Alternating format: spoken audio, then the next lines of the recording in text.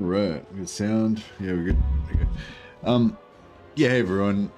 So a new dev blog came out today, and also a new announcement about Total War's 25-year anniversary celebrations.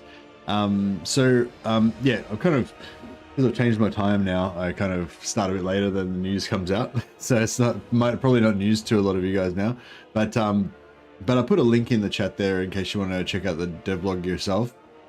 And yeah, I was just gonna quickly read through it at the start of the stream. In case, anyone wants to discuss anything from the dev blog or whatever, we can kind of direct them back to this. And then after that, we'll probably play a bit of Warhammer.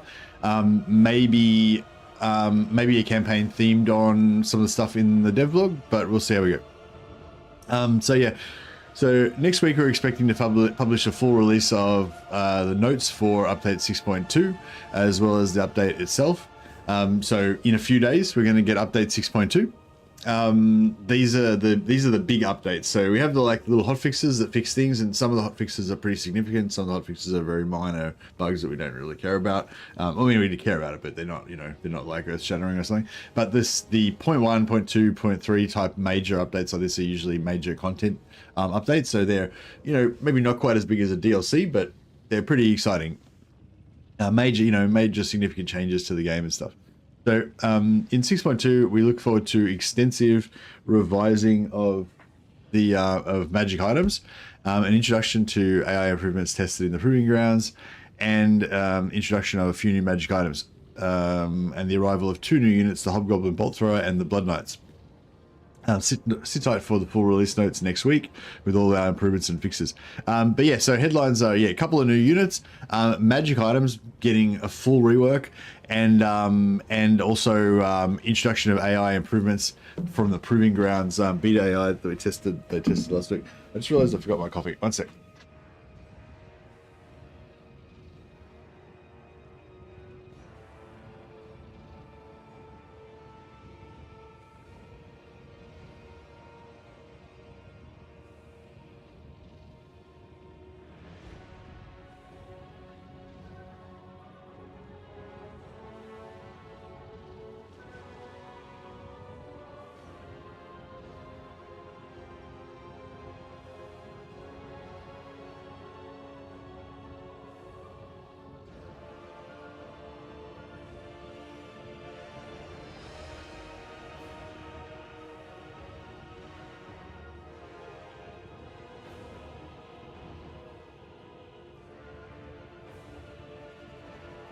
Sorry about that. I started getting the stream ready and stuff while I was brewing my coffee, thinking I'll be more efficient. I'll let that coffee brew while I'm down here fixing up thumbnails and stuff. And then and then I realized I forgot the coffee. That's all right. So yeah, so we'll get through this. Sorry about that. Alongside the item balancing changes we have on the horizon, the magic item rework that I'll be talking about today is a pretty comprehensive effort from all of us at the team to unify our design approaches to generic magic items. It's helped us to build a consistent framework that ensures that the items you get meet the expectations you have for its rarity. If it looks cool, it should feel cool when you use it in your loadouts. But why now? Since the release of the first entry in the series, magic items have generally been added in line with each major release, with some further additions made alongside the release of new races, which many of you have no doubt experienced. We haven't taken on enough of a duty of care to keep them updated.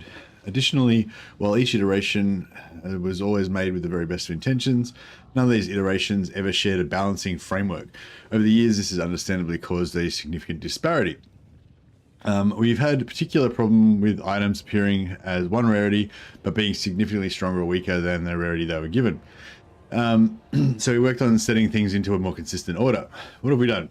Well, at the heart of our solution is a cost budget matrix. Under the hood, items have always had what's called a uniqueness score, which helps determine the rarity that they should appear in. Blah, blah.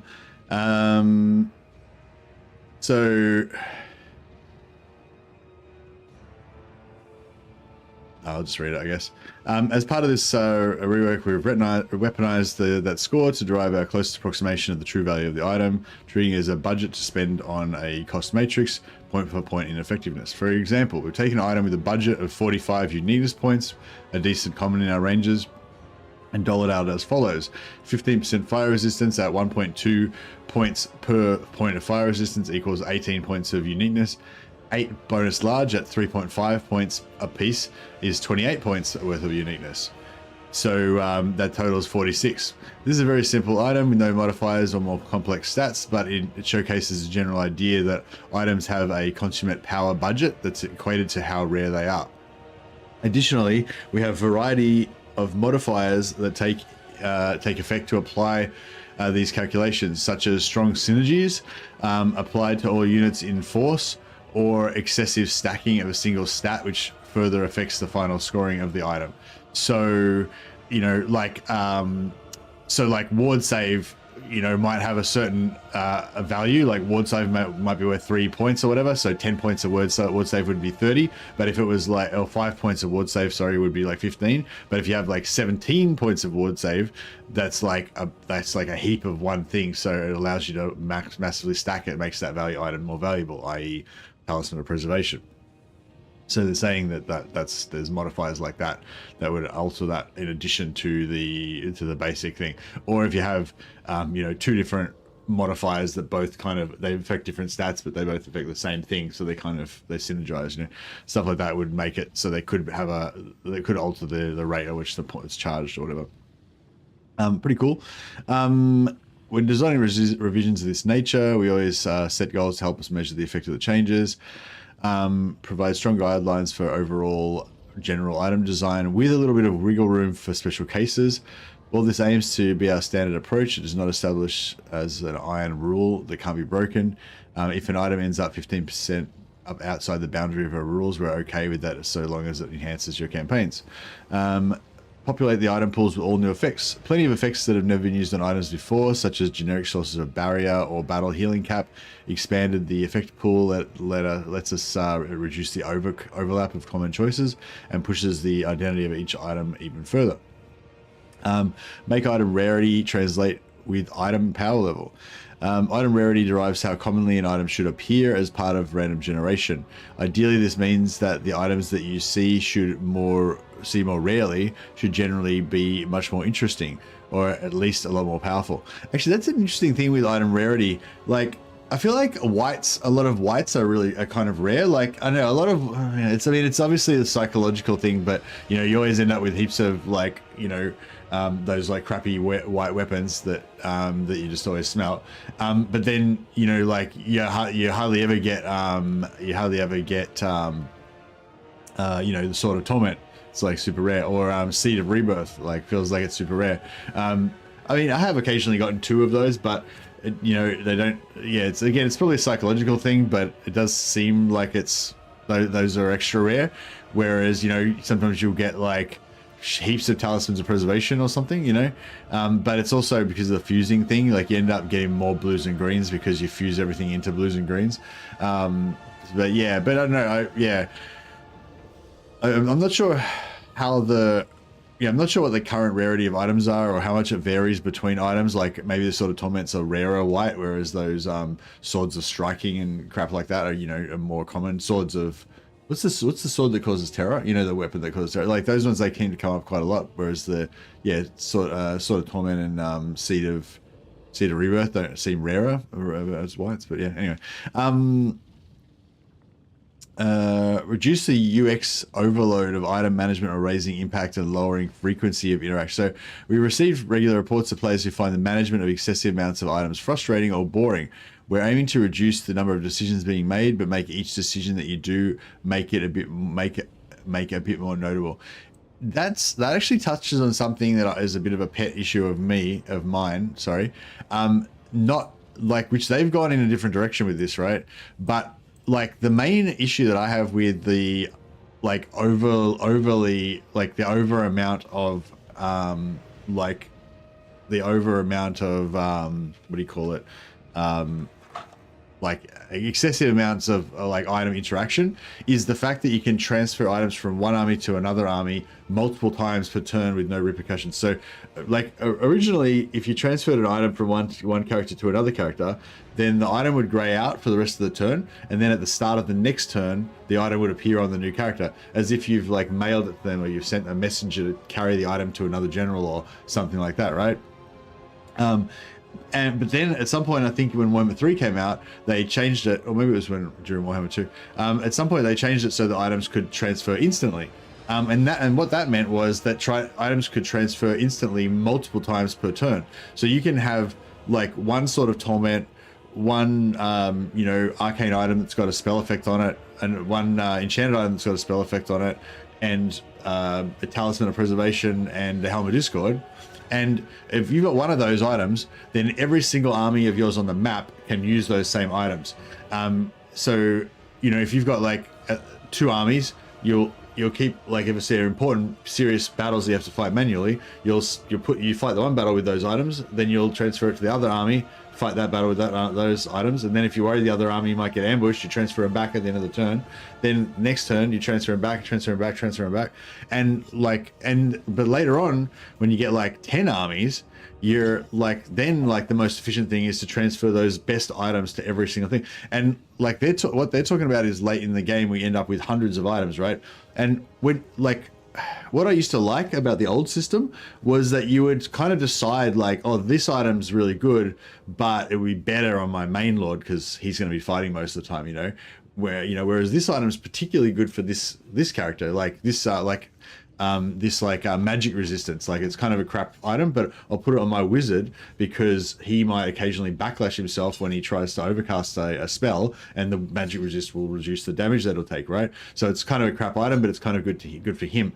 So you'd basically make these value choices based on who the best choice for that item would be, and strategically, and then you'd plan it a little bit, be like, okay, I'll move it from this guy to that guy, whereas now that strategic thinking is just gone. You just don't care. You just put all the best items on your main army every time you fight a battle, and you keep doing it multiple times per turn, and it just makes it so, like, they're talking about how much busy work it gets once you've got like 200 items, 300 items later on in the campaign, or if we do like an item grinding, an item farming campaign, which I was thinking about doing. You might do to get that by like turn 30, but like, yeah, they're talking about like when you've got like, hundreds of items later in the campaign. But my problem is, like, even relatively early in the campaign, when you've only got like 15 items, it's still this busy work moving the items back and forth, and you can say that you don't need to do it.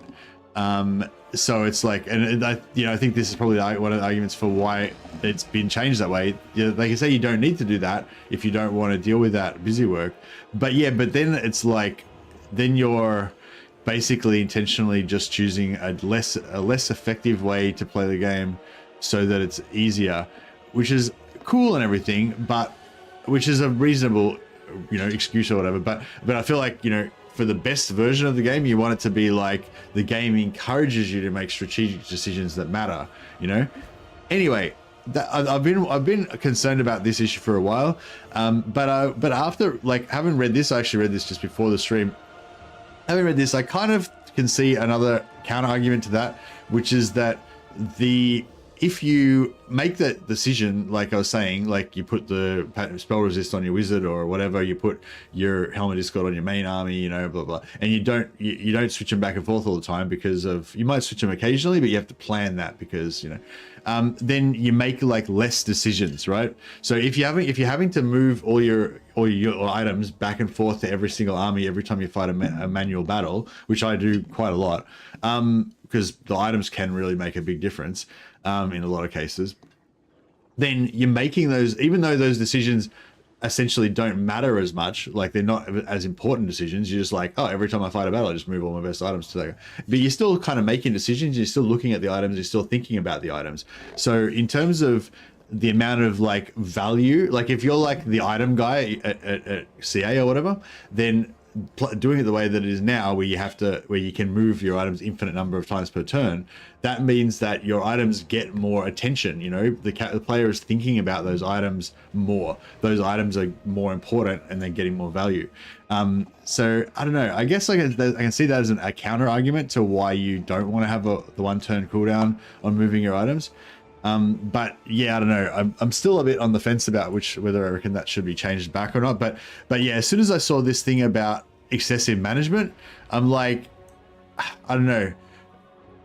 Like, I feel like the excessive management of just the 10 items that you get at first is like worse than the excessive management of the millions of items that you get later.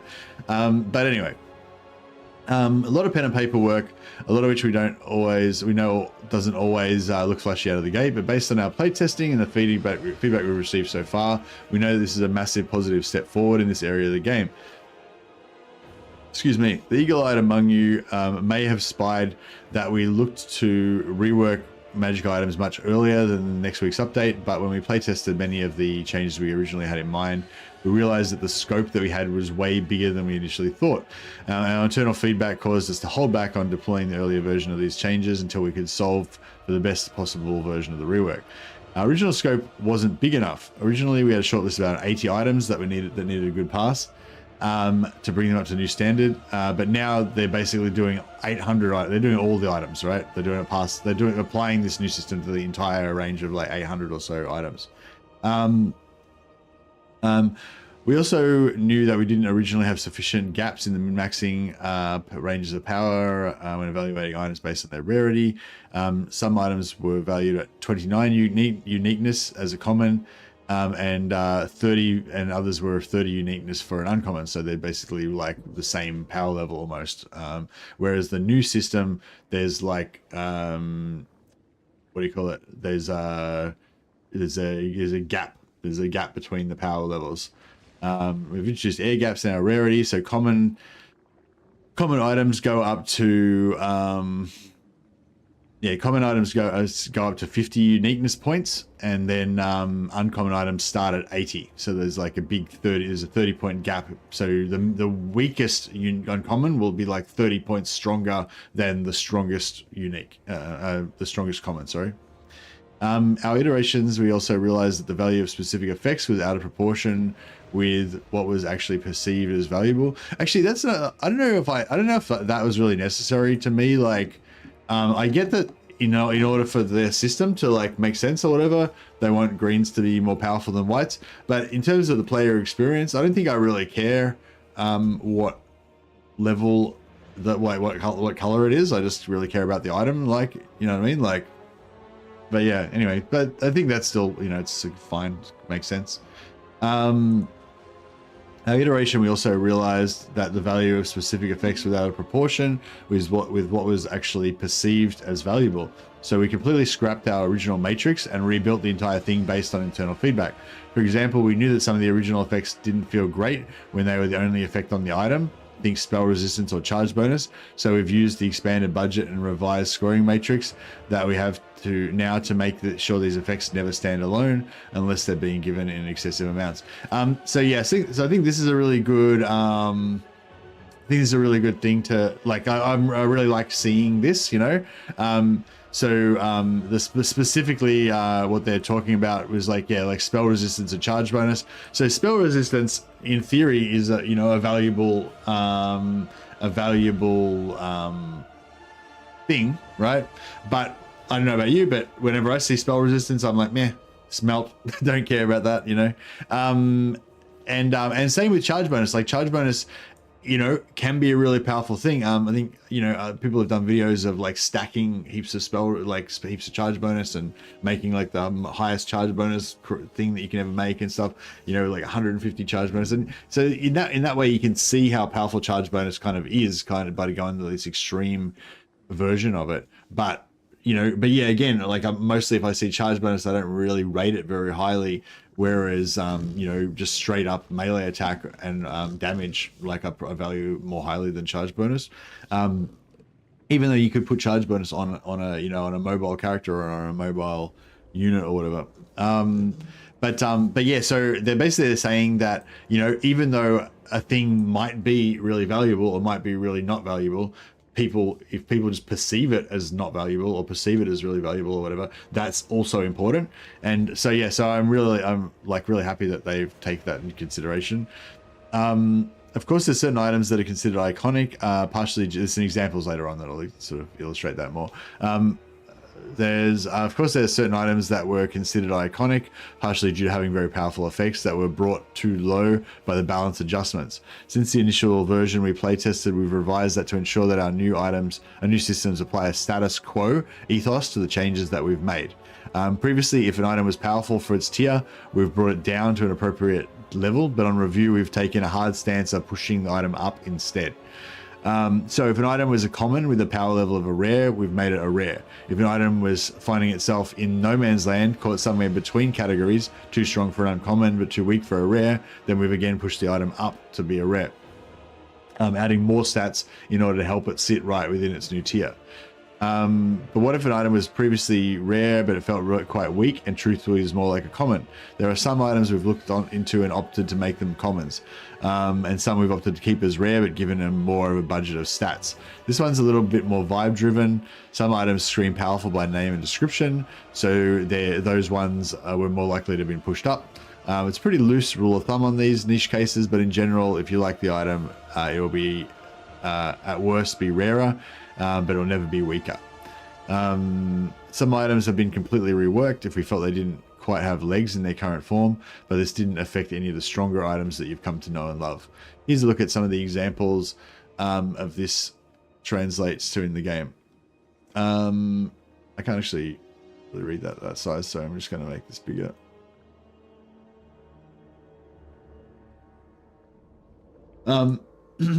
Yeah, so Scroll of Stone. Previously, Scroll of Stone just did bound spell Assault of Stone. I actually thought that was a really good item. But now it immediately causes wall breaches when besieging. Still has the bound spell Assault of Stone, and also gives the attribute Wall Breaker. So siege attacker, basically. Is that, yeah, that's, no, wait up. That's Wall Breaker, not siege attacker. So that means you can punch holes in walls. It's got the siege attacker icon, but I think it's, is that different? Anyway, but yeah, I think with Scroll of Stone, I think what they're saying with Scroll of Stone, that's an example of, was it previously a white? Maybe it was a white. So yeah, so I think it's saying like that Scroll of Stone was a white, but it was like really powerful. It was sort of too powerful to be a white, but it wasn't quite powerful enough to be a green. So they moved it up to be a green, and then they added a couple of things. Oh no, it was previously a green, yeah, sorry. So it was previously a green, but it wasn't powerful enough. Okay, yeah, I don't know. That one's a weird one. Yeah, sorry, yeah, Grey Lotus. I knew that from previous, the last time I read it. I figured that out. Yeah, so the top version's the old version, the bottom version's the new version. But yeah, so, okay, so that one's an example of a green that they thought was not powerful enough to be a green. So yeah, I don't know. I feel like anyway, I feel like anything like that that gives you an extra spell that doesn't use Winds of Magic kind of automatically is like valuable, or can potentially be really valuable. But yeah, so that's pretty cool. So immediately causes wall breaches when besieging means that it's like automatically siege attacker kind of as well. Even though it doesn't give you siege attacker, it just breaks the walls, so you don't need siege attacker. And then you also have wall breaker, so you can punch holes in walls. So I feel like that's now like a fucking blue, right? Like, do you know what I mean? Like that seems like it's like blue now. I think overall they're just pumping up the power level of everything as well. So you can see Obsidian Lodestone. This is a perfect example of a green that was pretty shit before. 10% physical spell resistance. They've now make it 10% spell resistance and give you 350 barrier points, which again, I feel like that's almost what that was almost in mind of what was a blue before, right? Scimitar of the Sun. I don't even remember that one. +8 melee attack, +12 bonus versus infantry. Is now going to be Vigor Loss, melee attack, flaming attacks, and bonus versus infantry. See, I see. This is the thing. I guess I just value defense more than offense a lot of the time. But yeah, like I'd rather have this green than this blue. like 350 barrier points, like that combined with a wizard character that can use that to offset their overcast. Plus you can stack that with, you know, stuff that like damages you. It gives you back winds of magic and stuff. You know, you can stack that with other effects that damage you basically, and then you can make the barrier points soak up the damage and then regenerate the damage again. So it's like, yeah, I don't know. I feel like, yeah, like I feel like both of these greens are better than this blue. Like, especially what I was talking about before, because you can move items infinitely to every single army. Like if you get this item here that gives you siege attacker, that means that every army in your entire fucking nation has siege attacker. Like, do you know what I mean? Like as soon as you get this item, you don't need a single siege weapon anywhere in your entire faction, because you can just move items around infinitely to every army on the map. So yeah. So yeah, I don't know. That's interesting. Anyway, so then we got Everbleed. So Everbleed was a common, and now it's going to be a rare. And they changed the Everbleed effect to be. It used to be poison, but now it does a disemboweled effect, which drains hit points. So that's pretty cool. Causes fear and terror. Fear and terror is really nice, and magical attacks. Yeah, that's a pretty cool item. See, I feel like, I don't know, I feel like this blue is pretty cool, but this blue is like, I don't know. It's okay.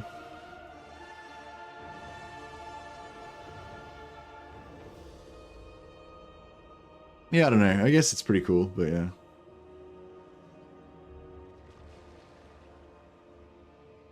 I bet that applies to missiles, like a lot of change. Oh yeah, the disemboweled disemboweled hit point draining thing could be pretty cool with like shooting spells, shooting missiles.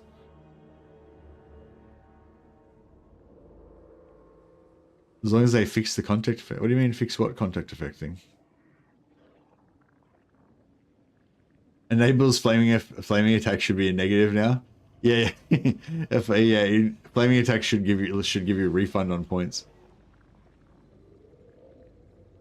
Item on the item avail. Okay, so this is the other important part, right? On the item availability of things, first topic we want to address in item spam.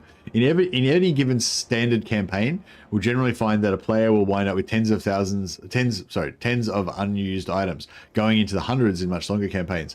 This extreme amount of items can cause knock-ons to other systems, especially the UI. We often find that equipping items can become much more difficult and tedious, given that you find yourself having to search through many items in order to find the ones that you actually want to use. Especially if you're doing it like 5 times per turn, it actually adds a lot of player fatigue as well to the campaign. That's the other thing with the moving your items around. Like, it is cool being able to move all your items back and forth between all your armies like multiple times in a turn, so you can feel like you're being all like strategic genius and stuff, maximizing the use of your items, and you kind of feel like you're cheating a little bit, and that's kind of feels cool. But it's also a lot of fucking work, you know what I mean? Like, just having to constantly move all your items back and forth to like 17 times, especially if you've got like 10 characters and each character's got to have 4 items on each one. That's like 40 items that you've got to move every time you do a battle, if you want to optimize that battle. And like, battles are uncertain things, like, you know, you don't necessarily know if you're going to win the battle, so you don't want to like, you know, go into a battle and then realize, oh shit, I've got like 3 Helms of Discord that I could have put on to my heroes, which would have made me win this battle, but because I didn't bother to move them, now I'm fucked, you know? And like, so it's like, you know, like, that's the thing, like, people can say, you know, oh, you just don't bother moving the items if you don't want to move the items. But the thing is, like, it's really powerful, and you can really lose battles if you don't do it, if you're kind of right on the edge there, you know? And so, yeah, like, I know they don't mention it at all in here, but what about the massive amount of fucking time you spend moving items back and forth all the time because you're able to move them multiple times in a turn? I don't know. I feel like that's like even more of an issue than any of this stuff that I mentioned. But anyway, that means extra scrolling and hovering over tooltips in a UI that's not really designed to feature such a breadth of items. In areas such as item fusing, a large amount of items also degrades the usability of this feature, given that you require 2 items per fusing, creating a lot of clicking just to rid yourself of unwanted items. So what have we changed? In general, there's now a lower drop rate for all items, reducing the amount that you will get across a campaign. So so less items. They're reducing the drop rate of magic items. We're confident this is a positive change given the huge amount of items that we can currently acquire. The drop rates are now at a much more sensible level, which when paired with our approach to make items generally more powerful, getting less items is the best balancing consideration we could look to make. Sorry. It's worth noting that all item drop chance effects remain unchanged across the game, so that if you like, you can still build your faction around becoming an item dropping machine if that's your style and if your faction choice makes that possible. So they're saying that yes, everything that you could. They're saying everything you could previously do to farm items should still work, I guess, by extension. I don't know whether they literally mean only things, if they're only saying that. So I think what they're saying is they've reduced the base item drop chance. So I think that previously the item drop chance was like 40% or something, like the base chance for items to drop was like 40% or something. I'm not 100% sure. And maybe it got lowered a little bit. So maybe it was like 30% or something. I don't know. But you know, like, so the base item drop chance is like pretty high, right? There's a pretty high, it's like 30 or 40% chance every time you fight a battle that you get a magic item. So, and then on top of that, you've got like your plus 15% for, you know, whatever that skill is that mages have that give you extra drop chance, and, you know, lords will have extra magic item drop chance in their skill tree and stuff like that. So I think basically what they're saying is they're just reducing the base magic item drop chance from like 40% to like 20% or whatever. But all those plus 15% or plus 10%, those are still going to be unchanged. Like, that was my first thought. Like, are you going to like fractionally reduce everything? So like the plus 15% magic item drop chance is now going to be plus 10% or whatever. But I think that they're basically saying is that all those plus percents are going to stay the same, but the base chance is going to lower. So that also means that things that add percent chance for magic item drop are now more powerful, right? Because they add more. Like if the base was 40 and you add 10%, that's only a little bit of an increase, right? But if the base is 10% and you add 10%, you're like doubling. That's like double magic items, right? So so if that's the way it reads, then basically that means that, you know, increased drop chance is way more important now. The other thing is like all the other things that make item dropping, like item farming. So like there's like, it's not just drop chance, right? It's also sack city. Like if you run sack cities and you have 4 lords, each lord has their own separate drop chance, then you got 4 times the chance of getting a magic item from that battle, and you get a battle every single turn. You just sack every single turn. So you get like 4 chances of item, 4 chances of item. These are like additionally to your main army that's going off fighting the normal battles that you're normally getting. So basically you just get like heaps of farming, heaps of items. And I was thinking about doing an item farming campaign after this to show off item farming if we want to do that as a possible idea for a campaign to play today. So yeah, I don't know. At minimum, I guess it's meaning at minimum that those things that give you bonus points for bonus chance for item drop is going to stay the same. But I sort of read it like it's also saying all those other things that you would normally do to farm items will still work, like sack citying and stuff. So I hope that is what it means. I hope they haven't made any other stealth changes that they haven't mentioned to it. But yeah, I mean, I don't know. Or maybe they should change things. I don't know. But anyway, it's, as far as I know, it seems like they're saying we're leaving everything else the same, but we're just reducing the base drop chance. We've also moved to ensure that there are smarter and more centric, this is another big one, right? We've also moved to ensure that there are smarter and more player-centric item drops. This is a fancy way of saying that the items that you receive in your campaigns are now pseudo-random instead of true random. There's no secret that almost all games slightly modify the outcomes to give the best possible gameplay experience. Until now, item drops have been completely true random. Going forward, however, the game will understand which items have already dropped in your campaign, what items you are and aren't using, and offer up items that we can see that you don't already have, instead of just giving you more items that are similar to the ones that we can see just sit unused in your item pool.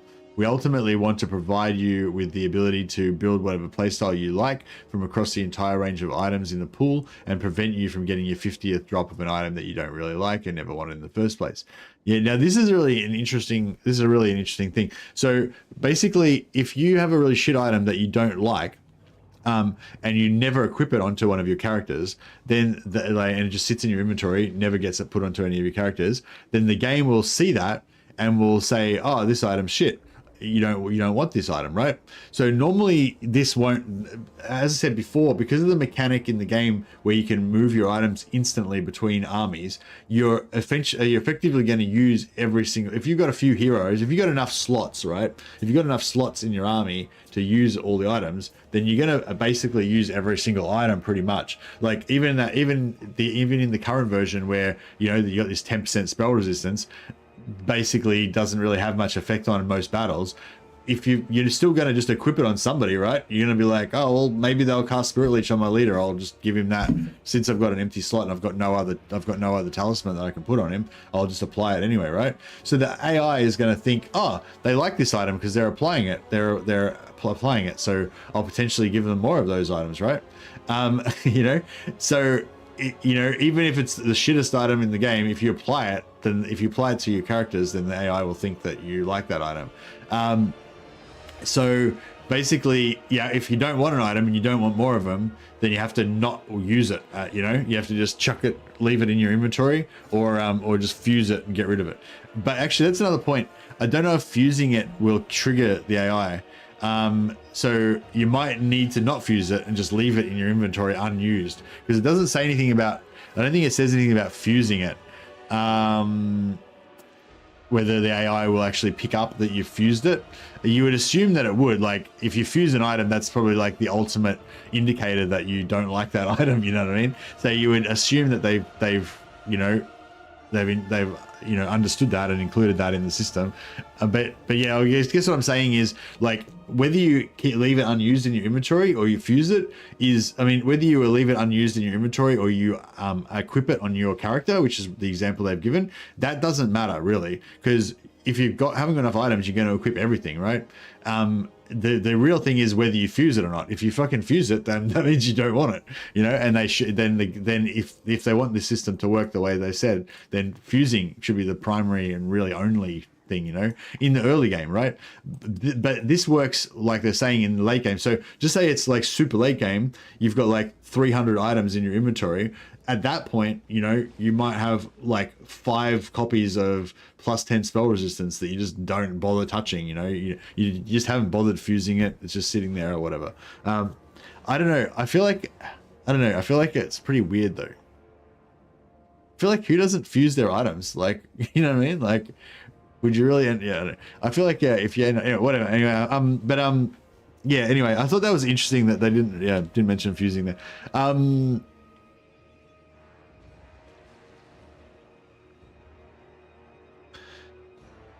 Anyway, so I won't go on too much about it, but the idea is basically that it's going to figure out which items you like and which items you don't like, and it's going to give you more. And obviously that means as well that once you're aware that that's how that system works, you can try and game that system as well by like intentionally not using or fusing the items that you don't want straight away, rather than finding a use for it. So this is another reason why I don't really like it so much, because like, if like I was saying before, like just say you get this 10% spell resistance item, like, I don't really like that item, but I'll find a use for it. I'll be like, okay, maybe my leader will get Spirit Leeched and that will be bad, and if I put that on him, that'll help, whereas I won't chuck it on this. I won't just put it on a random character that doesn't make any difference, or maybe my spellcaster might backlash themselves, and so I'll put that on him to reduce that. So I've found an item that's not optimal. It's not one of my favorites, but I've found a use for it, but in the new system, it's going to be like, this item is not the new version, but the old version. This item is not the best. I don't really like this item. I could use it in this next battle and it would help me, because it would make my, it would help me slightly, because if my leader gets Spirit Leeched, it would, help him survive a little bit more. Or if my wizard backlashes himself, this will give him spell resistance. But I won't use it because I've got to game the system to make sure that I don't get more drops. If I equip this even once, then the game will know that I've equipped it, and then I'll get more of this shitty item that I don't want. So it adds this weird extra layer of metagaming to the game, which I don't know if I like. And it also means and it sort of makes you like not want to use the items. But I don't know, maybe I'm overthinking it. Maybe like overall for most people, it's going to be a better thing. But yeah, I don't know. That was just some thoughts that I had about that whole thing. So yeah, so they're changing it so the drops aren't true random now. They're kind of random but modified by what the AI thinks that you want, basically. And so I guess part of your job as a player now is to clearly tell the AI what you want once you figure out how to do that.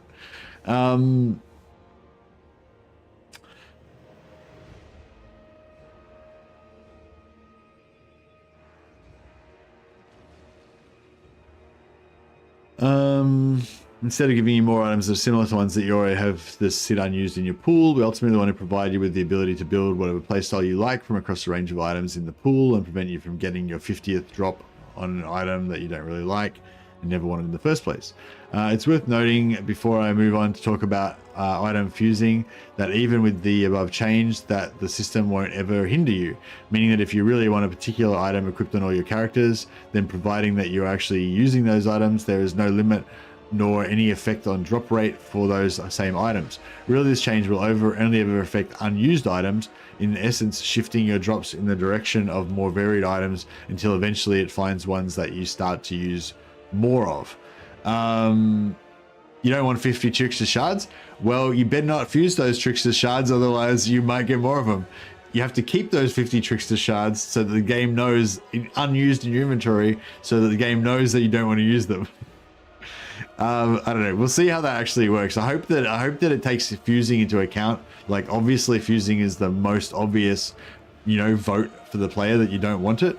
But yeah, really this change will only ever affect unused items, in essence shifting your drops in the direction of more varied items until eventually it finds ones that you start to use more of.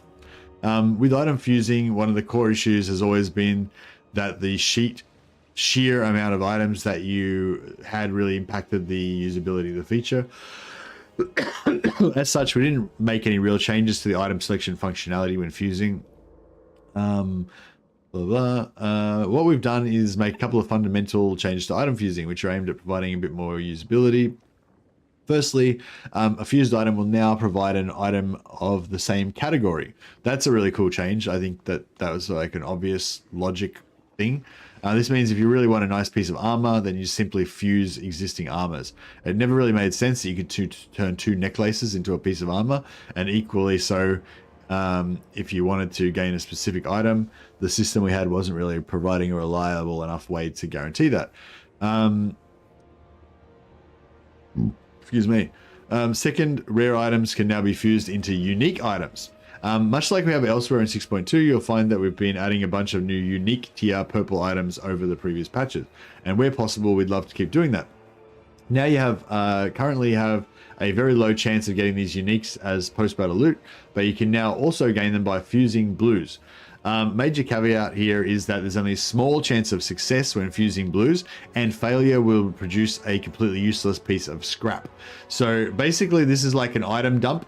So once you've got to this point where you've got like millions of items, and you can just keep fusing and fusing and fusing, and once you fuse all your blues into blue, and once you're fused up to blue and you end up with a bunch of blues that you don't want, basically what you would then do is fuse those blues in with other blues to get new blues, and then get another blue you don't want, and then fuse that with with another blue, and then eventually maybe get a blue with you want. So it's like you can just keep fusing two blues into one blue to re-roll two crappy ones until you get a good one. And there's a couple of problems with that. One is that you only get one item, that you basically turn two items into one item of the same value, but that's okay, I guess. That was the previous way of the previous sort of item dump thing of getting rid of the bloat.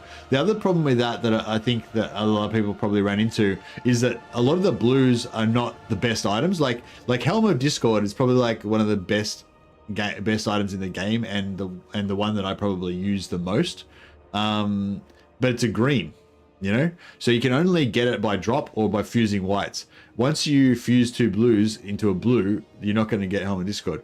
And you might get Talisman of Preservation, Armor of Destiny. Those are like really nice blues for your like general or hero characters, but they don't like win battles as much as the Helm of Discord does. I don't feel, especially when you can stack 2 or 3 Helms of Discord. So yeah, so fusing blues into blues doesn't get you more Helms of Discord, doesn't get you more Seeds of Rebirth or Swords of Torment, you know. But that should be a little bit fixed probably with the new item rebalancing, right? Because items are gonna be more in their tier. So like Helm of Discord is probably gonna move up to a blue, I'm guessing, because of probably how popular it is. Well, based on my own personal usage, I don't know if everyone else rates it as high as I do. But now you aren't going to be able to fuse blues into blues. So the problem with the old system that I felt was that you fuse blues into blues, and blues are like the ultimate best items in the game. The only problem is blues were not the best items in the game. Like a lot of the greens and whites are like arguably more valuable and more desirable than the blues. So you have a one chance to fuse a white into a green, maybe get a Helm of Discord, then that chance is gone. Then you can fuse blues, and but for some races there's not really that many good blues, so you're fusing blues into other blues that are not as impactful as that green that you might have got, so that was the problem with the old system. The new system, you can't even fuse blues into blues. You're fusing blues into scrap, right? So you get whites, you fuse whites into greens, you fuse greens into blues if you want to, and then once they're at blues, you can either keep the blue. If it's a crap blue, then you fuse it into scrap. So basically with the new system, you're going to get less good blues, because before you could have 2 crap blues and fuse them into a good blue, so at least you got a 50% chance of a blue. Whereas in the new system, you fuse to 2 blues and you've got like a 99% chance to get scrap, and you've got like a 1% chance or a 5% chance or something to maybe get a purple or a unique. It's interesting, because if it's a 5% chance to get a unique, then in late game, that means it's basically guaranteed you can just grind uniques, but if it's like a 1% chance to get uniques, then it's a bit more like it's just a way of throwing away your blues and trashing them, turning them into money, basically, because you can still salvage them for gold afterwards. And it's not so much, it's not so much a reliable way of getting uniques, it's more a reliable way of just trashing your blues and deleting the shit ones. So yeah, I don't know, interesting. But yeah, so those uniques it's talking about is like the Doom what do you call it? The Mads map and the two swords and stuff. So yeah, so that'd be interesting to get those. Also, like the unique items are unique, right?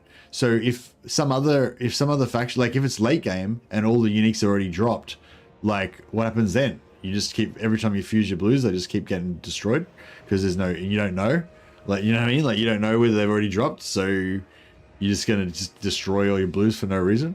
Like, yeah, and I feel like that's weird as well. Like if they are actually unique and they can't drop a second time, then that means that, like, basically it's only for the first 40 or 50 turns that fusing blues will give you a purple, and after the first 40 or 50 turns, the blues will just get destroyed, but all your blues will always get destroyed.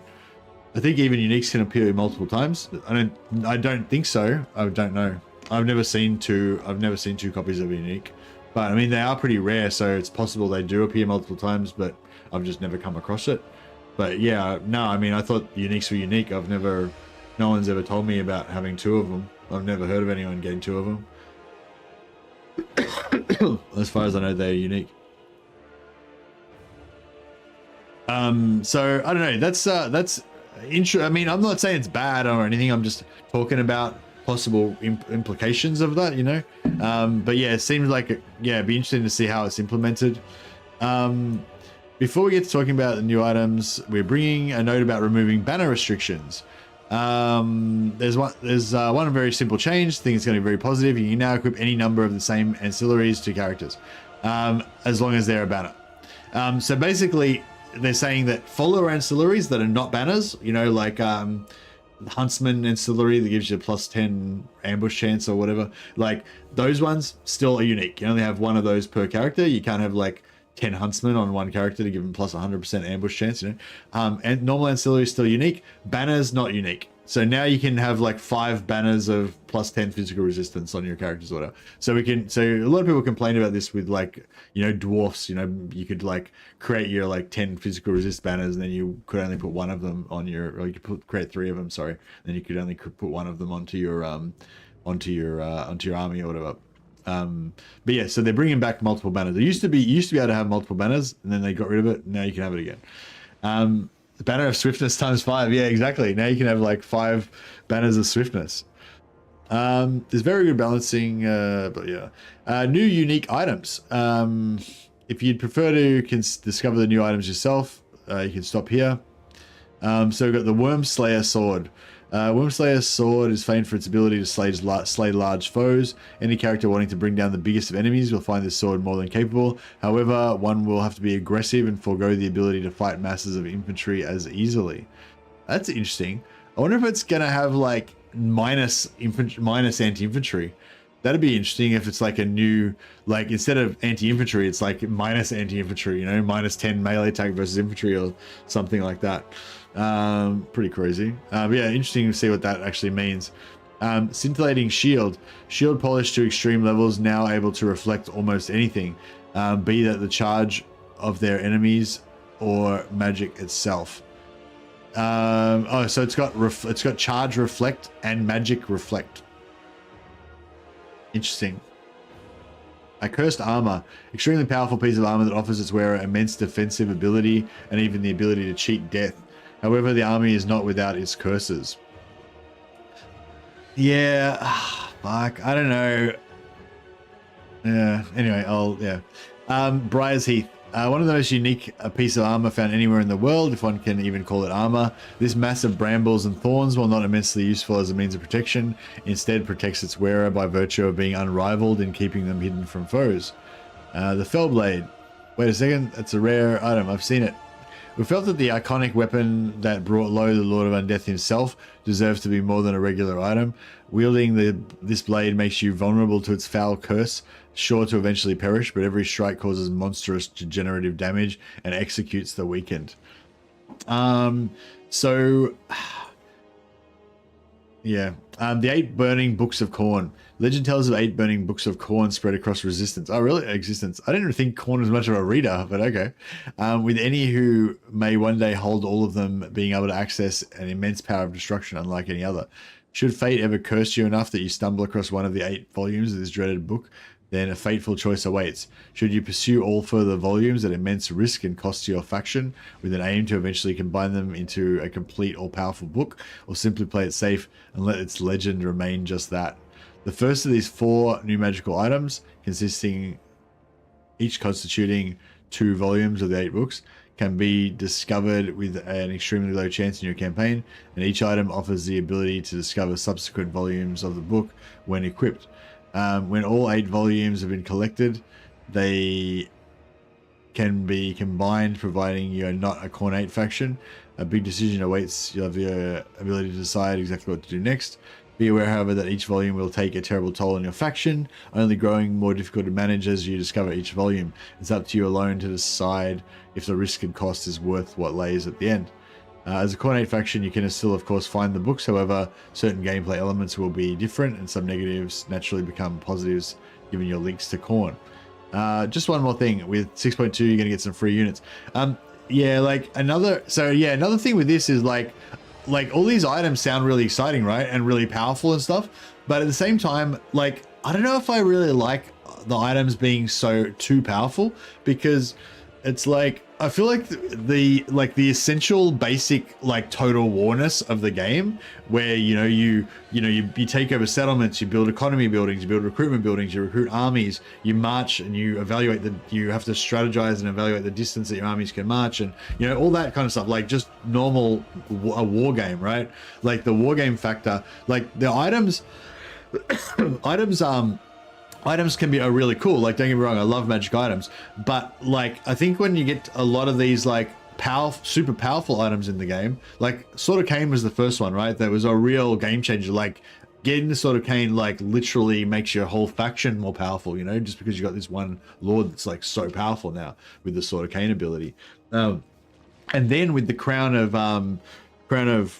fucking souls, whatever, with the, you know, with the legendary crown item, that like even more so, you know, like it's just like ridiculously powerful item that makes that that army that has it like a super force of reckoning, you know, and also gives you like additional things, like it basically changes your whole faction, you know what I mean? And it's like, and if you're in the old world, like it's pretty, like if you're in the old world area, it's like pretty easy to get as well. The evil crown of evil, yeah. It's pretty easy to get, and it like dominates your gameplay, you know what I mean, like to a certain extent. Like it's not just a magic item, like the helmet discord that I was talking about before, like really powerful item.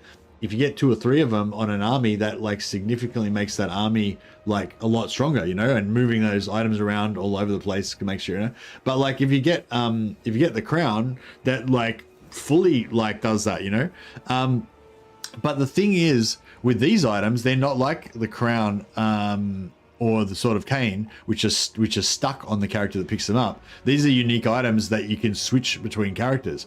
And as I was saying before, because you can switch them between characters like 10 times per turn if you want, 100 times per turn if you want, that means that as soon as you get one of these items, every army in your entire faction has that item, you know. And with the addition of like, some of these items sound super fucking powerful, you know. Like, and like, so like, I don't know if it makes sense what I'm saying, but do you know what I mean? It's like, it's kind of, it just sort of takes over the game too much, and it's like, you know, why bother even having factions or item or unit balance or anything in the game, like after a certain point, you know, if you keep adding more and more shit.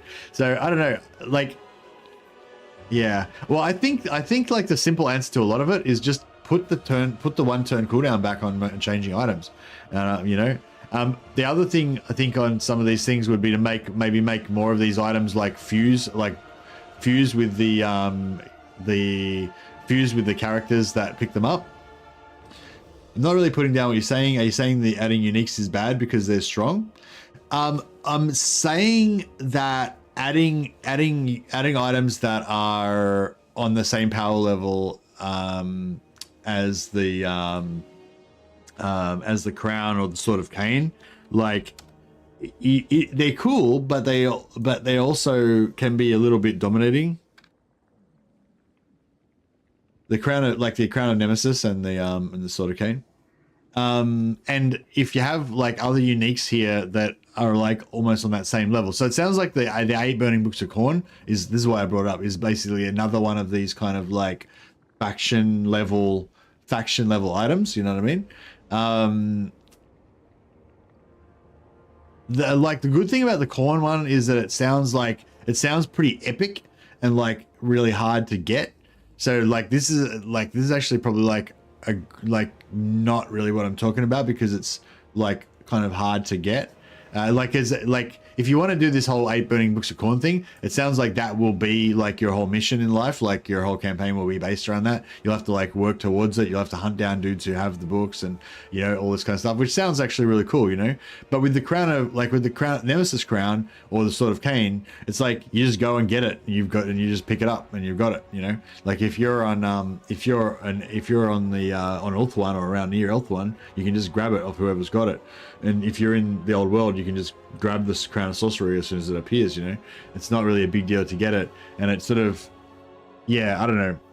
Anyway, but I guess it's more about these other items. Like if some of these other items are like super powerful, and then yeah, so no, I'm not really saying I don't want more good items to be out of the game. I'm saying I think that's another argument in favor of making a 1 turn cooldown before you change the items, because like, yeah, like adding, it's like when we go back, like actually this other one's a better example, because you can see that, like this one, Scroll of Stone, right? This Scroll of Stone, it used to just do a Soul of Stone spell. Now it does a Soul of Stone spell, and it immediately causes wall breaches, which essentially gives the army siege attacker, because it can siege anything without having a siege weapon, and it gives you wall breaker. So, but the thing is, and that's an awesome item, right? In itself, that's great.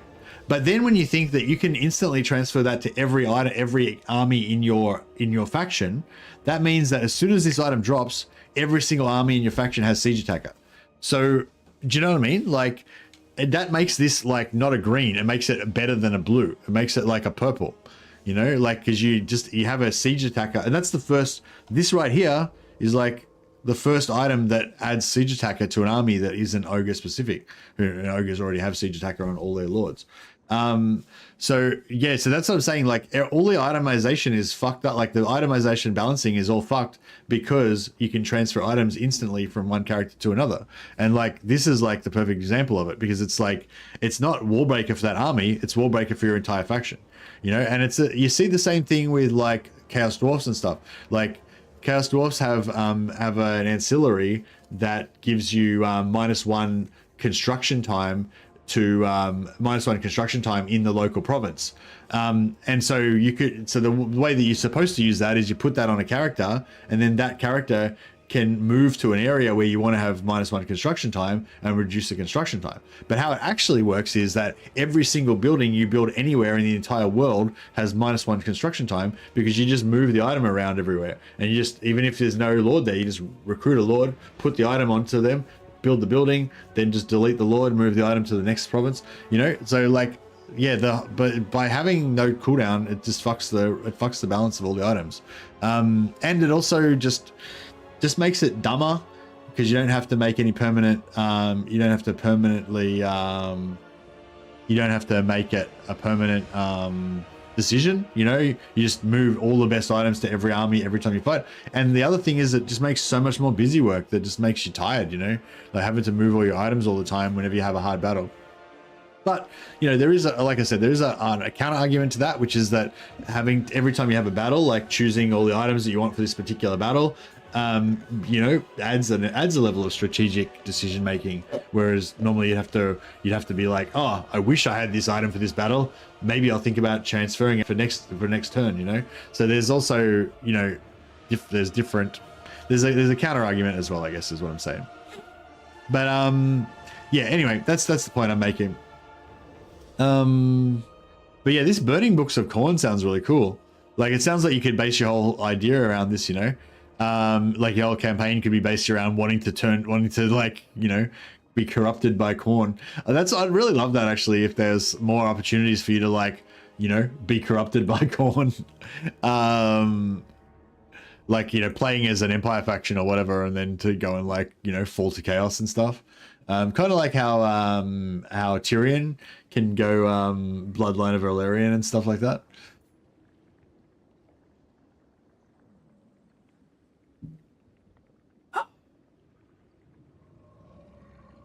Prefer legendary lords all with siege attacker? Yeah, that's that's a totally separate topic though, Grey Lotus. I wasn't talking about siege attacker. I was talking about the fact that not having a turn cooldown makes those items, instead of just that item by itself, it means that item for your entire faction. That's kind of the issue I was saying. I was just using that as an illustration. So yeah, but yeah, I guess you'll love the fact that you can transfer the items everywhere, because now you can have siege attacker on every single one of your things, and also you can fuse into that from white items too. But yeah, I really have been interested in the idea of, like, wishing that I could, like, fall to chaos with other factions apart from chaos, you know. So yeah, it sort of sounds like the 8 Burning Books of Corn might give you an opportunity to roleplay that. Like, that'd be pretty cool, wouldn't it? Like, players like, although who would you pick though? Like, it feels bad. Like, Does Karl Franz want to fall to Corn? That sounds like Karl. No. You know, Volkmar? No. Obviously, he's never going to fall to Corn. Wolfheart can fall to Corn. Wolfheart can be my corn guy. But yeah, Fallen Elspeth, but not corn. Yeah, so these new items. So again, Hobgoblin Bolt Throwers, and there's a picture of the Hobgoblin Bolt Throwers in game. And then we've got Blood Knights. That doesn't have an in-game picture of Blood Knights. That's unfortunate. But yeah, Blood Knights with swords and shield, and apparently they're going to be really tanky and just be able to, like, brawl and grind their way through infantry. So that sounds really cool. But apparently they're going to be less good at taking on other cavalry. Do Blood Knights actually have anti? Do Blood Knights actually have anti-large? I don't remember.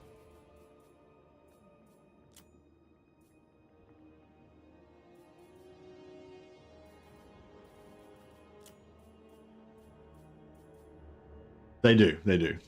Yeah. So yeah, so current Blood Knights have anti-large, and then what do you call it? The yeah, current Blood Knights have anti-large. So the new Blood Knights are probably going to have anti-infantry, and they're probably going to have higher melee defense. They'll probably be like, you know, yeah, and they'll probably like lose their charge bonus, have high melee defense, and maybe have anti-infantry as well.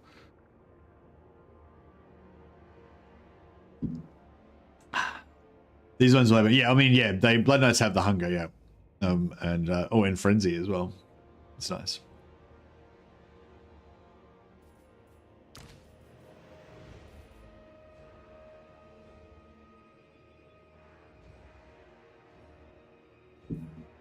Did we finish reading the thing? I don't know if I finished reading it. I think I just got bored and wandered off. All right. Yeah, Blood Knights. Trade their lances for shorter blades. Terrifying cavalry have immensely improved staying capability. Powerful anti-infantry profile and the hunger. Limitless number of infantry slaking their thirst in the battlefield. Yeah, I actually use my Blood Knights like that sometimes anyway. Like I mix them into the blob and just have them kind of grind away, relying on their hunger to heal themselves. But it's but they're not very. They're a bit tanky just because of the hunger, but they're not that tanky.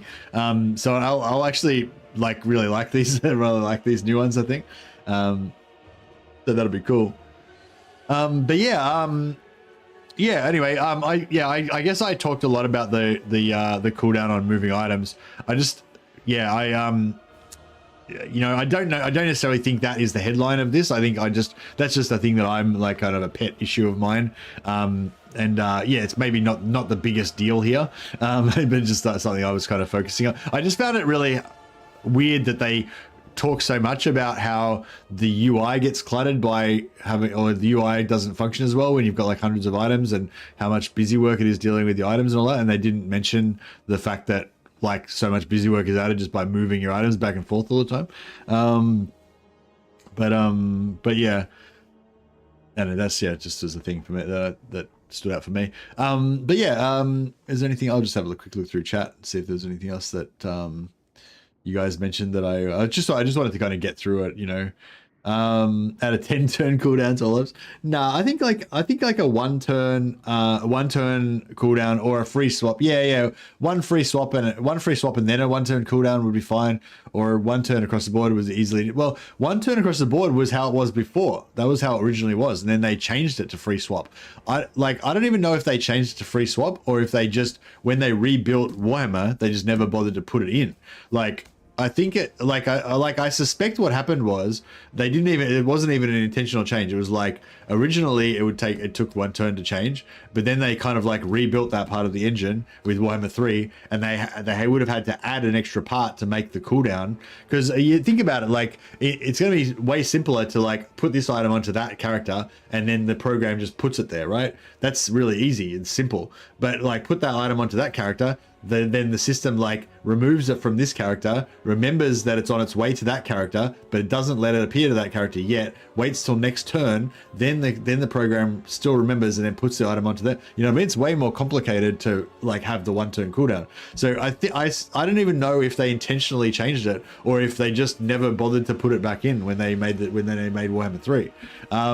But yeah, so like, do you know what I mean? Like it might not have even been an intentional change. I don't even know.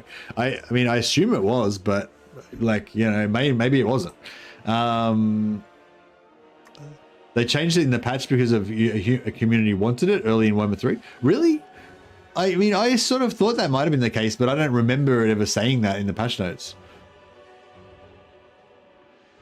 I remember looking for it one time to see if I could find it, but I guess I didn't look hard enough. Do you actually remember that being in the patch notes, do you, Homer? I sort of get the impression that most changes in Warhammer Total War games are accidental. I don't think, I don't know if that's true, but that's a funny comment though.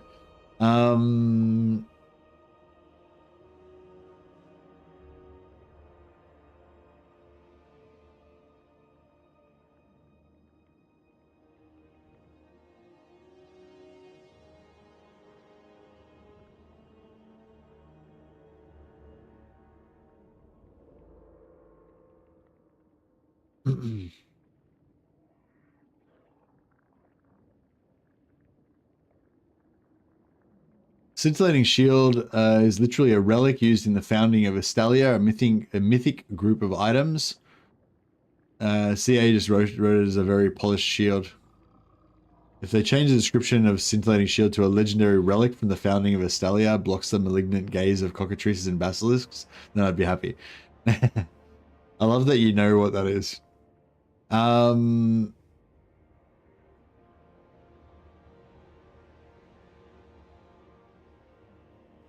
Wonder if it calculates you fusing. So yeah, I mean, I hope that it calculates. I hope that it calculates fusing. I'm really concerned it doesn't say that in there.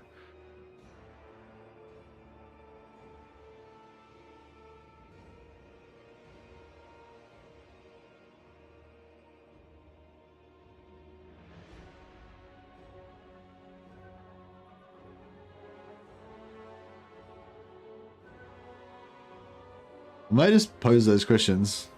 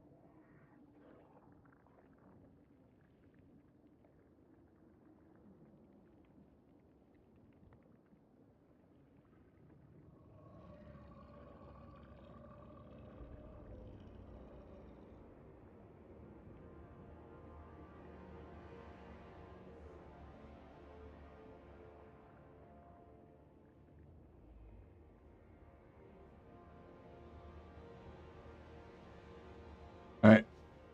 I'm posing questions. But anyway, yeah, so, the Red Duke should be the ruler of the Scourge of Aquitaine, not Musion. Oh yeah, Musion, isn't Musion that dark Black Knight guy or whatever? Musion, leader of Musion the Black, is it the Black Knight? Or the snake, the serpent of Musion or something? The guy from Old Realms?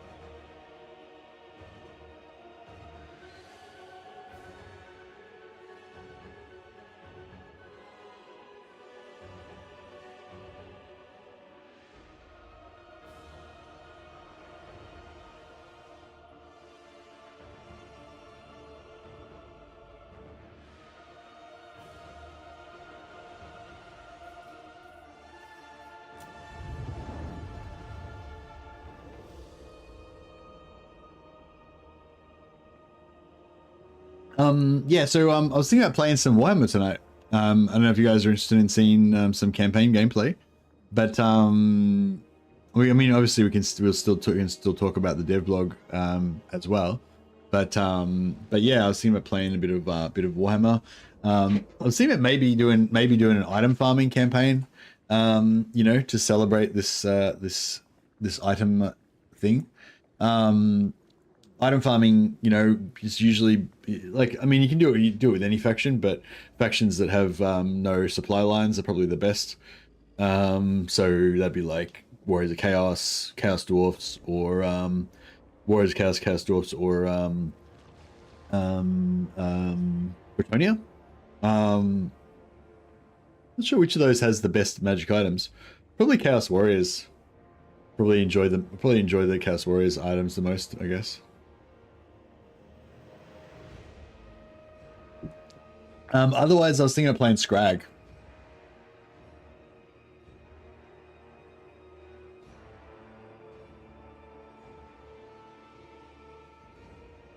+1 for Skrag. Yeah, right. Well, maybe I'll do a poll. Maybe I'll do a poll. Start a poll. Item farming, no supply lines. Chaos, Chorfs, Bretonia, or Skrag.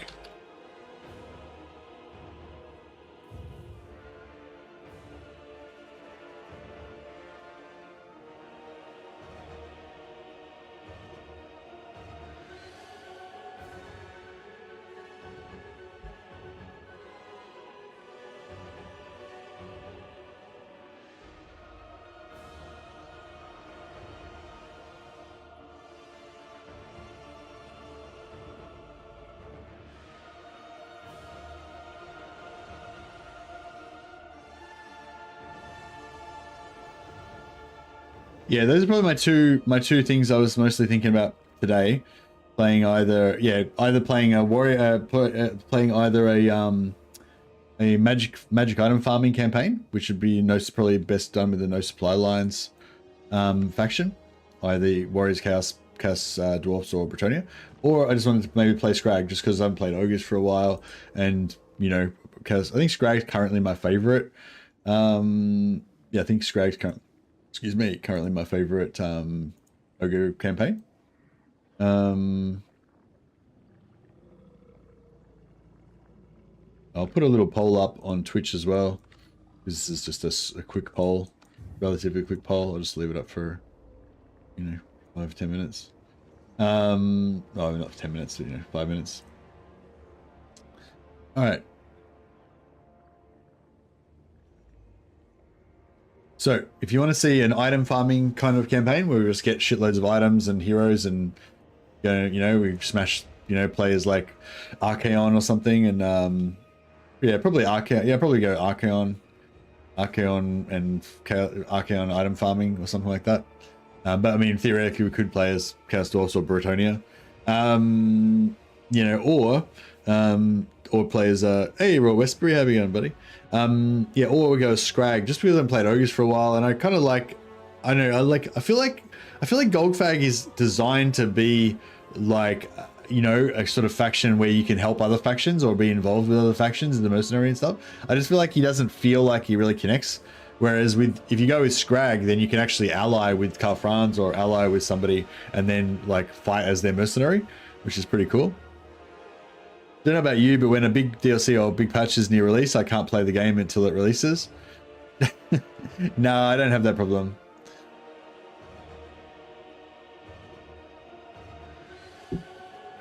I'll probably play like 3 campaigns before, or at least start that. Have fun, man. Back to the meat farming.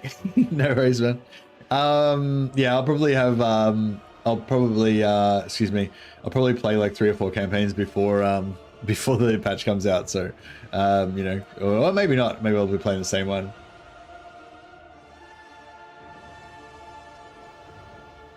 Doesn't Queek get bonus to magic item stealing? Maybe, yeah, one or more of the Skaven do get a big bonus to stealing, which is kind of good for hunting the legendaries later on, because a lot of those uniques, they drop to other factions and you have to go and hunt them down and get them back. But Vlad's got plus 50% item drop chance. So if you take that pretty early, then Vlad gets a lot of magic items.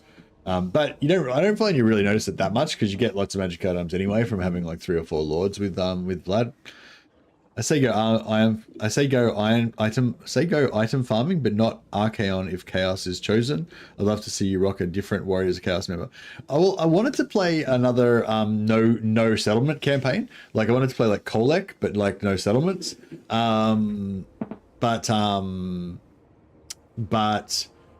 I don't know if I want to go Kolek item farm. Well, I guess I could go Kolek, but not go no settlement. But still go Kolek like army borrowing. Sort of thing. Yeah. Oh, actually, sorry, there was other news as well. I totally forgot.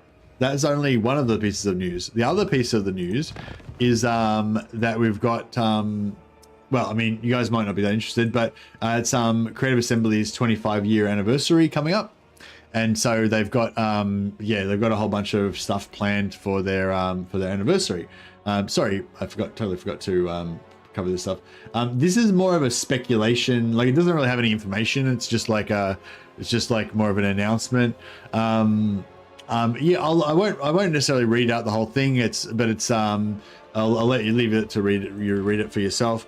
But it's pretty sweet actually, and I feel kind of a nice sort of nostalgia, I guess. Like, you know, when you look at this like photo of early 2000s at the old South Water, where games from Shogun to Medieval 2 were developed. Like, you know, this is like a photo from like the early days of CA back in the day. Some of these guys gave us Shogun and Medieval 2. How cool is that? There's young fresh faces making gaming history.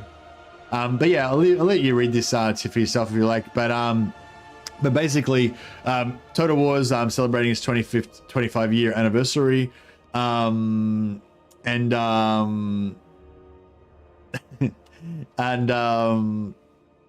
yeah, it's pretty cool. It kind of reminds me of like old Games Workshop stuff as well. Yeah, so basically they're gonna have a bunch of like multiplayer tournaments and developer live streams, retrospective video interviews, you know, as well as multiplayer and historical tournaments, fantasy and historical multiplayer tournaments. They're going to be doing giveaway competitions and inviting you to ask questions about developers, as well as spotlighting your favorite mods and content creators who have helped making the Total War community what it is. Blah blah blah.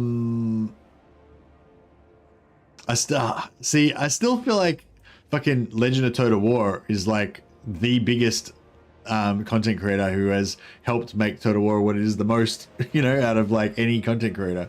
But obviously because their relationship's kind of broken down a lot now, they're probably not likely to spotlight Legend of Total War.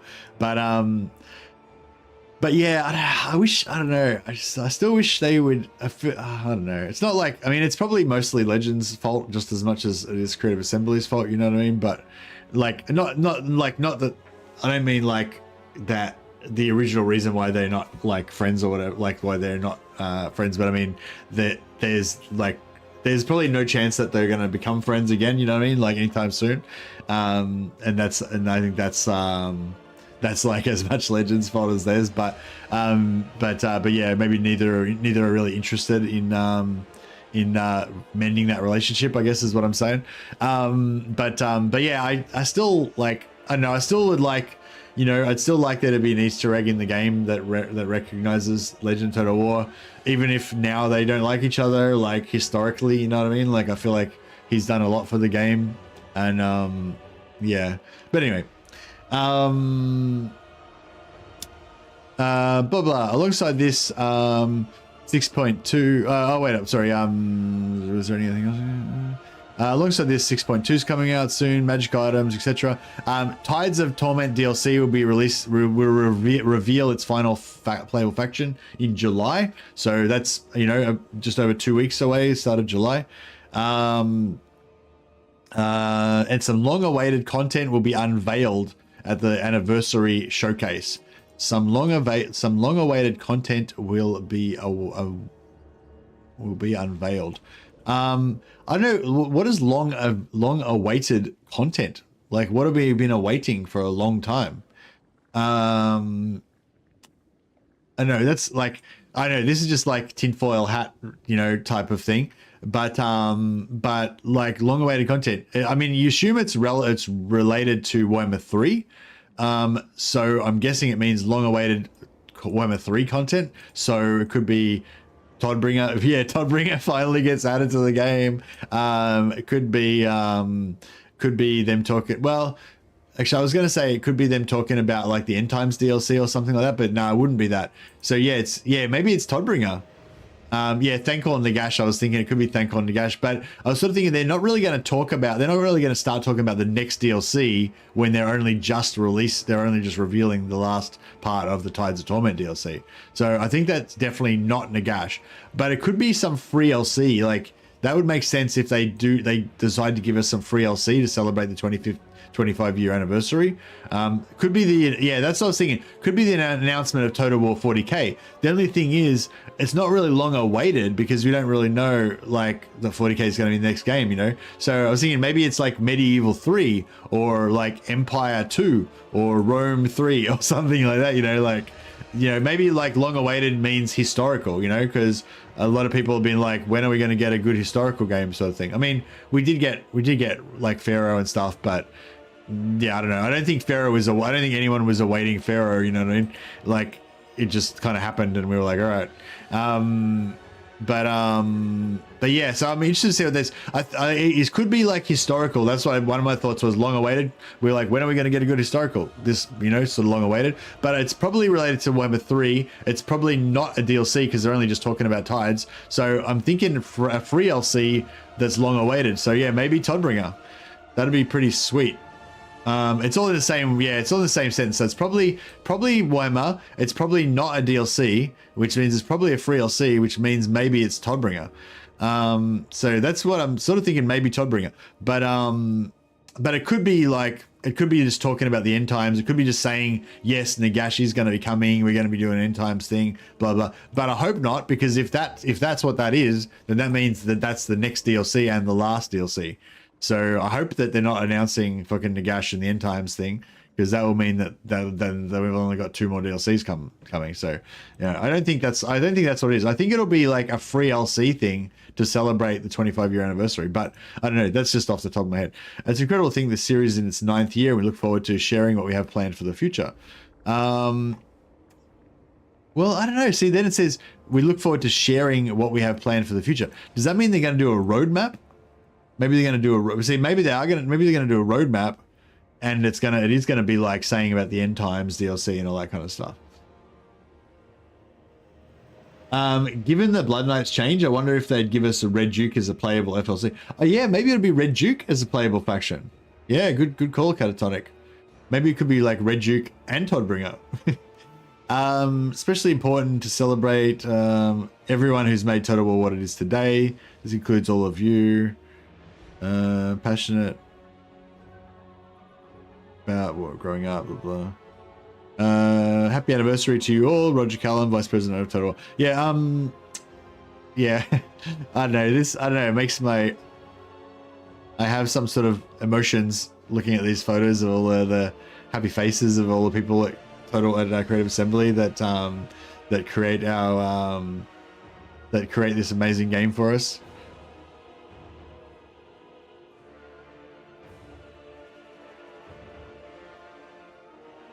Pretty awesome.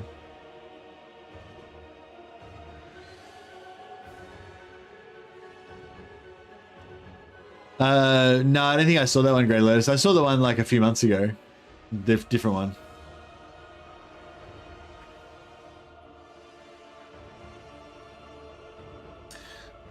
Yeah, all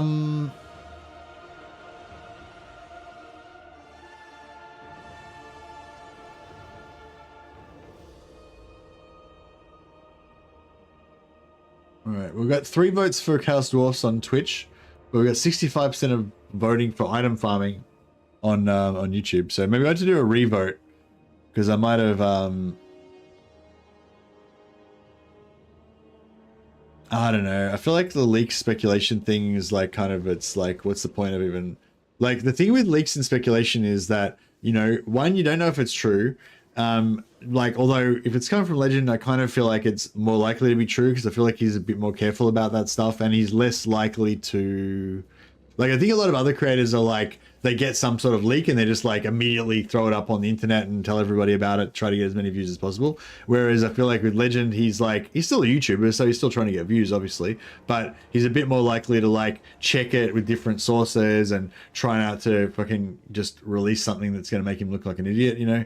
And, you know, like, I think he does make quite an effort to try to verify the stuff that he like shows as leaks and stuff like that, even though he also puts a massive caveat saying it could be wrong or whatever. But so even though I feel like out of all the leakers, Legend's probably like the leaker that I would listen to the most, you know, it's still like kind of, it's, what am I trying to say? Like the time cycle that CA does. Like if Legend does a leak right now, right, about some future DLC, the next DLC is going to be Tides of Torment. Tides of Torment's not coming out for at least another month and a half, 2 months, right? Maybe 3 months from now or whatever, Tides of Torment, you know? I don't know how long it's going to be, but like at least a month and a half, right? And then, so then next DLC is going to be at least 3 months after that, probably like 6 months after that. It's going to be like 7-8 months away. They haven't even started working on it, right? They're still finishing Tides of Torment. They literally haven't done a single piece of work for the next DLC at all. Like maybe just drawn some sketches and had some meetings about it. That's it. So even if every single thing that in Legends leak is 100% fucking accurate and true, which it quite likely is, like that still means doesn't necessarily mean there's any fucking chance that any of that shit will make it into the game, because like, you know, Tides of Torment gets finished in like 1.5 2 months. Like all the stuff that in Legends leak that's completely true gets like changed and replanned and shit, and then it's all different, you know? Like, you know, so like that's like the previous leak that turned out to be like, you know, almost all completely wrong at that so far, it seems like, you know, it was probably 100% true when it was leaked, but it just all changed, you know what I mean? So that's why I feel like leaks like that, I feel like it's just like fun speculation, you know what I mean? It's not really like very sciencey, I feel like, you know?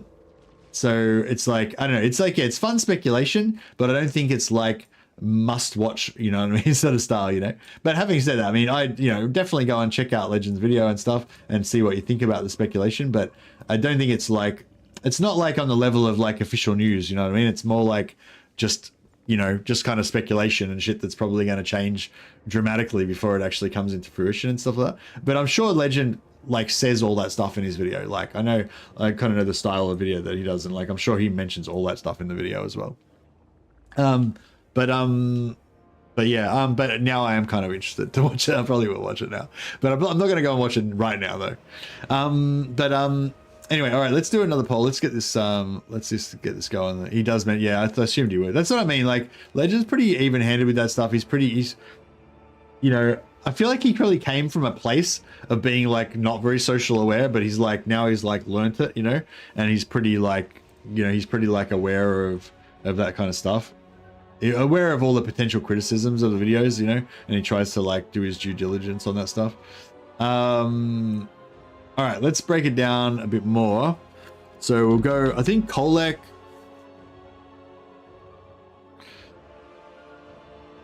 Kolek, item farming, army borrowing.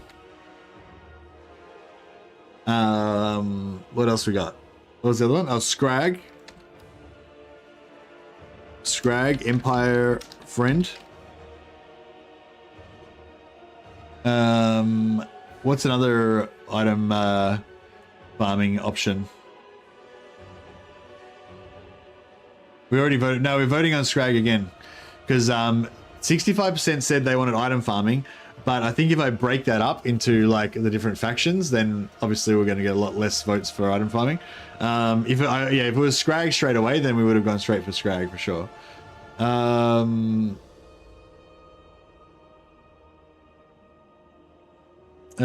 What are we gonna do? What's Britannia?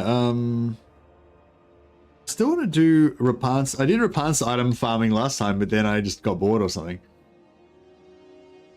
Rapans? I pretty much only ever play Rapans. And Zatan.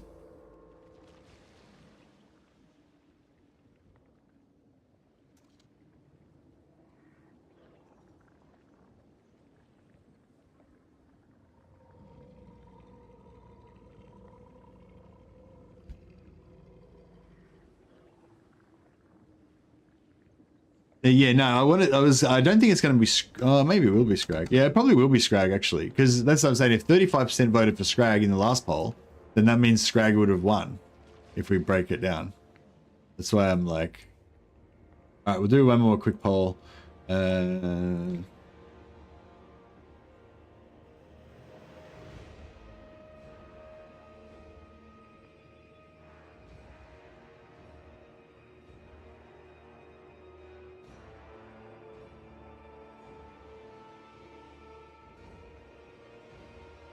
All right. All right, quick poll. If you want to vote, vote quick. We've got to get the show on the road. +1 on Skrag. Yeah, I feel like Skrag's, like, I think Ogres are still not one of my favorite factions. Like, they're not like the best faction, you know, but they're but I haven't played them enough recently, and you know, so they're like more fresh than other factions, you know what I mean? But yeah, even if usually when I do a poll, they're all campaigns that I would be interested in doing. So, you know, if Skrag doesn't win today, I'll probably play Skrag tomorrow, or you know, the next campaign or whatever, you know. And 0 votes for Rapance. Yeah, fuck Rapance. Oh, we got exactly even breakdown, actually. Even votes for Kolek, Skrag, and Zatan. So if one more person votes, that'll be the tiebreaker.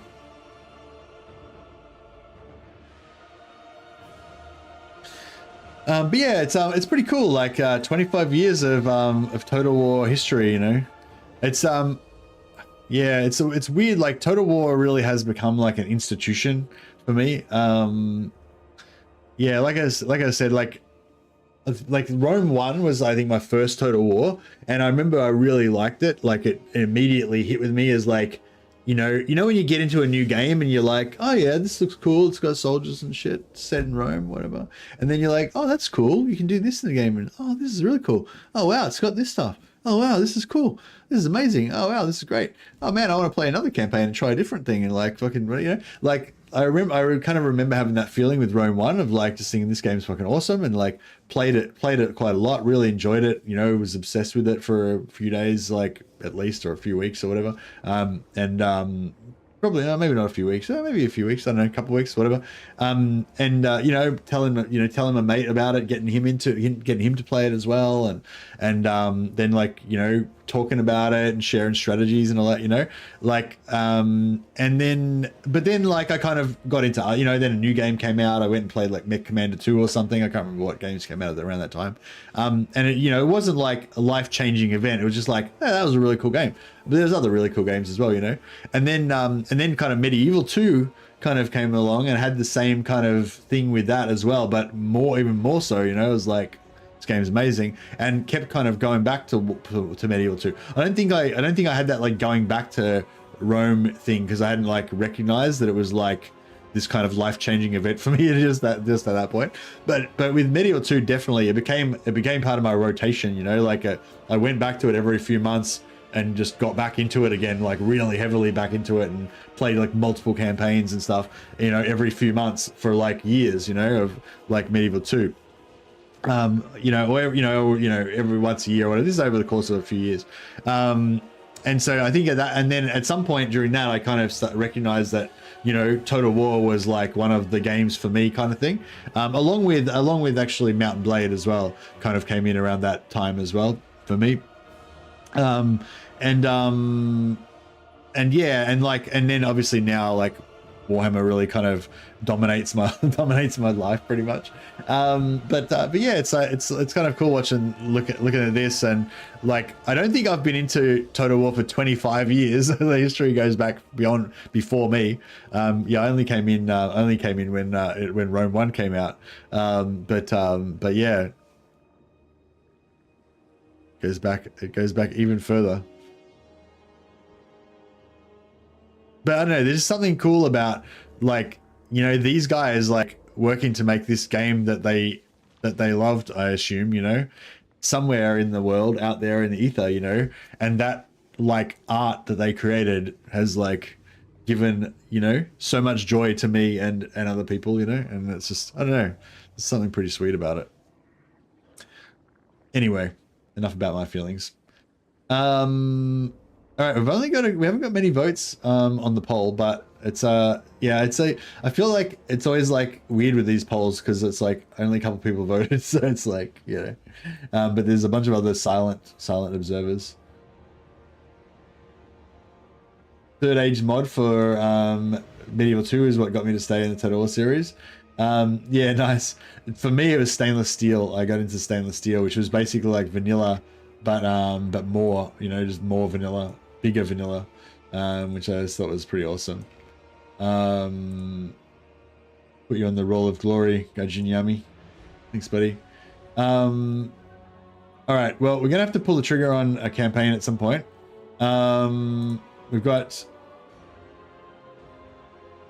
There's actually more votes on Twitch.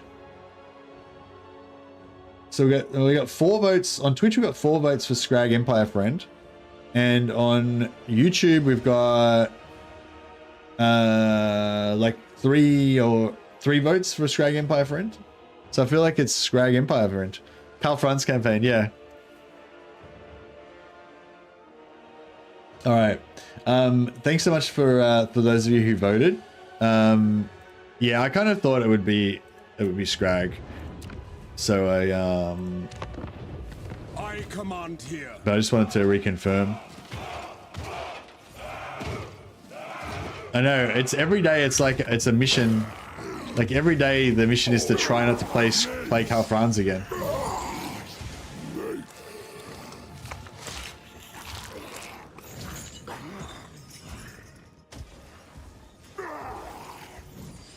Trying to find a good screenshot. That was a good spot.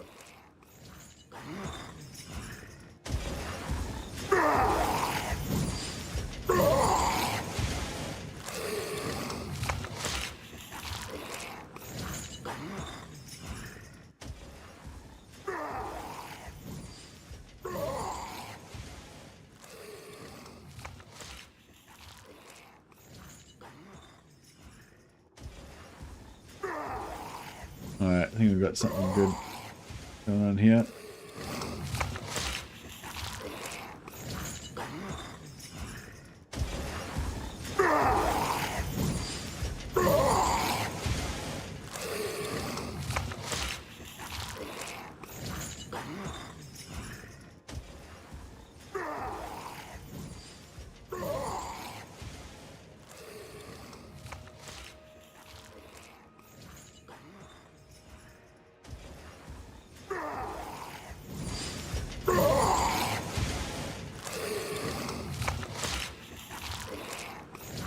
Give me a second. Sorry, I'm just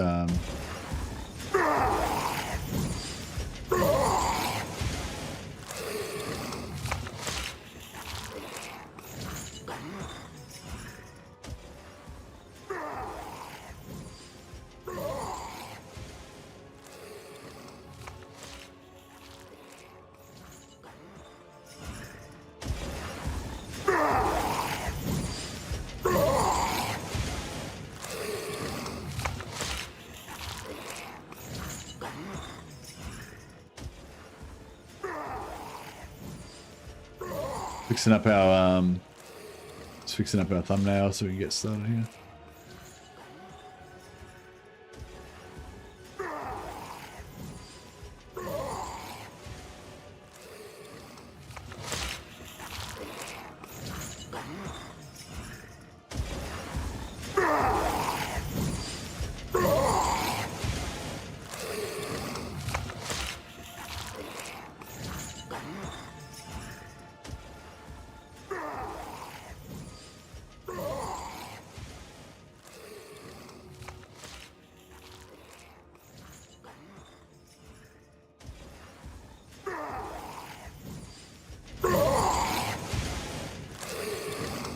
Yeah, so as always, if anyone if anyone's coming along wanting to know my opinion about the dev blog or whatever, you can just direct them back to the start of the stream when I just talked about it for, you know, like an hour straight or 2 hours straight.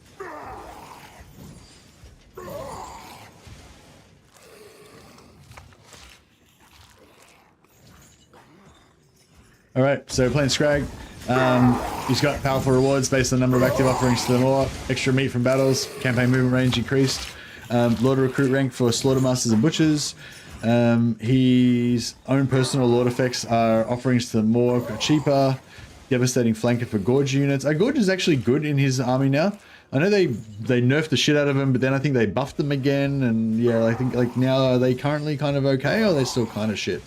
He's got upkeep reduction for saber-tooths, vultures, and yetis, thundertusks, etc.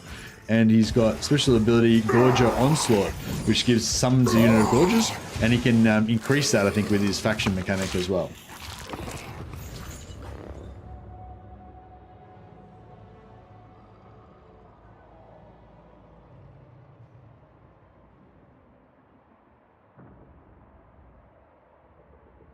Thanks, Gage and Yami. I'll yeah, appreciate the sub on Twitch there. I'll rename my mighty heroes in your honor.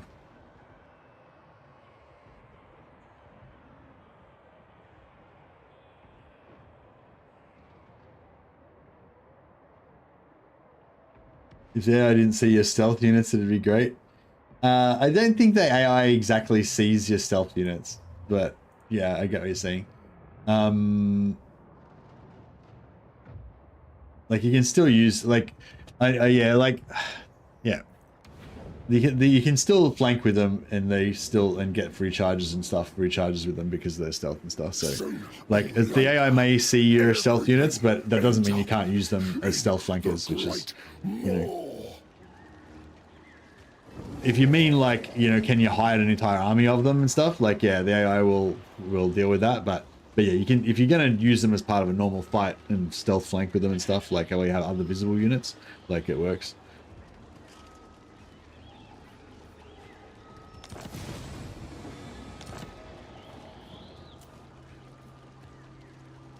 All right.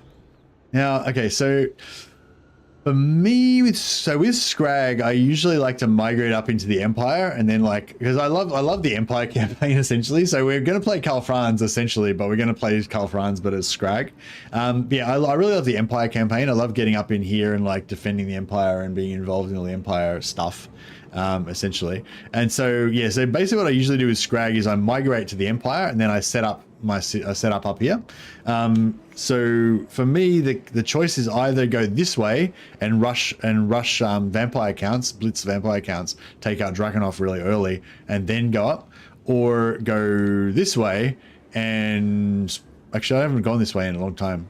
I don't really know what the advantage of going this way is. I guess you could go this way, maybe beat Elspeth to these vampires, and then sell the vampire stuff to Elspeth to make her an ally early on. But yeah, if anyone's done one of these recently and has a vote for either direction, yeah, basically I'm going to either go up that way, go up this way via Vlad and take him out. I think that's probably the better way, and I think most people appreciate that way better because they'll be like, oh my god, you took out Vlad by turn 10 or whatever. So that way he's kind of got that advantage of having the whole like blitzing Vlad and just getting rid of that. But on the other hand, like kind of going up and not taking out Vlad and leaving that to fester, so you've got more of an enemy to fight later on, could be cool. Less chance of running into Skarbrand going north too. Well, yeah. I mean, I always go north, so I've never run into Skarbrand, so I don't even know about that. But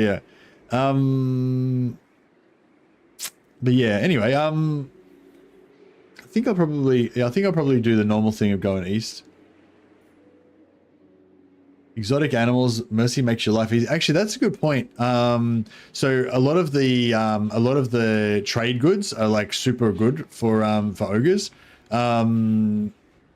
Which one's the one that gives you extra camps? So yeah, that one's not very important. That one's not very important. That one. Hero capacity for butchers. All right, that one's pretty good. And there's more hero capacity for butchers there as well.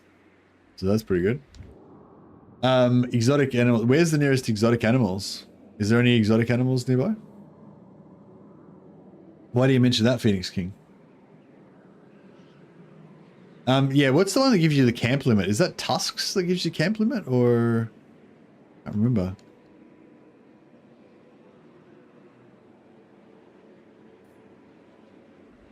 Next province held by your enemy. You mean Western Border Princes? Eastern Border Princes. Western Border Princes. Down here somewhere. So you can go into the campaign search, go landmarks, and then go for exotic animals, and yeah, Verdanos. So just there. What does exotic animals give you again? I forget. And yeah, which one's the one that gives you camp limit? That's the one you want to look out for. Anyway, let's kill our starting enemy. Get things rolling. Of the tribe, Skrag, slaughter, sermon. Oh yeah, we're gonna call our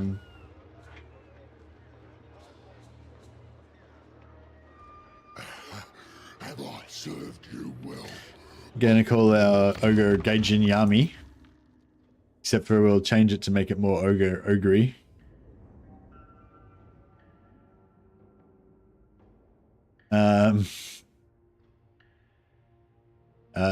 I don't know how we make that into an ogre name.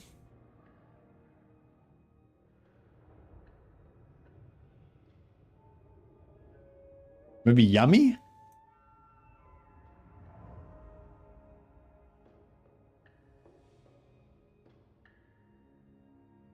We'll put an R in there. Gaidrin Yummy. I don't know. Yum Yum? Because he likes eating stuff, right?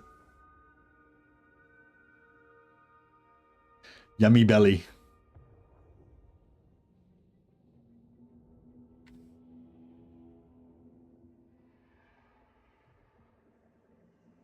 Gaidrin, maybe he's called Gaidrin Yum Yum because he got hit in the head by a saber tusk one time, and ever since then he's been a little bit slow, and so whenever he goes into battle, he's just like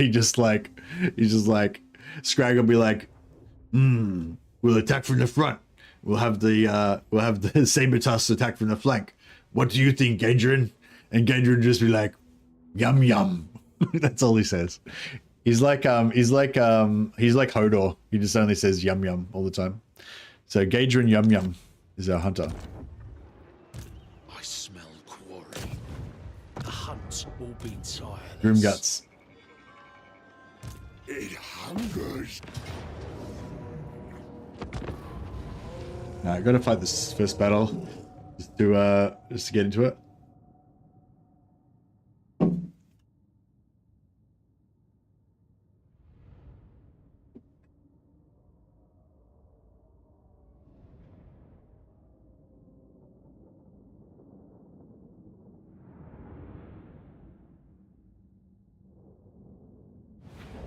I'm just organizing my drink here. All right. Perfect sidekick, I reckon. Gaidrin, the brain injury ogre.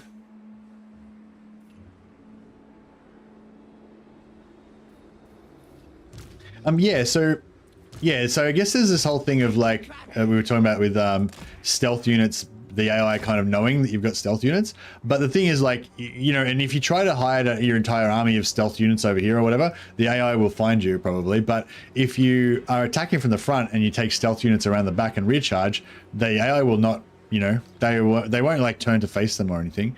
Well, I mean, maybe they will. Let's see what happens.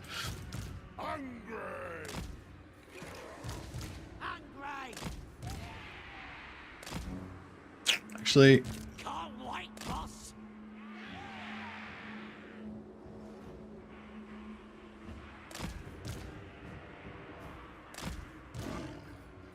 I'm all that walks.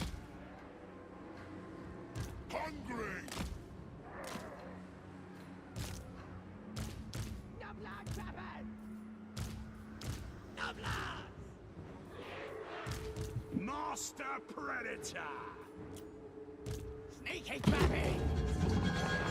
Yeah, you see what I mean? Like, the AI doesn't react as if they see them, so it's like, yeah, there is the whole meme of like the AI can see your units and shit, but they don't, you know, like in this sort of situation, you can still take advantage of the fact that you've got stealth.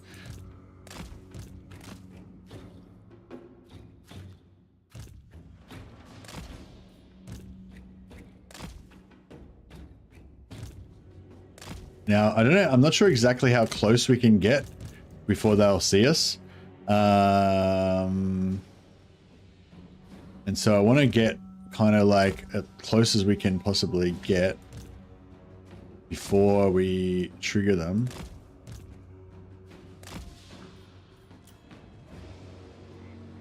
I think we can get to there maybe.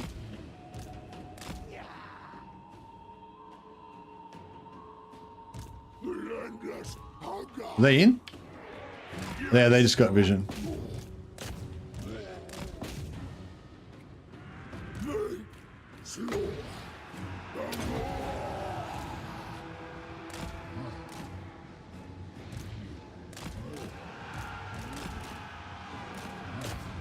Can't wait, boss. Oh, fuck. Got me cats.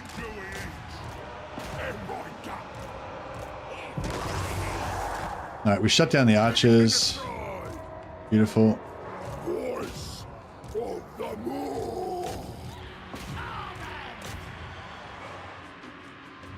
Yeah, I forgot me cats. Otherwise, we could have had a beautiful. The screaming hunger. Tracker, trapper, killer. The more cool. Did I like leave one of these units behind or something?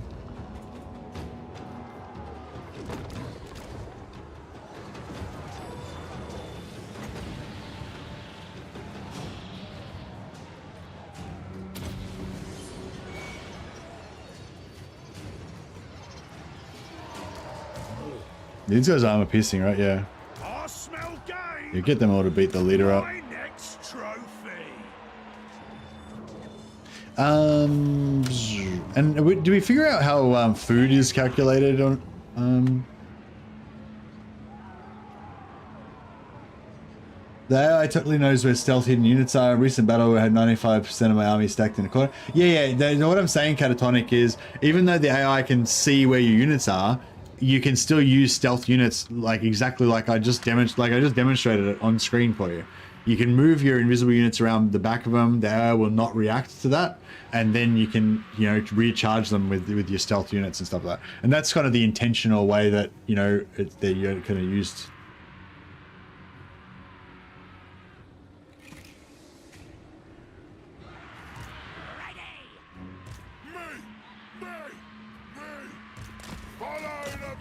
Yeah, so my point was, even though the AI can see your units, that doesn't mean that stealth units are useless. Like, you can still totally take really good advantage of stealth units, and stealth is still a really powerful, advantageous mechanic. You know what I mean? But yeah, you can't use stealth in all the ways that you would potentially like to use stealth.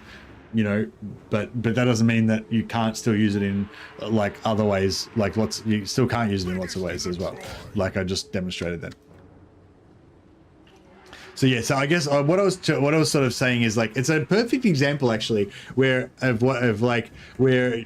Legend will make a video that demonstrates a certain thing, and then people will like over extend that to stuff, you know, that's what was the problem that I was having with it. Like I think somebody said, you know, there's no point having something said you know, that would be great if the AI couldn't see your units or something like that, you know. In the insinuation is that stealth is useless, right? And that's the point I'm saying. Like, so Legend made a video showing that the AI sort of knows where your stealth units are, and that was kind of the point of it. The point of the video was like, you know, stealth isn't really stealth kind of thing, you know what I mean? That was kind of the theme of the video, right? But but he didn't mean that stealth is useless, and he didn't say stealth is useless. You know, he just showed that the AI can see your units. You know, and yeah, and so that's kind of a perfect example of something that happens with Legends videos a lot. Like Legend will make a video, and the video will kind of become a meme, and then people will like extend the meaning of the video to shit that the video did not mean. You know, and yeah, so that's what I was just trying to show there. Like, yes, I've seen the video that where the Legend shows how the AI can see stealth units, but that doesn't mean that stealth units are useless. And that was not what, I don't think that was what Legend was trying to say in that video. Even though he may have literally said that, but I don't think that was the point he was trying to make.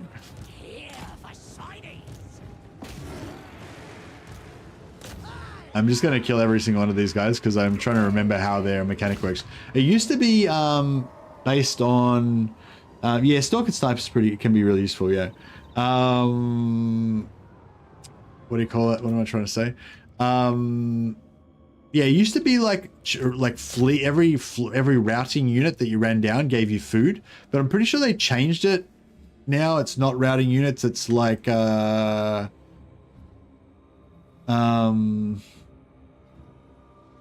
they changed it, and now it's like based on the total number of kills that you get or something. I can't remember.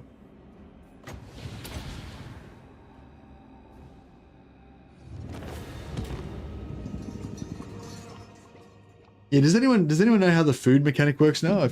I don't play ogres enough.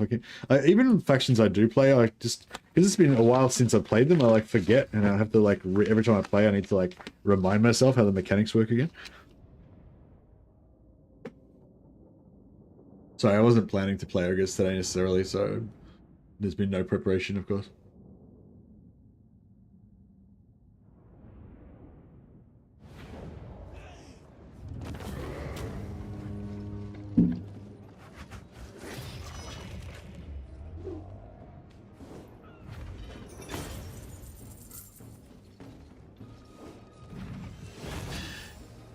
Stalk and Snipe do work. I'm not disputing that. The AI shouldn't randomly send units toward your hidden stealth units, like that you can tell that they're not targeting those units as they do with random exploration movement pattern. But the fact that it sends a few units to a place that makes no sense for it to do so is wrong. Yeah, and that's a totally great point, Catatonic, but Legend already made that point in his video. What I'm saying is that people extend that to say that stealth units have no value because the AI can see your units. And like, that's not correct. And that's not the point that he was trying to make. Like, the point that you're making is the point that Legend made in his video, that like the AI shouldn't know where you are when you're stealthed, right? But what I was saying, which was what you're now reacting to, is I was saying that does not extend to meaning that stealth units have no value. Stealth units are still have really good value. You just can't use them to cheese the fuck out of the AI in that particular way.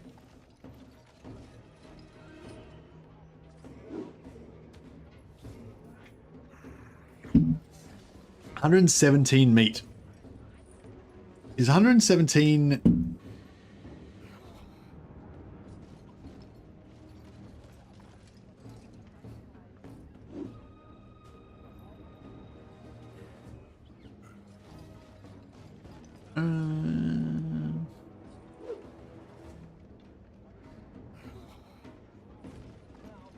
Yeah, so is it 1 meat for every 4 captives?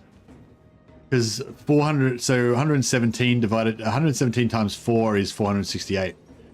So I think 1 out of 5. Looks like it's 1 out of 4. Yeah, but yeah, so yeah, I think it's 25%, 1 out of 4. Yeah, that's cool. Thanks, Catatonic. Yeah.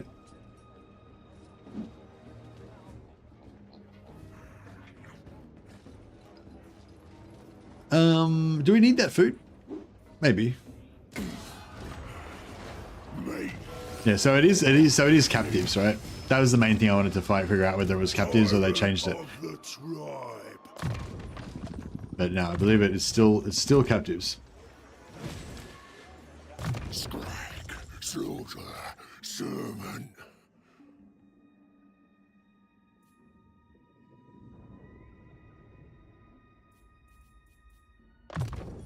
Thank you for this gift. And yeah, even though I do want to go this way, we want to take this settlement first. Great Burkhardt. Oh yeah, so what does what's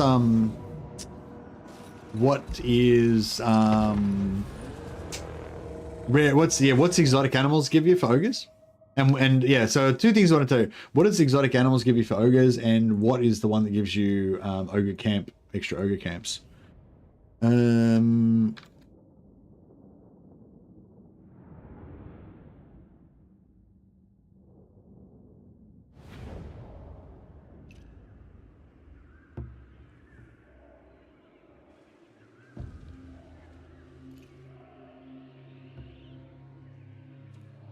I don't know if there's a I feel like there should be like a wiki or something that has this stuff, but there is a trade resource wiki. There is trade resources on the wiki, but it doesn't have like all the different, like it's not complete. It doesn't have all the different factions, and I think it doesn't have a lot of the like important ones as well.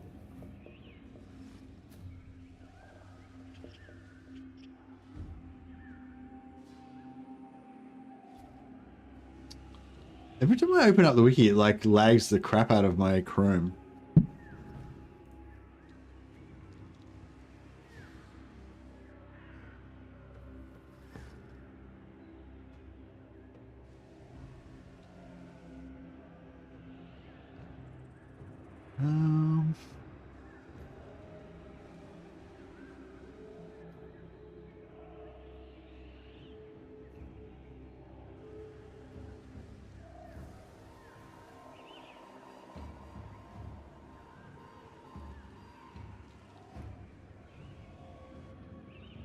Oh yeah, what about, is it Total War Center or what's that website that shows all the buildings?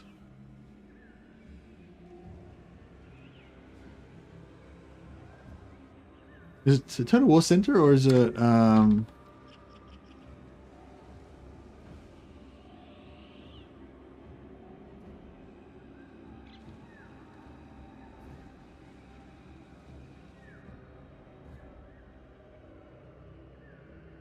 there used to be a an old site that I used to use, Royal Military Academy.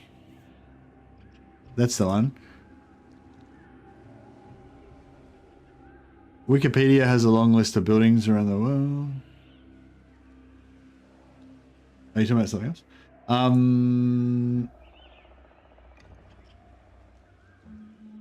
I think you can, yeah, let's do ogres. Oh, there is no ogres. Oh no, it's not Warhammer.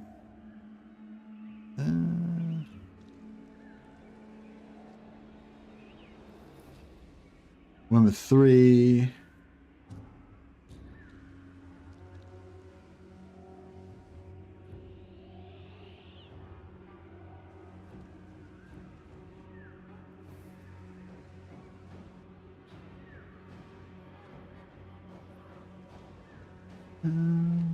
So I'm just trying to see. You used to be able to look up all the buildings on the Royal Academy, but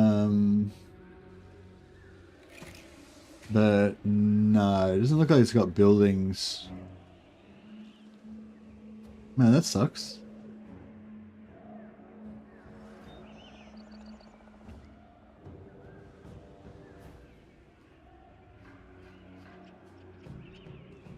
Yeah, it's only got units. For the older ones, it used to have like every single building, so you could look it up.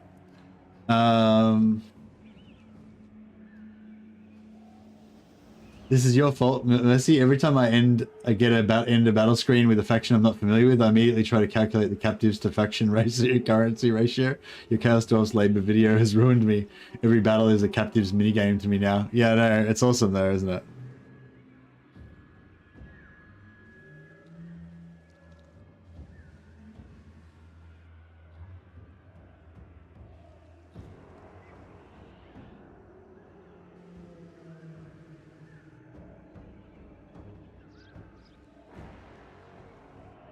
What am I looking at here, Sam? Sorry, thanks for sharing the link.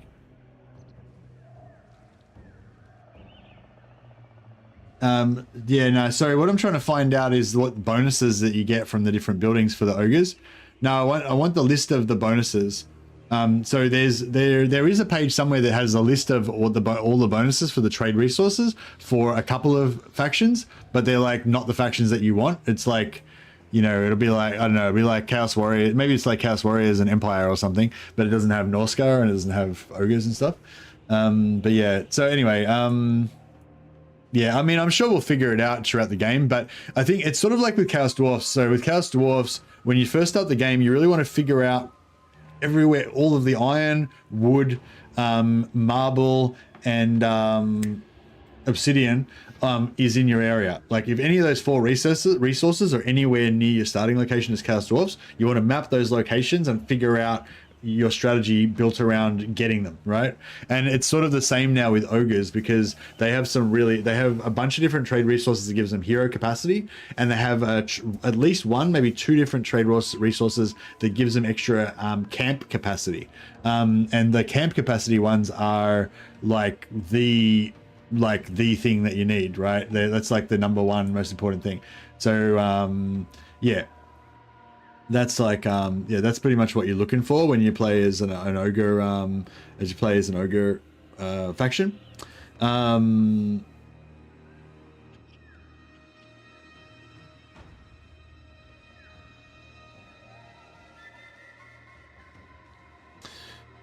Yeah, this is the one that I was talking about. Thanks, Sam. This is the one I was talking about. This is the best one online. It's got Bretonia, Greenskins, Empire, Vampire Counts, High Elves, Dark Elves, Lizardmen, Skaven, and Warriors of Chaos.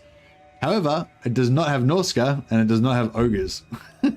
So it's like annoying, because like I already kind of know those ones because they're like familiar. But yeah, it's Ogres and Norsca are the 2 that I always want to look up and I can never find. But yeah, thanks, Sam. That is the best resource that you can get currently online, I think, for trade resources. But yeah, it doesn't have what I was looking for, unfortunately. But anyway, so yes, this is a call out to anyone who plays ogres regularly and can actually remember which resources are the good ones. Feel free to list them in chat for me. Anyway, let's fight a battle. Stop talking about it. Clay is for camps. Oh, really? Pottery is camp limit. Thanks, guys. That's the main thing I was wanting to look at. Like extra hero capacity is great and everything, but camps is like the must-have kind of one that I was saying you should actually like basically build your campaign around getting the K camps. Although that is kind of an argument for killing Karl Franz and taking Altdorf, but we'll ignore that obviously because that would be evil.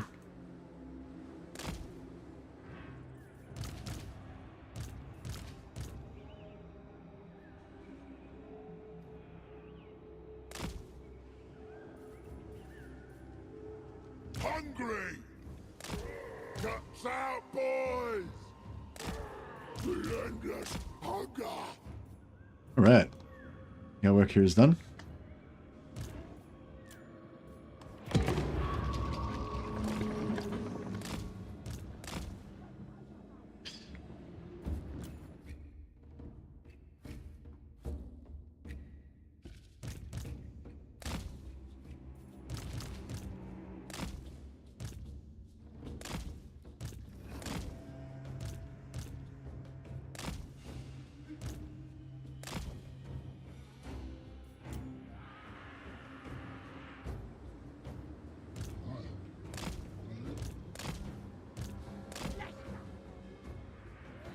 Stalker of prey. When do we eat? Tracking quarry.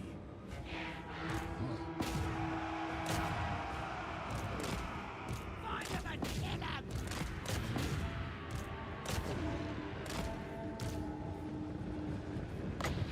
The screaming hunger. Voice of the moor. The moor calls. Alright, now basically I'm trying to like kind of avoid the anti-large with my ogres. So I'm just trying to pin down all the spears with my Noblars so that I can enjoy enjoy smashing all of the non-anti-large things with my ogres. Hungry! Damn run! I smell game! The quarry is mine! Forever insatiable! Swarm together!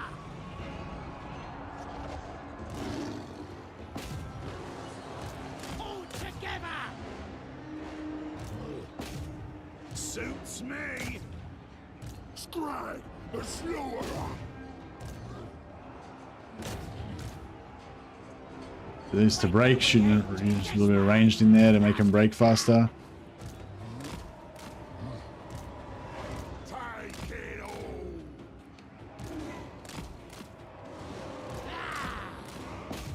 The ultimate hunter! Here we go!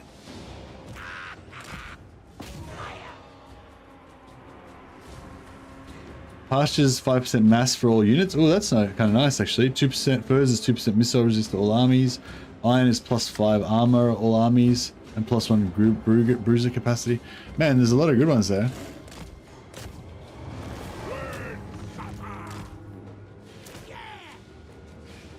When do we eat?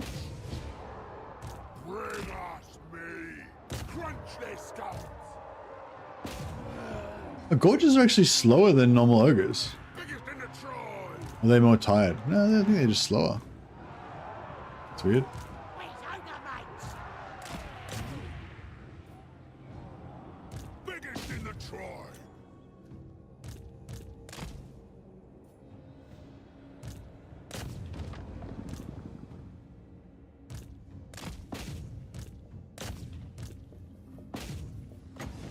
Doesn't really matter. I don't think we get any. I don't think you get anything from taking settlements, do you? You don't get the captives.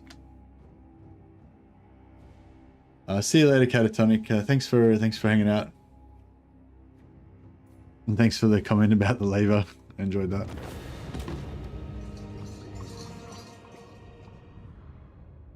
I mean, I only made a small coffee because I was thinking, oh, I don't really need a big coffee. Less caffeine's probably good for me. And now I'm like, I want more. I've got tea, but not really the same. Good guy, Skrag, yeah. Skrag, Empire friend. He's not really a friend. They just pay him, and he doesn't eat them.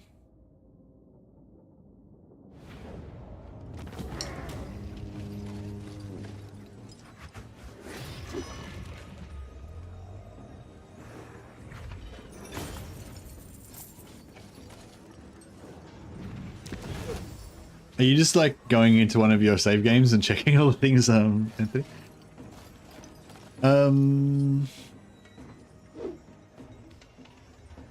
41 food to... Have we got enough to... So we really can sack it, right? Break 'em! Into my meat cauldron! Yeah, I just sacked it because I wanted a tiny bit of...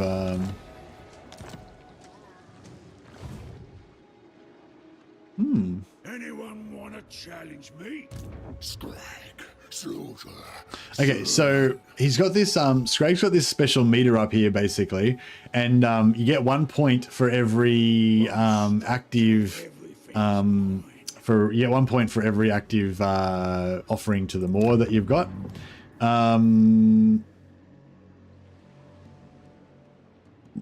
Excuse me. So basically, so this like will activate one of these, right? And this gives us plus 10% campaign movement range, right? So up activate that. Boom. Now we've got 1 point.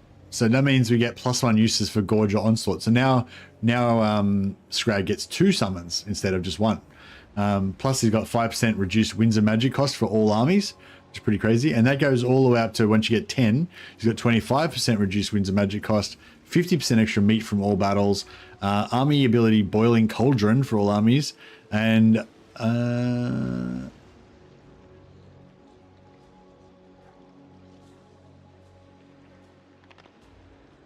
So yeah, so these stacks. So +1 ability use there, another +1 ability use.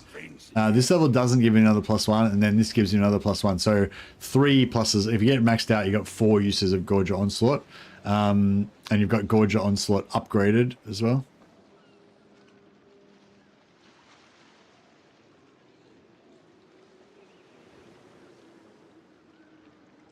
Oh wait up, is it? Does it stack or is it not stacking? I'm not sure if it stacks or not.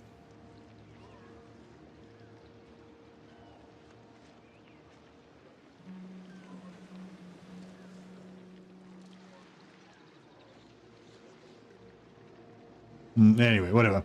But yeah, so it's really powerful, basically. Really powerful, really simple, but really powerful faction mechanic that he's got.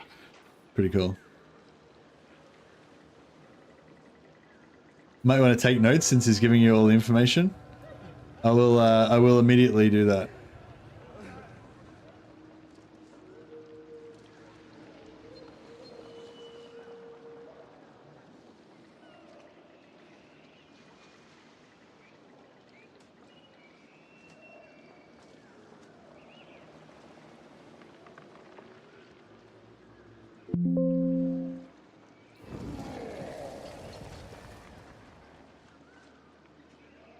Find me flesh.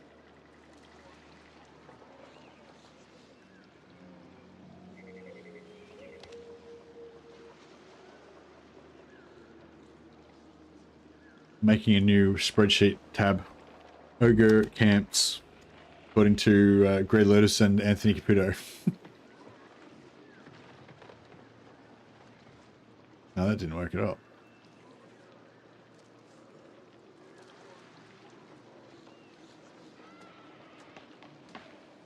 No, it didn't work. Alright, what about if I do that way? Oh, there we go.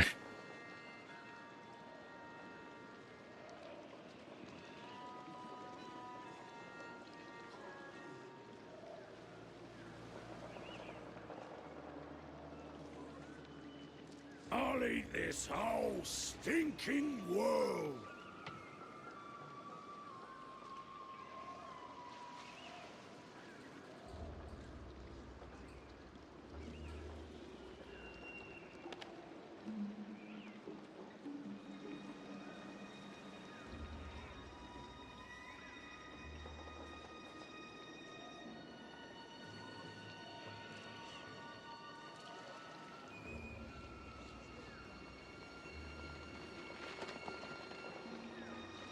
Sorry, I'm just trying to make my spreadsheet work be readable, but it's not really possible. Yeah, whatever. Cool.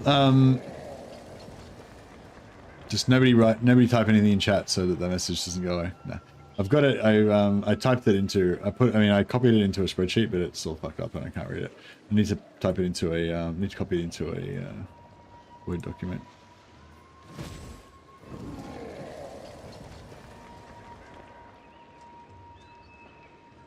No ogre can beat me.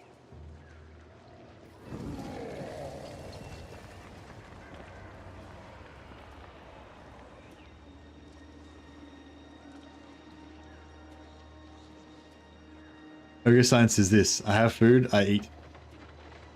Nice. Do we know when 6.2 is? Hey Zoddy. Yeah, in a few days. They didn't say the exact date, but yeah.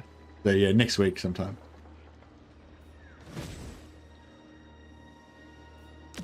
Alright. Do you want to build any buildings?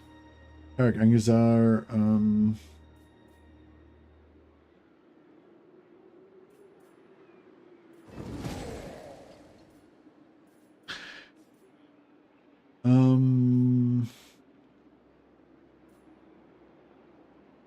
we could try and build this and get a butcher.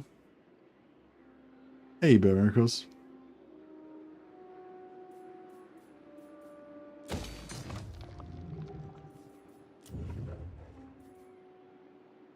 Flabby, tough, Big Daddy.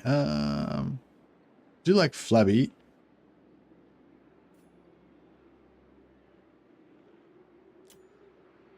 Hey, Bear Miracles has been a member for 15 months.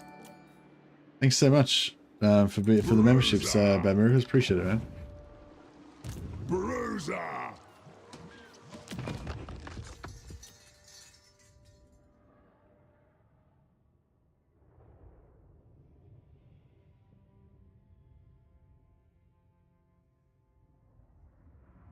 Baddock Miracle Guts. Is his fabled ability to eat more than anyone else. Just endless size stomach. It's like a bag of holding. Anyway, so yeah, so we've got this that goes up here. And we also want to probably raise a new lord. Tyrant of the tribe. Kind of want to go this way and rush this. Obey. Yeah, so I might go farther. Actually, I should have put him there. But yeah, that's right. Farther there. Now, this guy starts off with 50 meat. And it costs them 20 meat per turn to do their things. I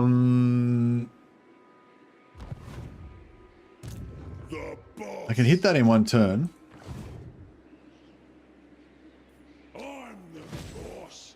Whose capital's got pottery?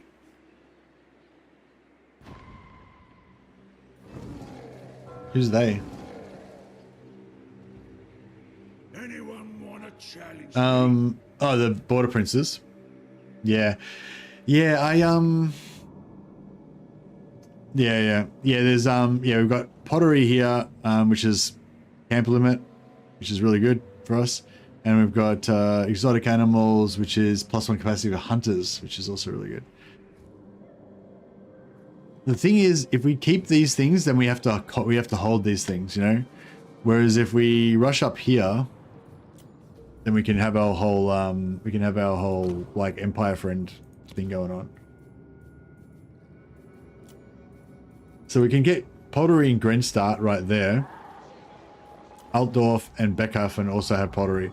So yeah, I think, see, Beckhafen, I feel like if we take out the vampires, where's Zandri? Oh, that's fucking easy. Corone, no, that's no good. Erengrad. Oh, Erengrad.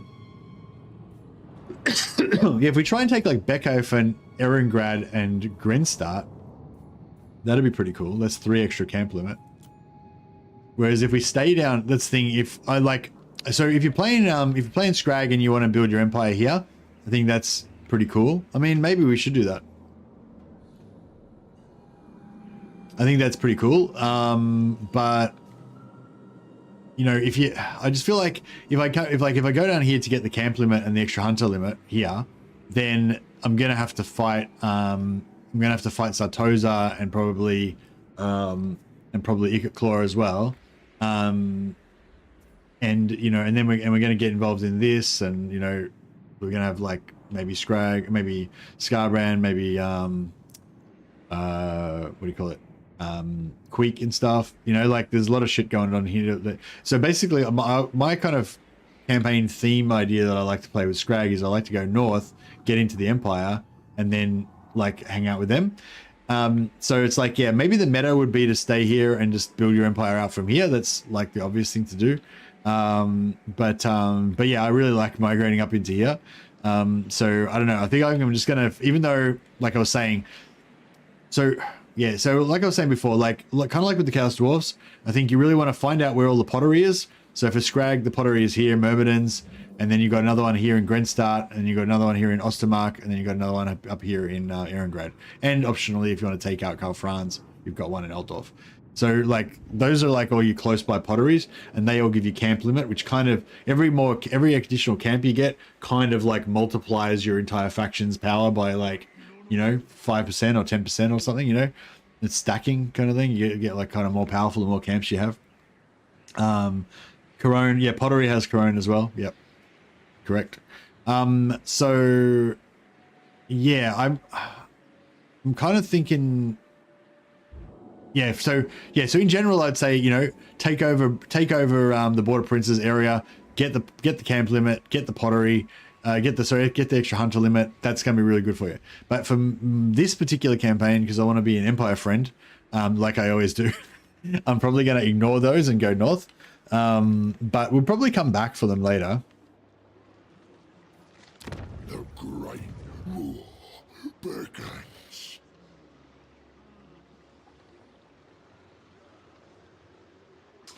I might just go double tyrant on this one. Tyrant of the tribe. And The tyrant. yeah, this guy I'm going to go for movement range.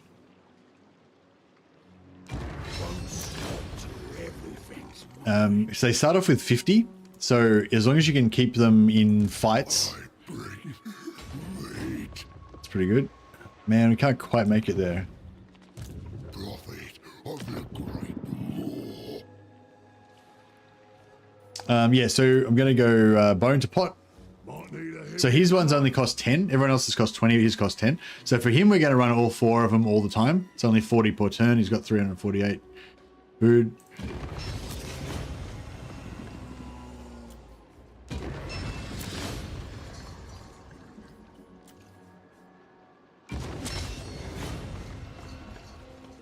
Okay, so we've got all 4 of them running, and plus we've got both of these other 2 are running 1 each. So we've got 6.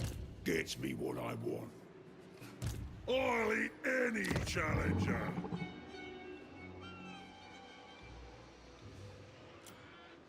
Won't stop till everything's mine.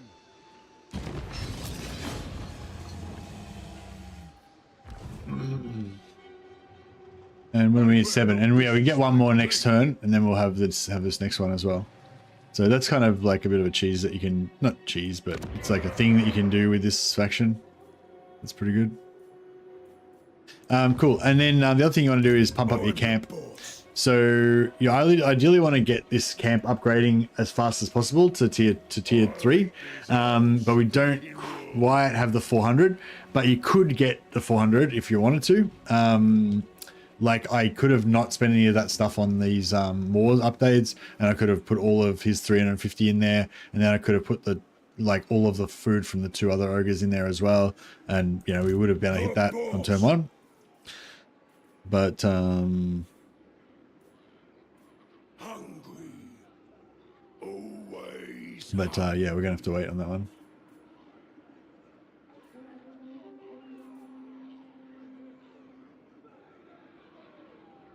So having the camp raiding my own settlement. Oh, so it doesn't count. So raiding doesn't count as raid. Even if you got raiding turned on, it doesn't count as raiding on your own settlement. Or is it only? Oh, maybe it takes effect next turn. Tyrant.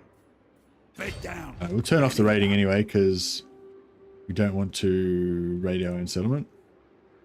Gonna be over, tyrant, one day. Want everything. Your ravenous children await great more.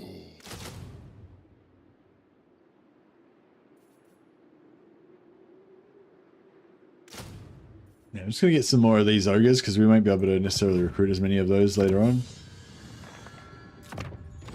We get +1 camp limit as fast as possible. Grow stronger, great more. And Skrag, I'm just gonna go magic on Skrag for starters. More, it will bring you meat.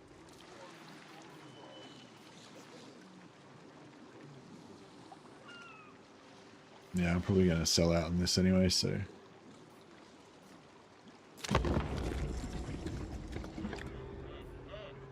All right.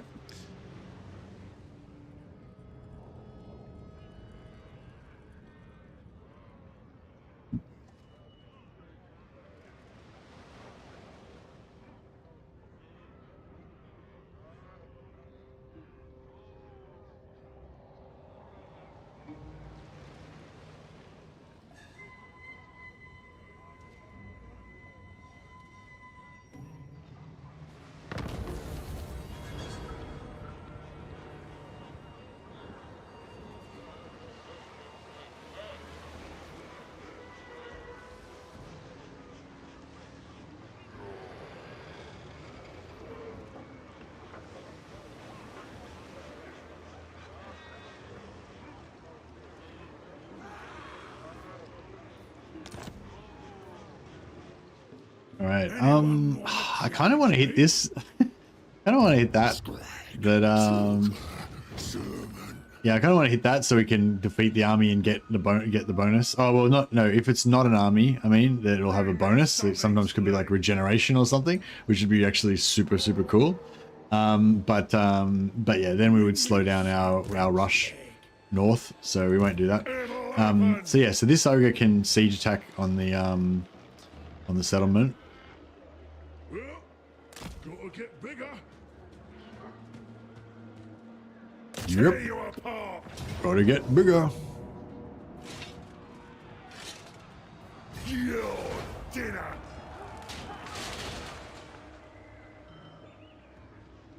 The Gore Harvester. The Great War beckons. Challenge me. Oh no. About time for it. That should be 0 movement. That should be 0 movement. So this guy should be still at 100%. Yep. Move your leg meat faster.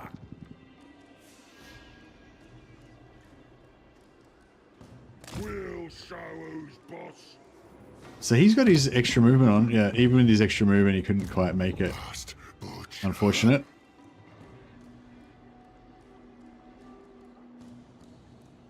Hey, wait a second.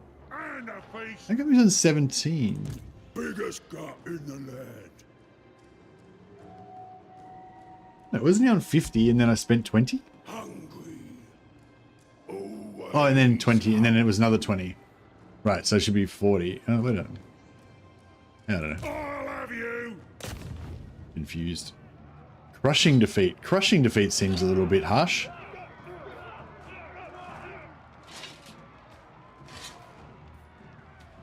Show you. Oh, yeah. So we're currently on 4 to 6. So we're on 6 out of 6. So if we get one more, we'd have 7. So we can buff this up even more. So I'm just going to recruit a throwaway lord here. Excuse me, sorry.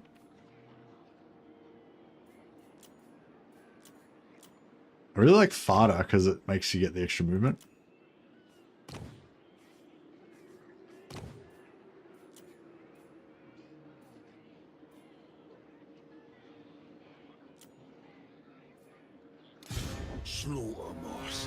And then I'm just gonna pop this on here. Just so that we can, just to put us into the 7 range so we get that extra advantage. It always goes.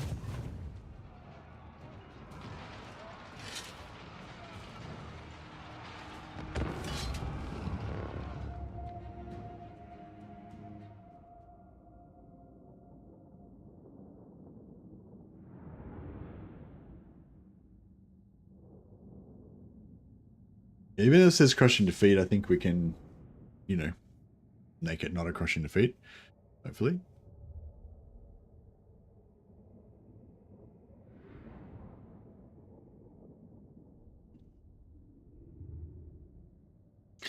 Set up gorges in opposite side of your main army. Wait for the wall shatter ability to come up. Send in the gorges to take a spot and cause chaos. Then take the main gates when their guys go to find you. Oh, nice. Good call. Sounds like fun. Unfortunately, our main army's not coming on for a while, so we'll have to wait. We'll have to wait on that one. I want more. Aye. Watch me go.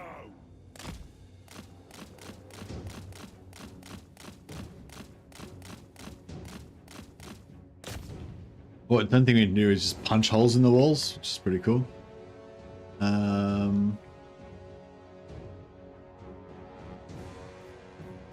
But yeah, we can still do that. We blew a hole in the wall over there.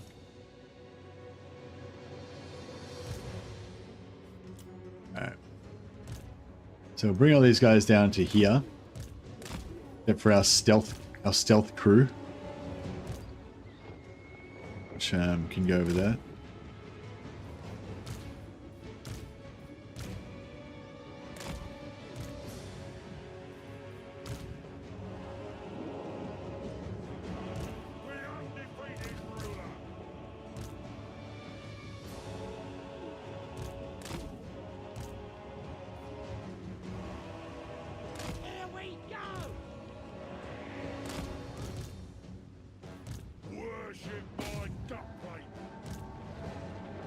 Do you guys ever knock down the wall and have the falling wall kill your character? Because I remember on some maps, in some locations, if you did that, if that wall fell down like that, then it would actually kill characters that were close enough to the wall. But yeah, I don't know if they fixed that or for every map or what.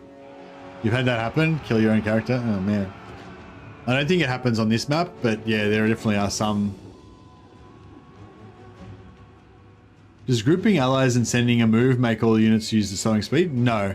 No, if you group if you group units like that and send them somewhere, they'll all move at max speed, so they'll spread out, see at different speeds. But if you do lock formation like that, and then you put them into a formation and then you move them, then they'll like form that, and then they'll move together as a group, and then they will match speed.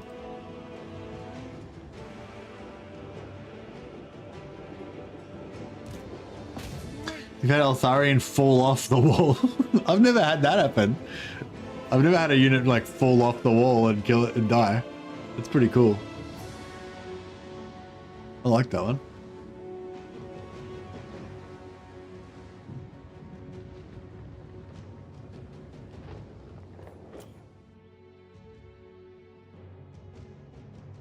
Use the wall shatter on a segment with troops on it. Yeah, I was just looking for that, but there wasn't any segments to do it on.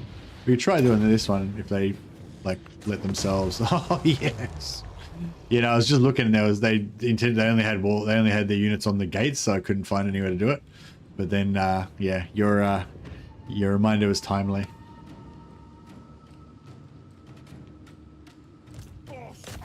That was a sweet one.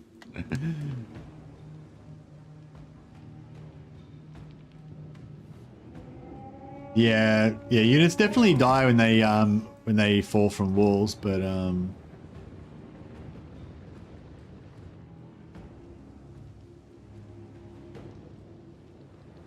Bring me the spoils.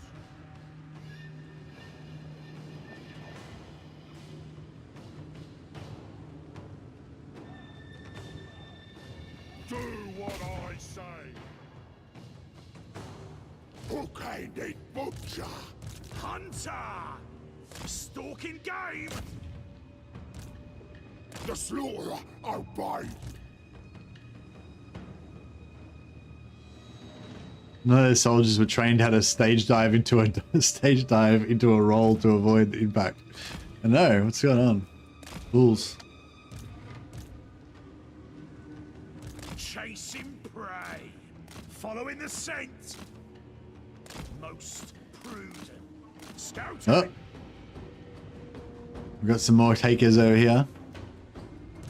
Master Seeker. Slice the meat. Hunting. So I hunt. Skrag, the slaughterer.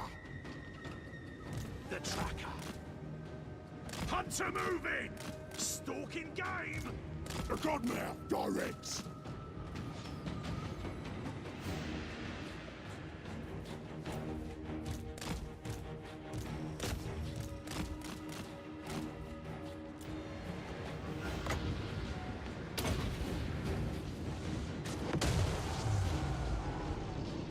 Blap. That was a good one. The more that walks.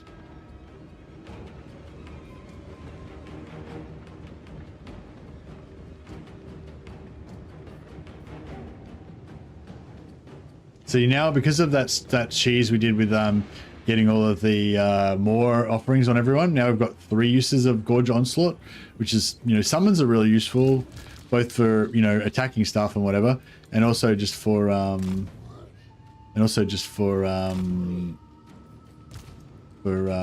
yeah, distracting and like making the enemy waste their damage ability on summons and stuff. It's all you know, all good stuff. Is he actually successfully shooting me there? They seem to be actually successfully shooting me there. Not sure if I dig that. Biggest in the tribe. Find a new spot. Stomp it.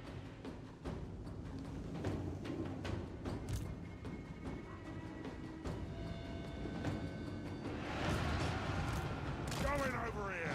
I decide. the more commands. Voice of the North.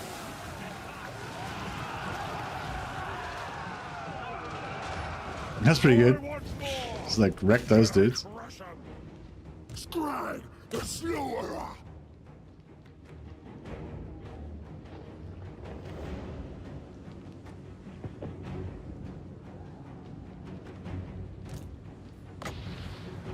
Forever! Insatiable! In my sights! The screaming hunger! Alright, I think it's time to go. It's game time.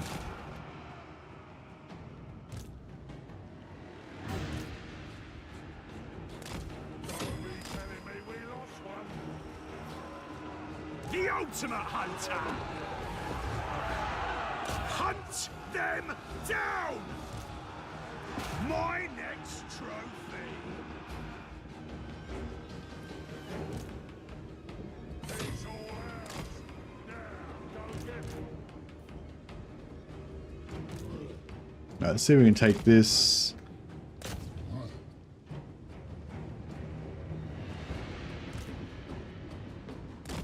Might just let him wait there.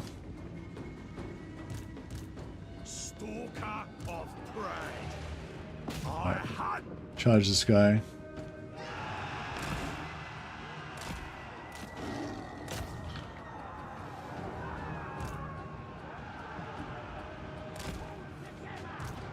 Thunder and forth. When do we eat? Open. Fire pit. Slaughterer. Alright, we'll kill these guys. These spears. Swords. Oh, you can see from here. Still good.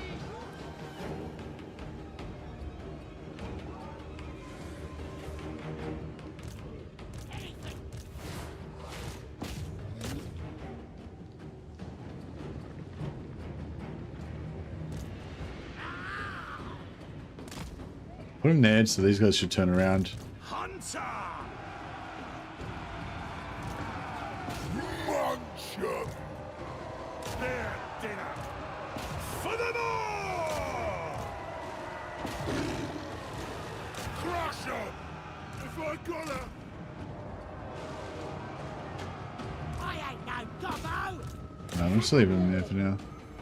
Serving the master! Now, try and pin down those anti-large with our noblars.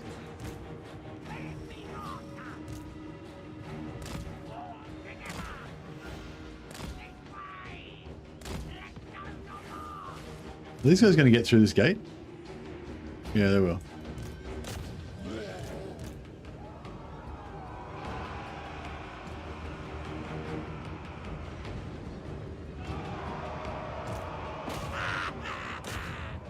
Tracker, trapper, killer! Alright, The more. we'll get some of these guys to jump the back of them. Rip out their throat. And damage those guys as well. Help it all happen. Forgotten. Riding. Hopefully these spears go down pretty quick. Them. Yeah, they're going to take out those towers pretty quick. These guys are in here. Scourge of beasts! Beautiful. Yeah, we might take these guys. Oh, actually, we'll take those guys.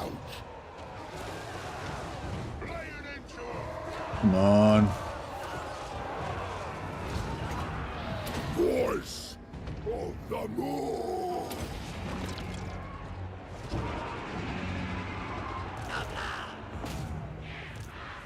Find the mill. Take it all.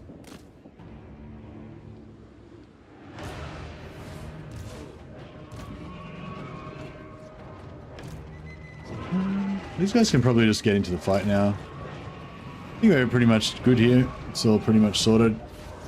Take it all. Following the scent! Mine. In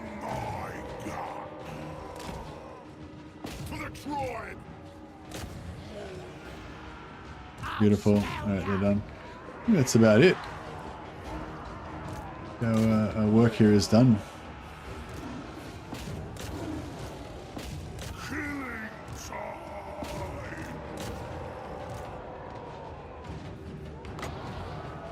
Forever. Shake them all. The screaming hunger for the god man.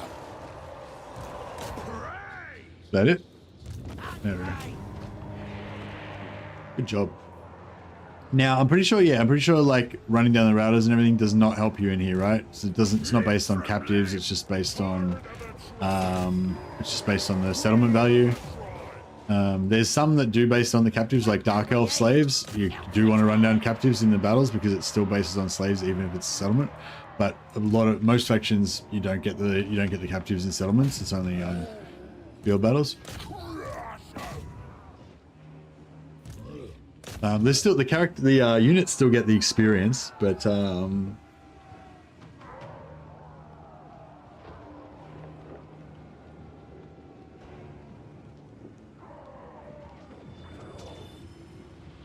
always play with undefeated rules. I mean, like you can never lose a battle, or you mean your legendary lord can never die, or your legendary lord can never lose a battle.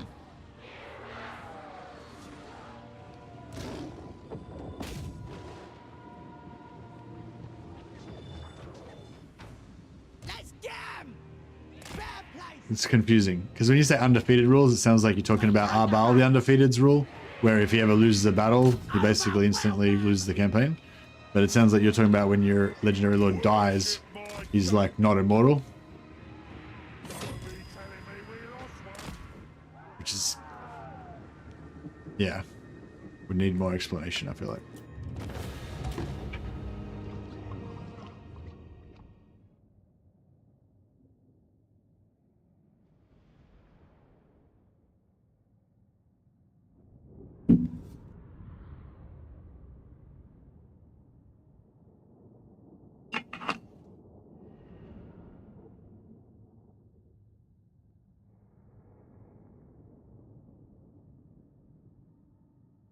Board-related issues.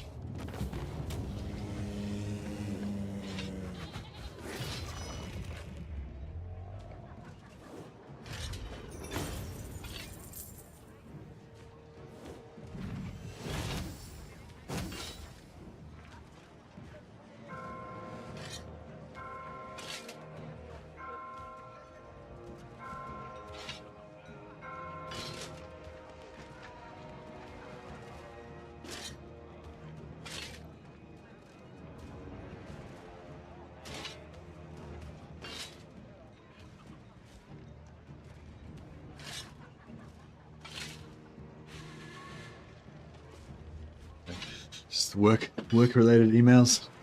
I thought you do get additional meat for post-battle captures, but you need to test it to be sure. Oh, really? Well, that's what, yeah, I'll test it right now. So, oh, fuck. I didn't check how many. Nah, you can tell because it's different. See, the sack's 95 and the loot is 41. If it was based on the captives, it'd be the same. But yeah, I don't know. I don't know if you saw how I forgot to record how many captures I got in the previous screen. I guess I could go back and have a look.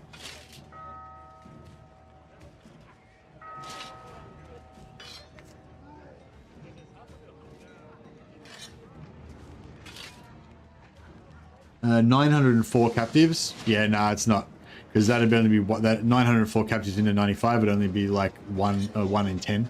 And so it should be 1 in 4.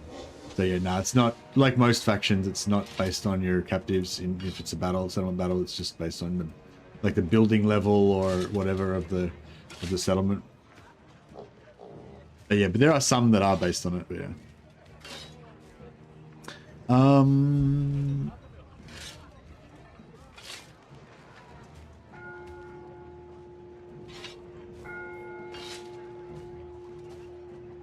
More spoils for the boss. Not for settlement battles, yeah. Sorry, yeah. So if it's an open field battle, yes, you get one meat for every 4 captives, like we were talking about before. But if it's a settlement battle, whether it's got walls or not, it's based on just the settlement level and stuff. Ogre tyrant. Tyrant Oh. of the tribe. Was that always? Oh, that's weird. See, the other armies didn't get any meat. My meat makes the tribe strong. Slaughtermaster. Tyrant of the tribe. That's weird. I thought the other armies that took part in the oh, this army didn't get in. That's right. Sorry, that army didn't get in. Yeah. So yeah, so I think both of these armies got meat out of that battle, and I think it multiplies it as well. I'm not 100% sure, but I think, like, you know, this army got whatever, and then this army gets it as well. Like, the more armies you have, the more meat you get, basically. I think. Bring me ingredients. Yeah, and then we'll recruit a new army here.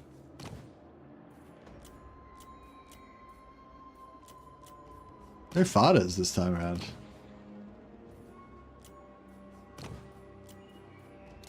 Ogre tyrant. And I'll... Find me flesh.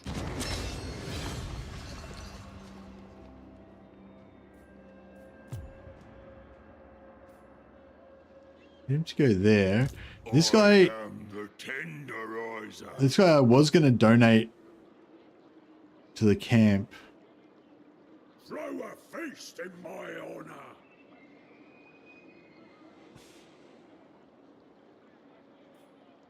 Gets me what I want.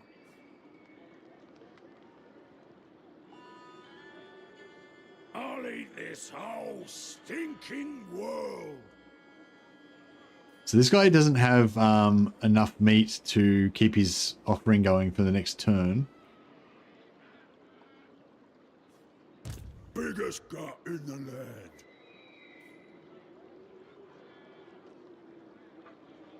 Does the camp still negate meat usage in their radius? Meat upkeep disabled for all units in all units in camp. For you, great God. So the camps used to disable meat usage for all armies in range of it, right? But now it doesn't. Do what I say. Skrag, slaughter, servant.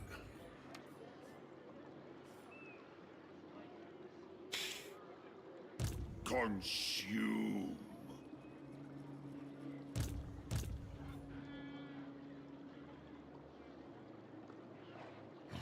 The butchery is complete.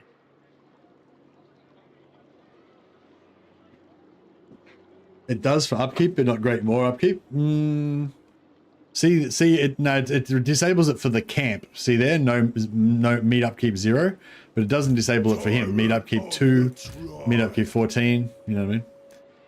Yeah.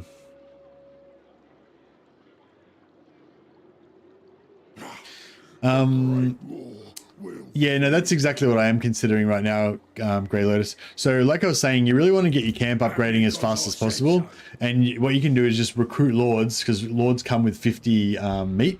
So you can just... you have to place units in the camp. You can't place units in the camp, Zoddy. You can only recruit units now. They changed it. You used to be able to transfer units into it. Now, like, the units... like, are permanently in the camp. You can recruit new units into the camp, but they can't move in and out. You can't place units into the camp. You can only recruit them in there. You used to be able to transfer them in and out, but yeah. But anyway, yeah, so another little cheese that you do is basically you recruit units, and then you basically instantly transfer all of their meat into the camp.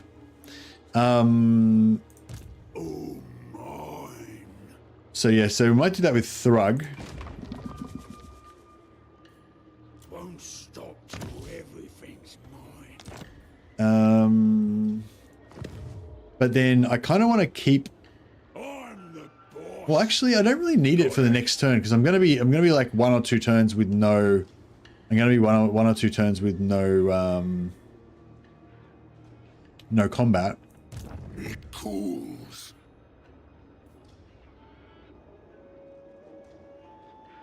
I have devised a new recipe. I'm boss, and that's that. Move!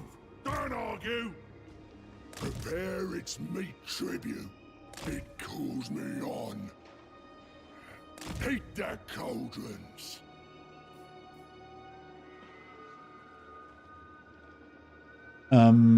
So yeah, so I don't really need all these buffs at the moment.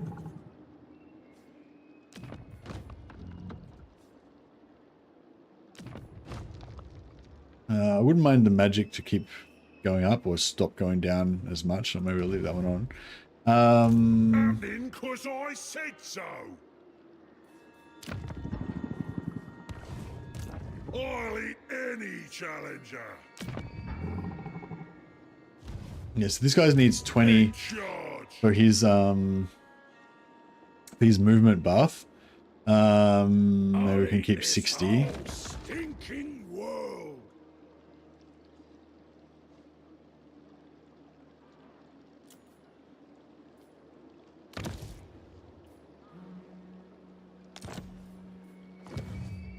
I'm the boss. This guy's, Tyrant.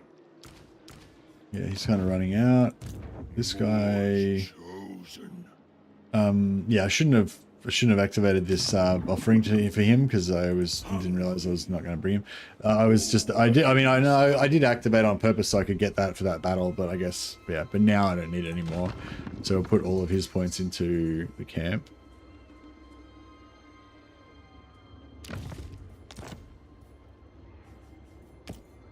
And then we can respec him out. Your flesh will be carved. Have we got hero recruit? Challenge. Oh, we've got hero recruitment. We've got Lord recruit rank for butchers, right?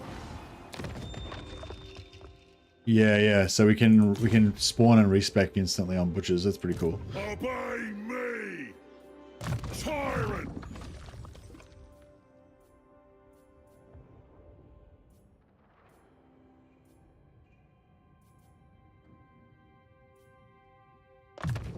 No one else touch it. It hungers. All mine. Ogre tyrant.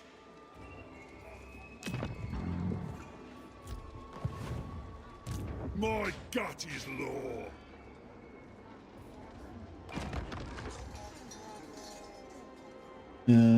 He just needs like 22. My honor.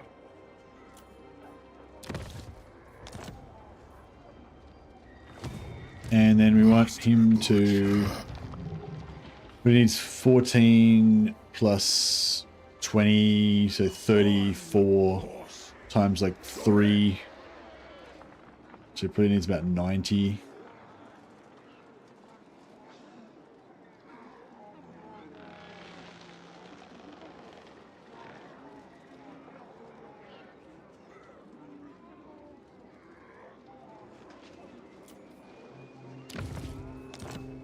Alright, cool. So we got our 400 now. So yeah, like I said, I think on the first turn it was kind of more important to save our meat, maybe? Maybe not. Maybe I should have done it on the first turn, but yeah. It's all good. No ogre can beat me. Do what I say. The boss.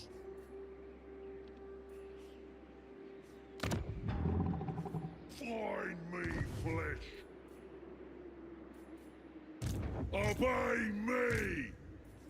Make sure I don't die, right?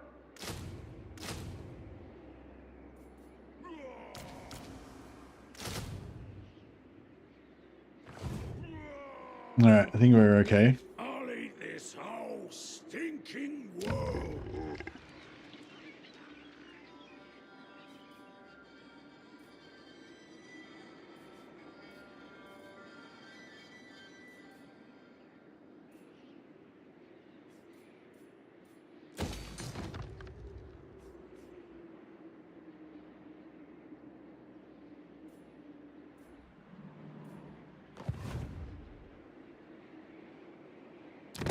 You may speak before my shield bearers and on the oath. So dwarves are going to be 2.7k for Matorka. Water Princes. Your man gods and dubious masters have no place here.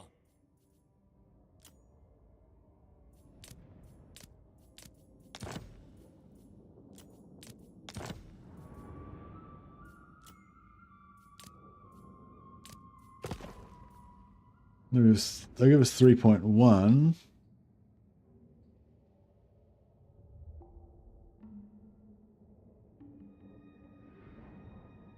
For a peace treaty. Should I don't know if I should take any of this other stuff.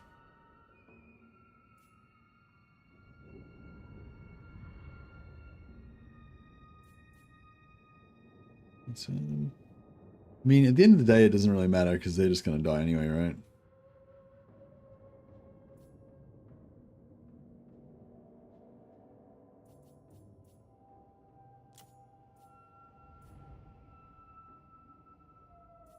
Affirmative. So that gives us vision on Belagar, who doesn't like us because we beat the shit out of the Border Princes, but he likes us because we're friendly with the Border Princes now. Only true vengeance. Yeah, we'll see how it goes. Find me flesh.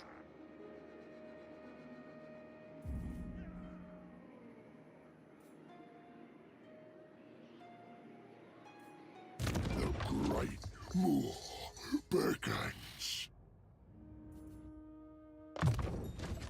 Thank you, God. Sorry, I'm very sorry, I'm just getting my land legs under me with ogres at the moment. So I haven't played them for a while. I'm just like reading everything and thinking about everything. Bring me Sorry for the something slow down gameplay. Want everything. 1, 2. The ghoul of the star. Yeah. Bring me something's leg.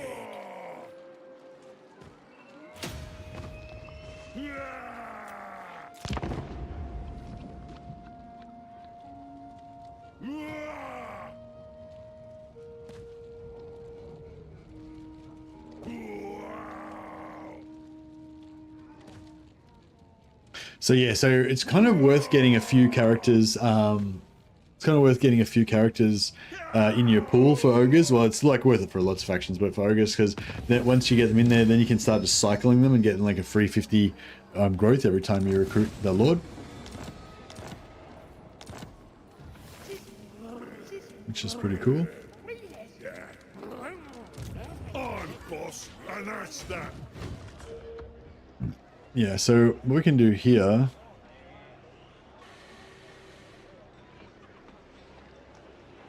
Get moving.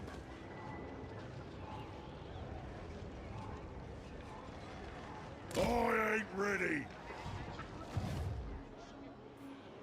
Tyrant! Keep moving or else!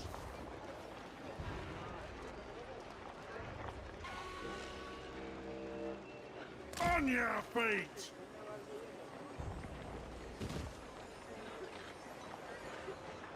All mine!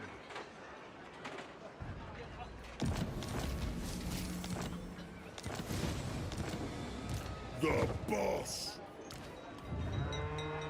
It's what I want! Okay, so Later, when I say so! I'm having a So making break. sure this guy's in range there. Then we're going to respec him so he can come back in 3 turns. And we'll put in a new Lord.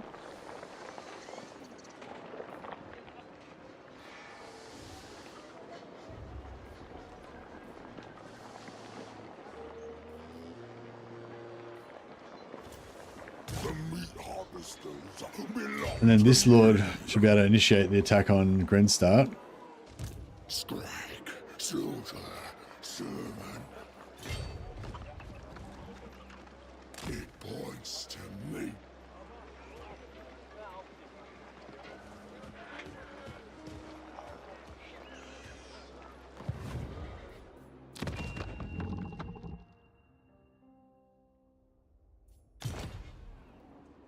Get it done.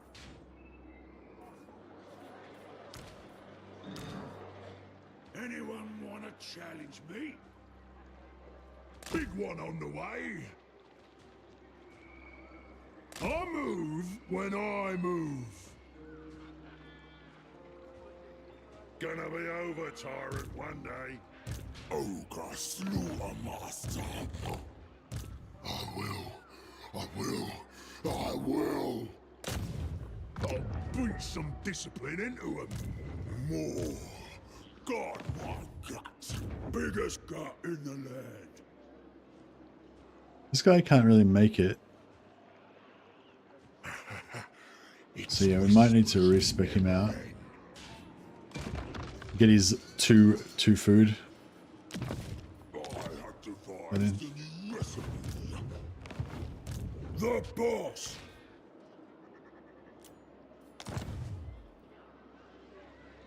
Won't stop till No, so yeah, so basically we move this side up and we respec him out, replaced him with this guy, so that this guy can initiate a siege on Grenstart.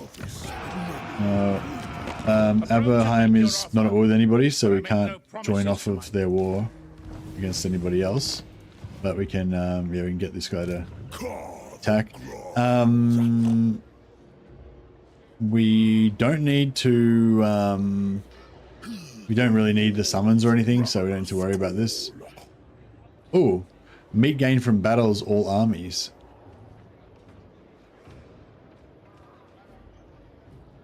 Okay. Maybe we should. Prophet of the great law.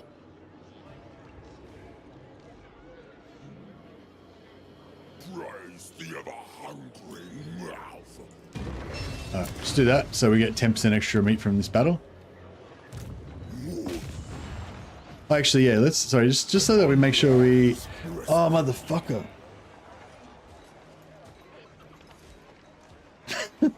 I didn't mean to cancel that. I meant to just, like, stay locked, you know, just to keep it in siege. Tyrant.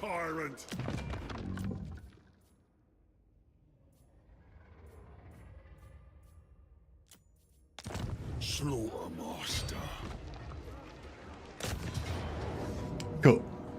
Anyway, what I was trying to say was, yeah, let's just quickly, hey, Pipping Turtles, how you going, buddy?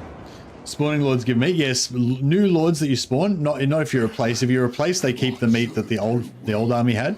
But if you if you recruit a new lord, or then they start off with 50 meat automatically. So basically, you can generate meat, 50 meat per army per turn. So yeah, so we've got like 5, 108, and 50. Pretty sure all 3 of them get meat, but I'll just double check exactly how much they all get. We can probably just auto-resolve this even, actually. Actually, let's... yeah, I can probably just auto-resolve it. Okay, cool. So, so we got 40 meat initially from the battle. And then we're going to get another 12 from looting and occupying.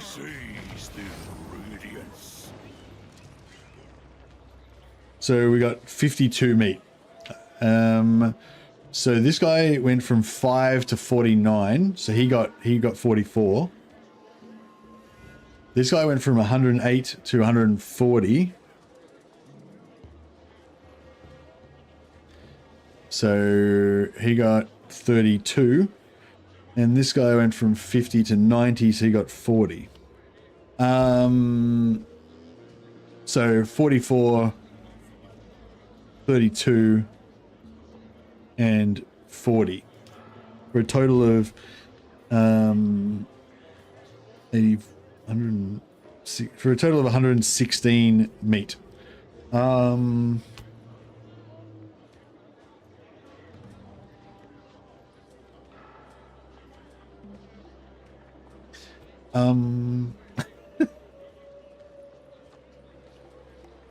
116 meat. Well, okay, so we got...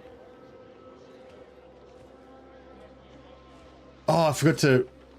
Wait up. Do we lose the... I lost the 10%? Does he... The new lord didn't have... It got rid of... It cancelled his thing. when we changed out the Lord. That's about anyway. So we had 10% extra meat. So maybe instead of 42, we got instead of 52, we got 57.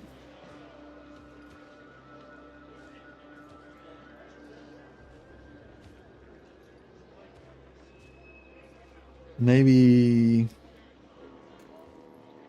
Fuck, I don't know. I'm no closer to knowing what the fuck happened there. So yeah, so the post battle reward said we were going to get 40 and then 12, which is 52, and we got 44, 32, and 40 for a total of 116 meat. So it's kind of, yeah, I don't know. I thought that everyone got the same. Like, I thought it was like, just say it was 52 meat. I thought if we got 52 meat, maybe all three of them would get 52, 52, 52. But no, that's not how it works. But it's definitely not 52 divided by between three, which should be only like 17 each or something. So yeah, it's somewhere between those two. But anyway, so it seems like, I guess the point I was trying to make is having more armies gives you more meat, I think. The magic of me. If it means butchery. Magic meat. Now, I want to... So many new ingredients. I want to attack this settlement next turn. Morse command. Great Morse directive. The slaughterer goes. Move. Oh, I need 250 meat. Haven't got enough meat. The Great War will feed. March or into the pot. Master Butcher.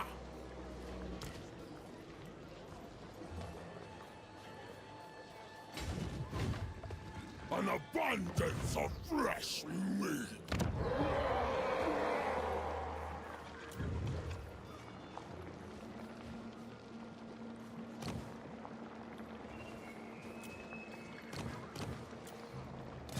Tyrant of the tribe, obey me. Gonna be overtime. So you're gonna have to sell Matorka to somebody. Make your proposal. My longbeards grumble, so make it quick. 2.7k, or these guys. Your man gods and dubious masters have no 3.2. place here. Yeah, cool. All right, we'll sell them back to them. That'll I will. that'll make Belagar hopefully like us a bit more too. Although he's not too happy with us.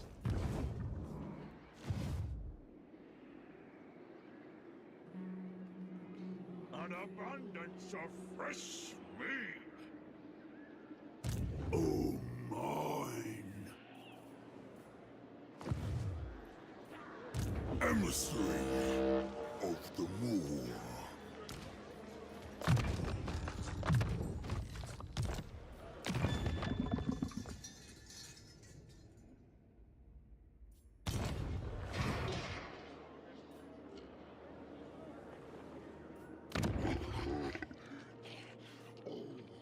For you, great godmouth. Could build this to get extra capacity, but it's kind of no point at this point, really, is there?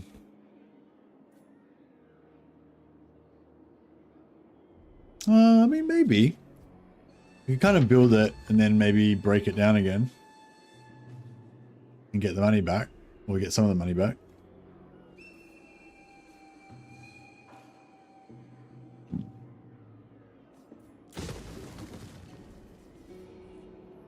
What the hell is that? Oh, it's a number. That's so, you know.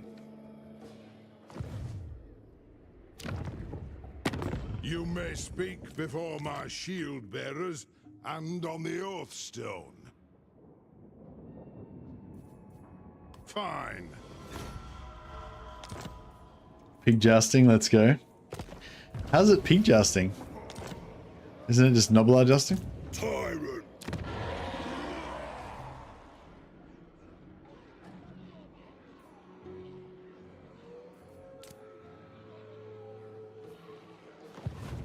All right. What am I trying to do here? So what else are we doing? We could also raise another lord here.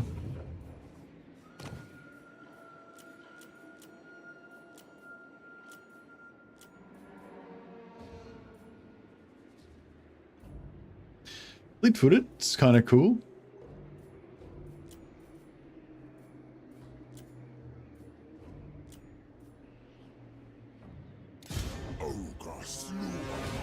Yeah, so just raise this guy, and we'll just put all of his meat into the camp.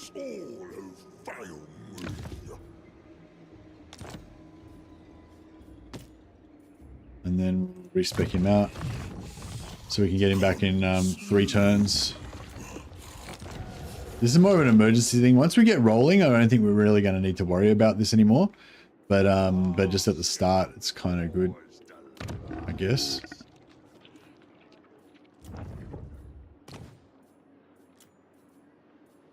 I kind of feel like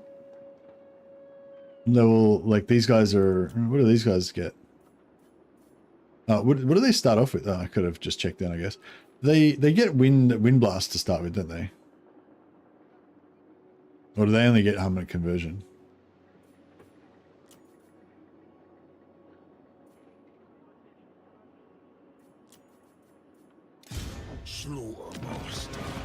Yeah, they get 2 spells, so yeah, they probably get Wind Blast as well. I was just thinking these guys are alright for like a level 0 caster or level, level 1 caster. So yeah, so basically just recruited 2 lords just so I could create 100 meat and put that into my main camp. And then just get them respec'd so they can come back in 3 turns and do it again. Bring me something's leg. Do what I say. Butcher in chief.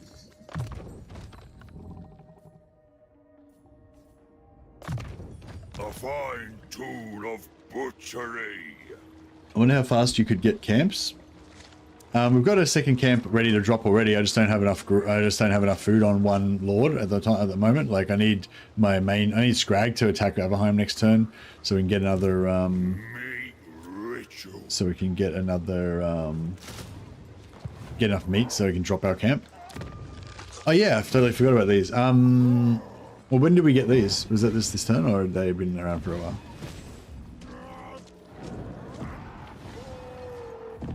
Anyway, yeah, this is cool. Faction mechanic the ogres have. Their bounties. So one is to take out Kara's Karak. Yeah, we're not planning on doing that, so get rid of it. Karak Hearn.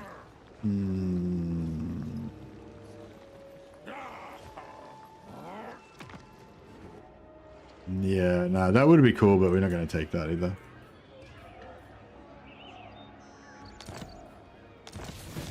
So yeah, so if you don't want them, just get rid of them, and it'll give you 3 new ones next turn. So eventually they'll give you bounties that are like in your objective. So like I wanted a bounty to take out Aberheim next turn because that's where I'm going to go. So I'll just like get rid of all those to make it a chance. Or maybe I'll get one to attack Vlad, who I want to attack as my next target. So that kind of works out as well. Yeah, so with the tick tree, I always talk about like, you always want to go this one first, probably for the second camp limit early.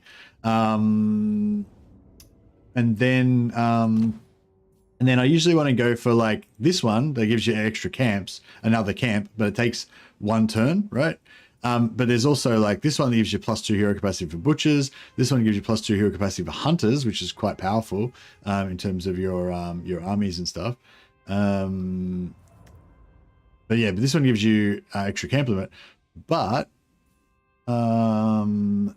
there's also this one, which gives you +1 camp limit, and it gives you +1 camp limit for every level 5 camp built. So basically, once you get this one, then just all your camps, like every time you build a camp, eventually that gets to level 5, that gives you another camp. So it's like, it's kind of like infinite camps once you get that. But it takes quite a long way to get to that.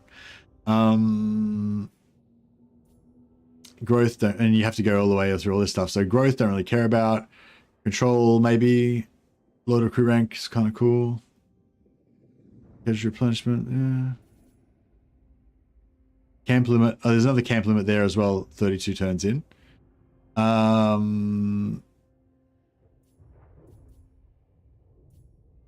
Upkeep reduction. Yeah, I mean, so there's some good stuff there, I guess. 5% campaign movement range is pretty good. Yeah, you need to go both sides, 32 turns to get that. So yeah, I don't know. I mean, so that one gives you 1+1 camp limit after 32 turns, and then after another 15 turns after that, you get another +1 camp limit, and you get +1 for every 5. So basically, in 47 turns, you get two extra camps, plus your original camp's probably already level 5 by then, so it's like 3 or 4 camps. Whereas this one only takes 12 turns, but it gives you 1 camp sort of straight away. So yeah, it's kind of, I don't know.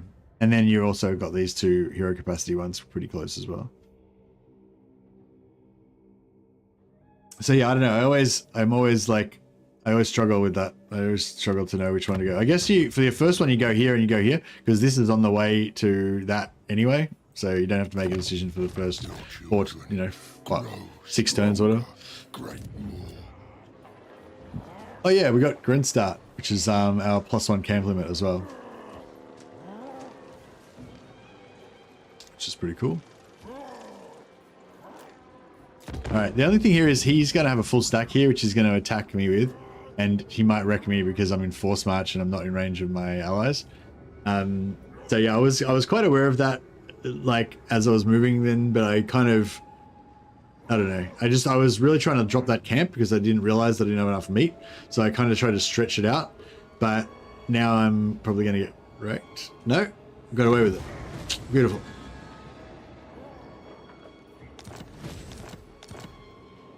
The great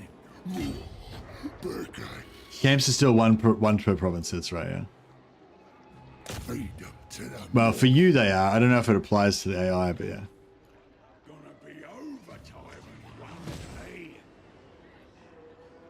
It's cool. You have a bunch in the same area. Oh, right. Oh, sorry, not 1 per province, 1 per region. Yeah, sorry, that's right. Yes. No, you're totally right, Grey Lotus. Yeah, sorry, it's 1 per region that you can have with camps, and you can't have them too close to other camps, and you can't have them too close to the settlement. So yeah, so if you have 2 regions that are next to each other, and the settlements aren't too close together, you can have like a settlement there, a border there, and 2 camps kind of fairly close to each other, like that. But yeah, you can only have 1 per region. Yeah, it's always been the same. It's always been 1 per region. Find me flesh, arses of the cleaver. Very well. Kind of want to paint the maps with camps? Oh yeah, don't we all? I'll make bone soup of you. The meat ritual is incomplete. The boss!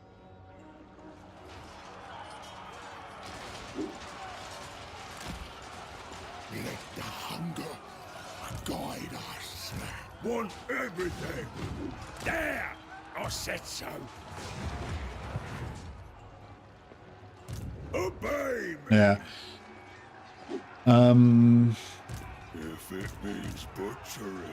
Yeah, the only problem here is that I'm probably going to get enough meat on. I'm going to have enough meat probably on Skrag, but I won't get enough meat on these other ones. Oh, we might. So I'm keeping this guy back a little bit so that he can just move back here and drop the camp, because we've got a camp to drop, but we don't have enough meat. If he hits 250, that could be good. What are we on? 3 out of 4. So yeah, just so that we can hit 4.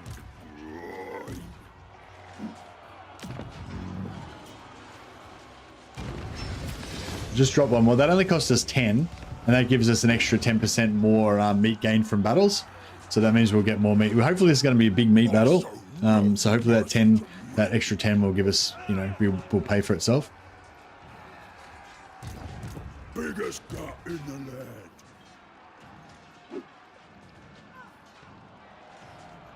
land. We could put 3 more on these to get up to 30% extra meat gain per battle, but I don't know if it's going to be worth it.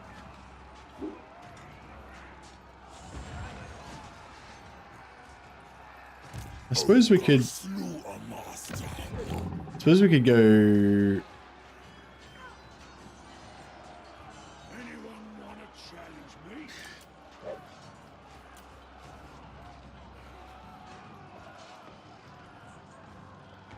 Yeah, I'll do it like this. Do what I say.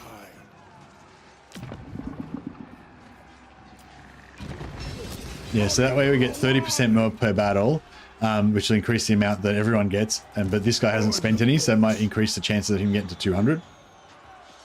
Plus, it gives us another summon and everything, so that's all good. Butcher you slowly. Great Skull. These guys get Gut Maw, which is an armor that gives you regeneration, which is pretty cool.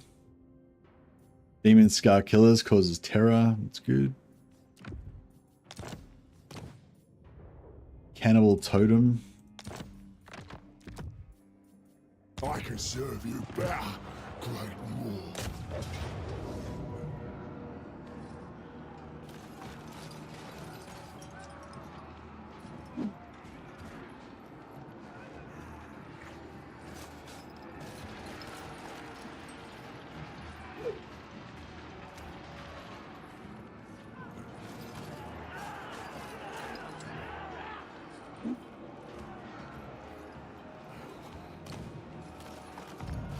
Alright.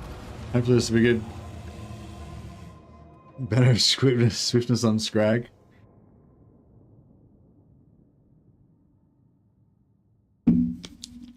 Alright. This should be an interesting one. I usually like to go in the bottom. If I send in my lords, if I send in my heroes and try and do a bit of blobtastic, will I be able to get him to mortar his own units, you reckon? Maybe. We can do our special. We can do our special gate busting stuff down here.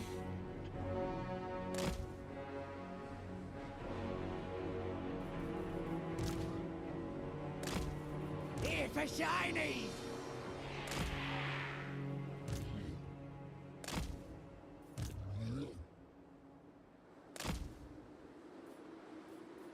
Skrag, the slaughterer!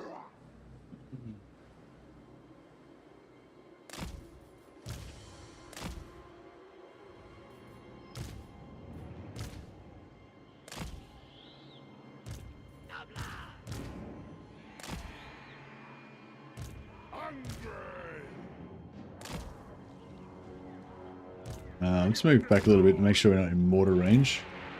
These guys coming on here. Yep. Beautiful. Alright. Skrag, the slaughterer! The slaughterer! Oh, fuck. Will not rest until all the meat is chopped. Servant of the Moor! Yes, Great Moor! Where's the meat? Cleave and gouge! Chop and tear! I seek meat! Serving Skrag!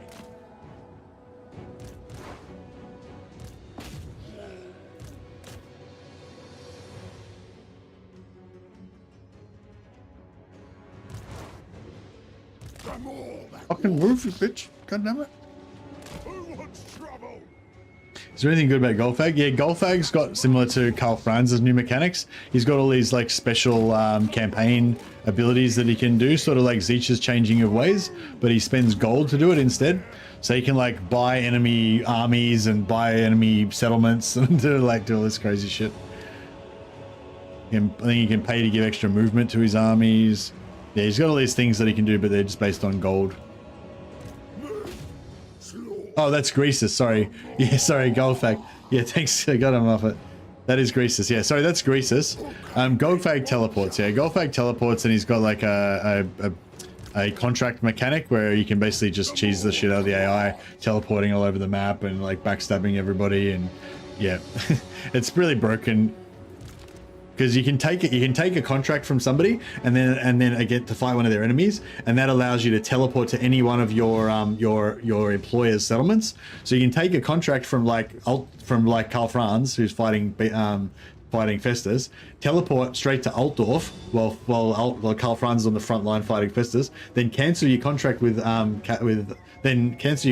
Karl Franz, which automatically pieces out with Festus, and then just take out Karl Franz's capital, and then you can like either sell it back to Karl Franz for peace, or you can just take somebody else's contract against Karl Franz and then just cancel that contract, which automatically pieces out with Karl Franz, so he can't even do anything about it after you just fucked him over.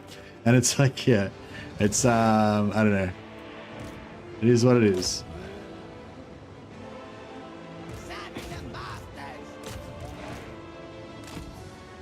We're the more asked. Skrag, the slaughterer. Yeah, this is not working out very well at all. Keep Relentless hunger. I keep screwing up my unit. Keep screwing up.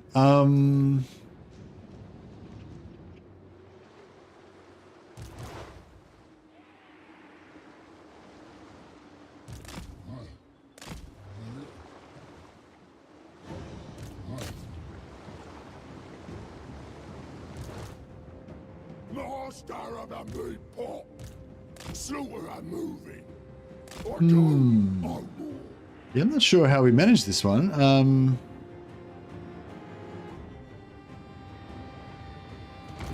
The more cools. Who needs bruising?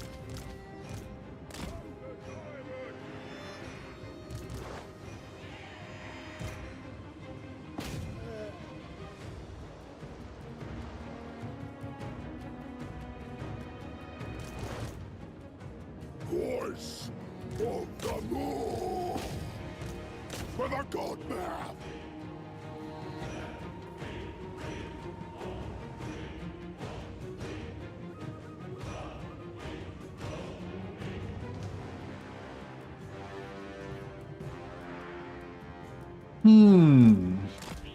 I'm not sure how we win this one. I'm sure there must be a way, but I'm just not really seeing it right now.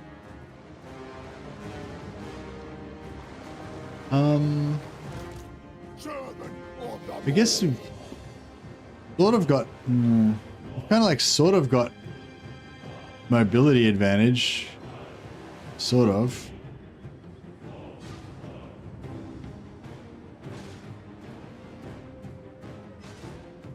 Like we've sort of got the mobility advantage if we take out all of their knights first. Guided by hunger.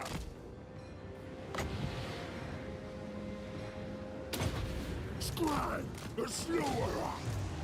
The Godmouth directs. Godmouth's request.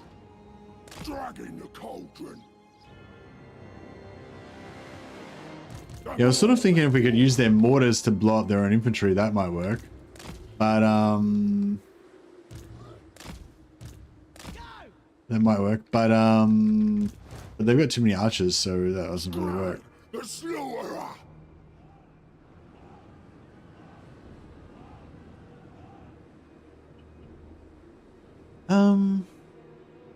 Brain. Need my brain to work.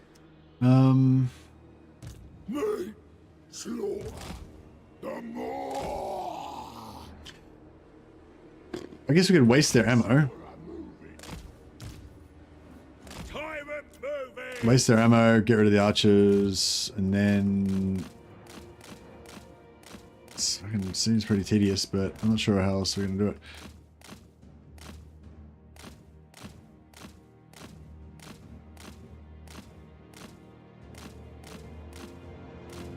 How many archers they got? 1, 2, 3, 4, 5, 6. That's a lot of archers.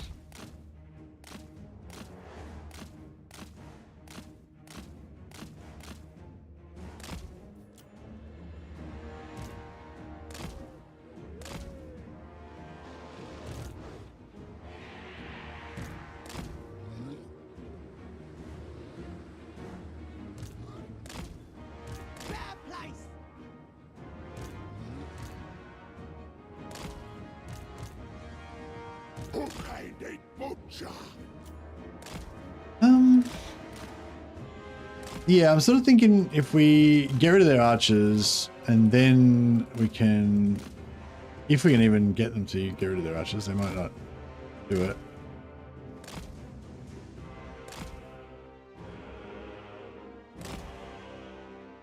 Yeah, I feel like there's mortar, we could definitely use that if they could.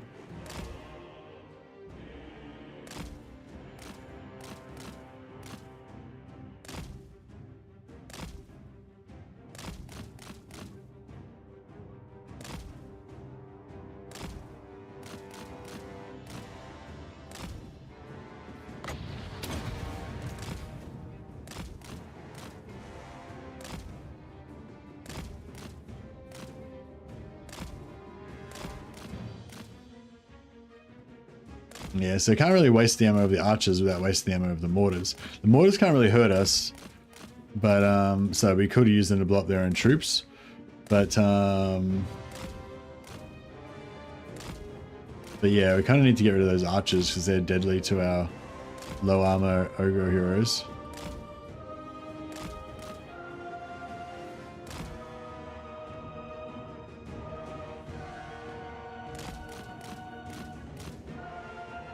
We can keep like kind of running towards the walls, and if you're running towards the walls when they fire, then they'll try and aim for you and they'll try and lead you and like hit their own units.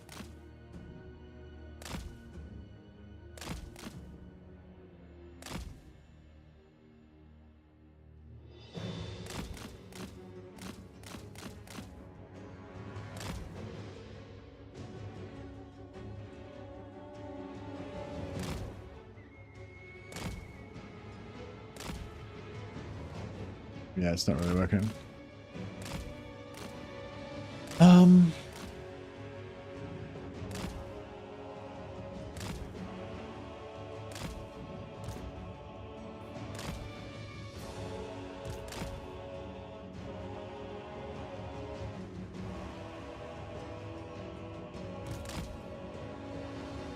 mean, I've got to commend the AI for not really shooting at my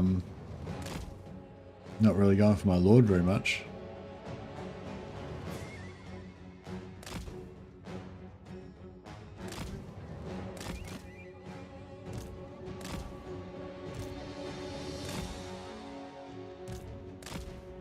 Do any of the ogre factions get unique items that the others don't get?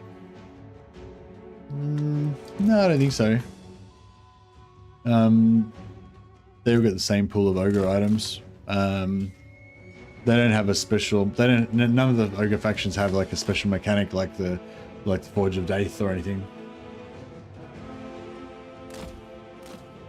I mean, obviously the legendary lord items.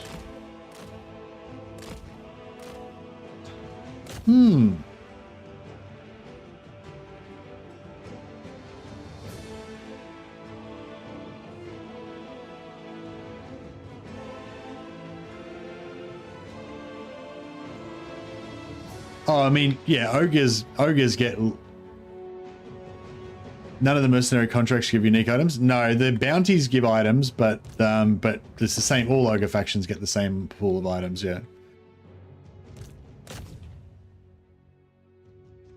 They yeah. I think the mercenary contracts give the bounties. Can the bounties give like weird empire items and stuff sometimes? I think that was the thing. But yeah, but all ogres have the same bounties, yeah. Oh, nice. They just stood there until we knocked down the wall. That's pretty good. I'll just do it again then. Maybe this is the way that we win.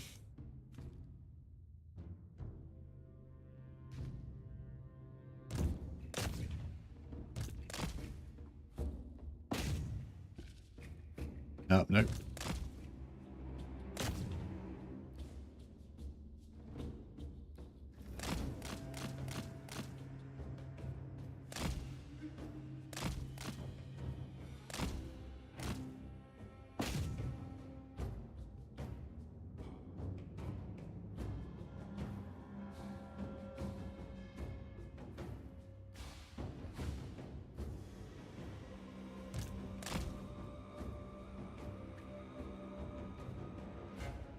Go and stay there. Two units in one. Wait for it. Oh yeah. Suck it.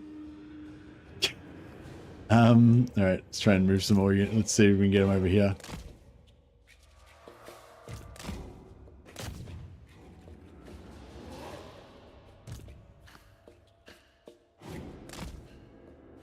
Yeah, sorry, it's taking a while. I know.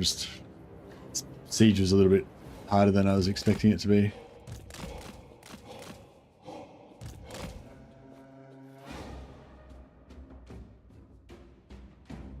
Hope they make all the walls actually destructible. That would be pretty cool.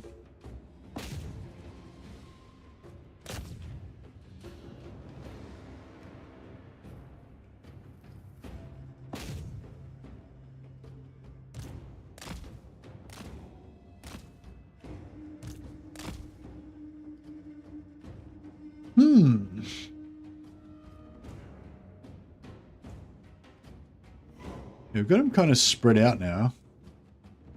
So that's kind of cool, I guess.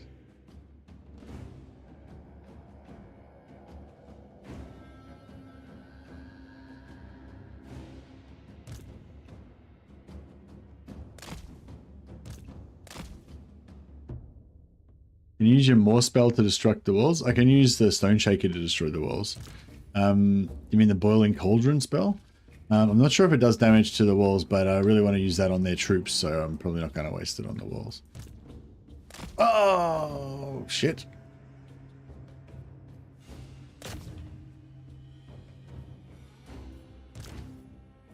Oh, you mean Bone Crusher?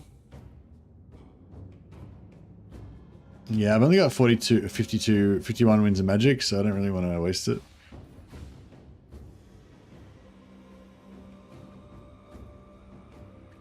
It'll be better on a tight blob if we can get them. If we can get them to go into a tight blob, I feel like it's only best to use it there.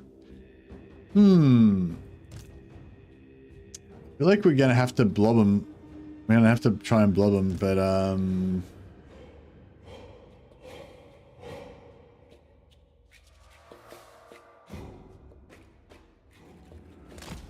don't know. Maybe we can try and like lure them outside the walls or something. But I don't know, it's hard work.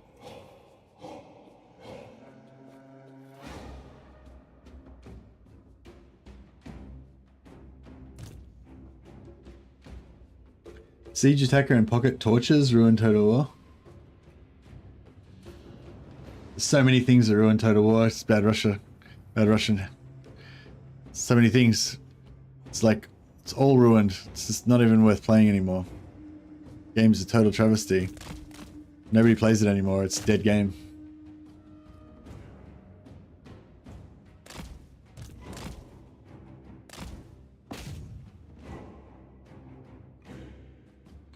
Yeah, I don't know. I feel like that kind of hyperbole is unnecessary.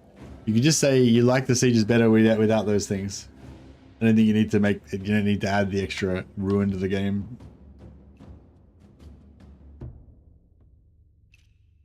Wonder how rich ogres can get with camps in every region? Yeah, kind of like infinitely rich, kind of.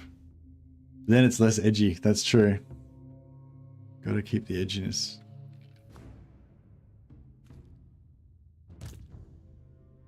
I'm just trying to get all the walls like ready to blow up in case anyone ever goes on a wall. We can just blow it up.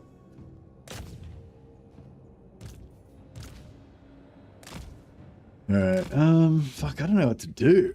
I don't know what to do. We could try and send in the Gorges to do like some sort of stealth missions, but yeah, I don't know.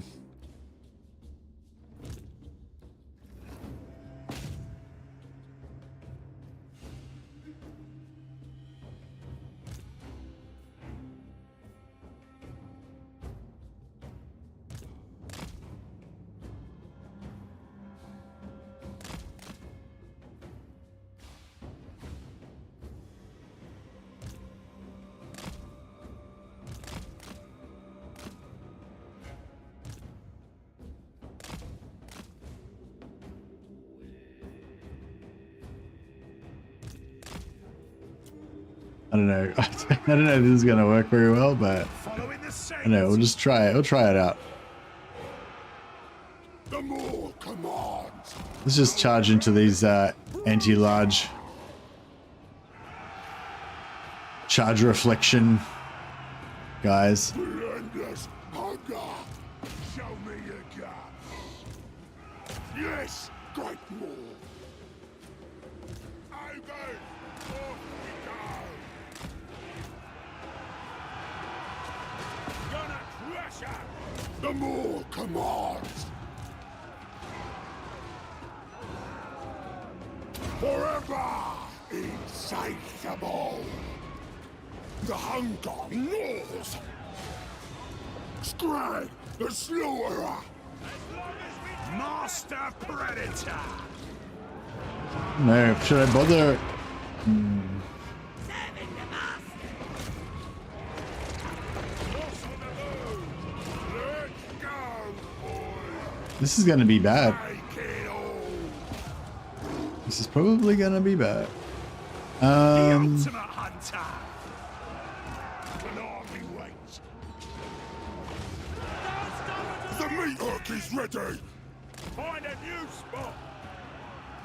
Thundering ball.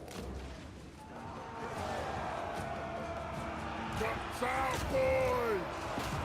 Leader of butchers. Bring us meat. Me. The more cool. Spear 'em! Rest. Follow the more's call. Iron fists. Flay 'em! Noblars attack! Master of the meat. I think we're kind of doing alright. Helmet Discord in here would be pretty nice though. Let's try and kill this fuck.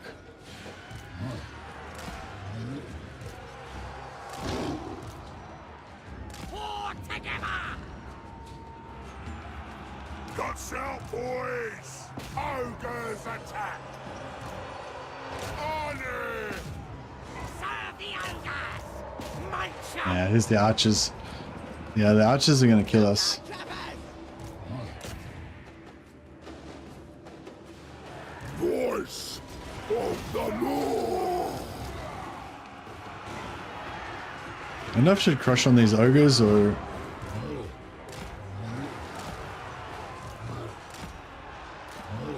When supper, follow the Moor's call. Off we go.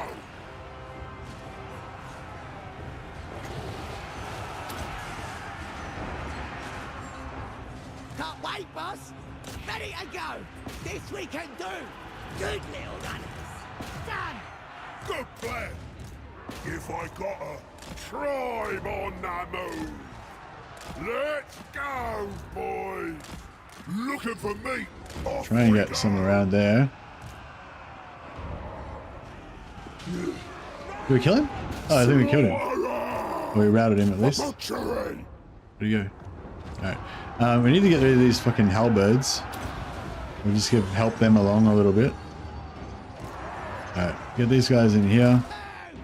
Gonna get them to save their ammo because they've got hardly any left, and a little bit of extra help routing stuff would be good. Servant of the Moor. Bring me the spoils.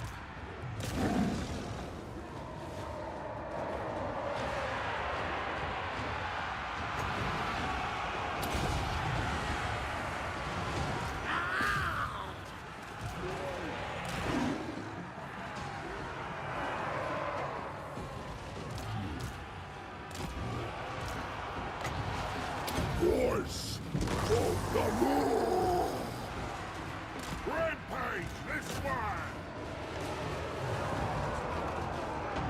Right, get them to fuck off. These guys can melee. Skrag, the slower. Need to get those halberds down. The more that walks. Stop them! The screaming hunger. Yeah, get them to fuck off. That's good. Alright, these guys around the back. When do we eat? Take it all. Skrag, the slower. Yeah, need to get the snowblast spears in here to kind of counteract their anti-large. Just let them guys fight where they are. Damage on anti-large. Just gonna get rid of all the anti-large spears. Fuck them off.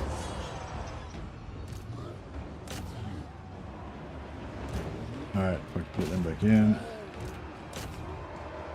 Get them all onto the spears. Another heal. Maybe. No, ogres. Yeah, it's not looking too bad though. Take it all! We can just kind of, now that we've got a bit of momentum, we can just keep roll them up, and it'll be good.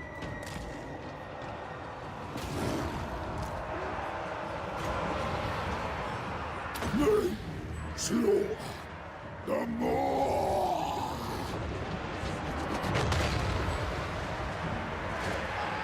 The godmare, arises.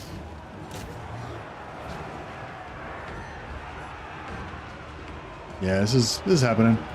It's happening.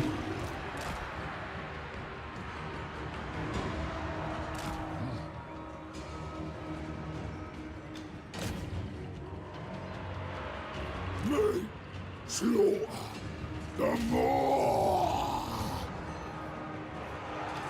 Does it go enemies or everybody?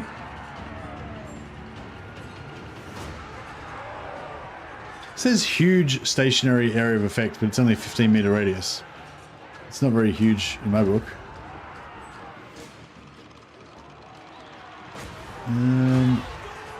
Any more anti-large? Start fucking those guys up. Actually, get them to keep chasing those archers if you can.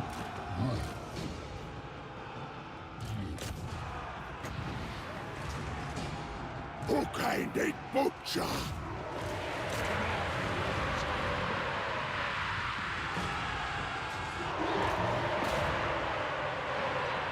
Hey Josho, yeah, I really like Skrag. He's cool.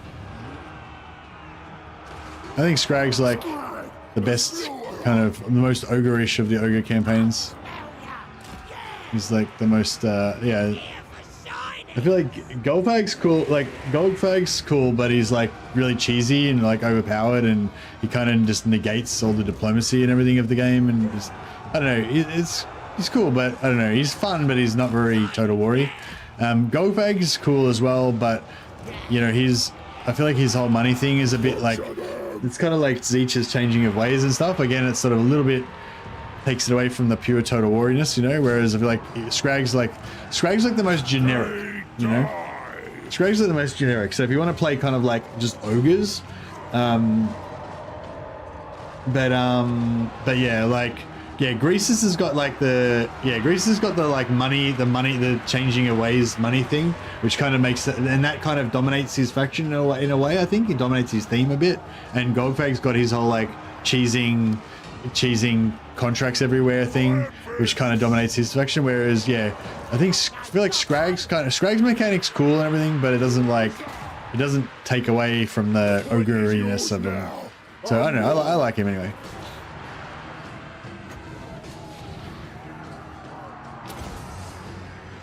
All right, I think we got this wrapped up somewhat.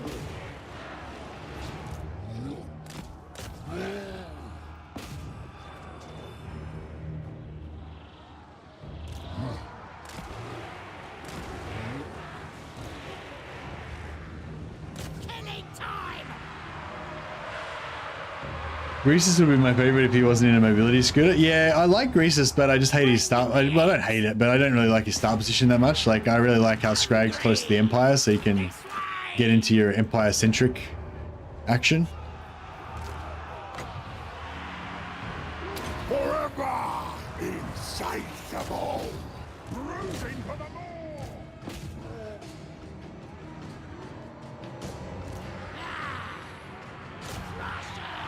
Huzzah! Skrag, the slaughterer.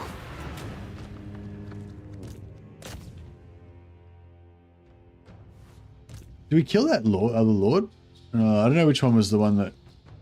Yeah, I don't know which one got away, like which one was the one that was inside and which one was outside. I'm assuming that Aldebrand was inside, Marius Leitdorf was inside, because he's like, he'd be the one with the main army, right?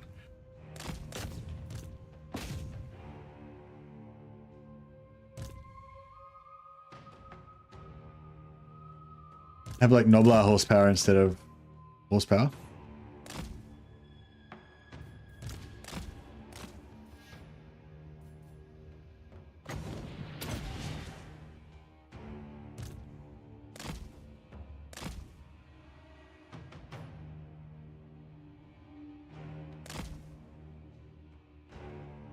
Get him.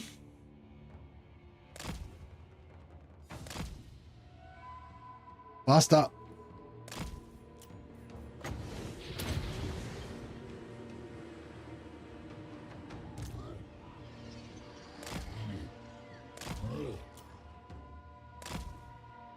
No.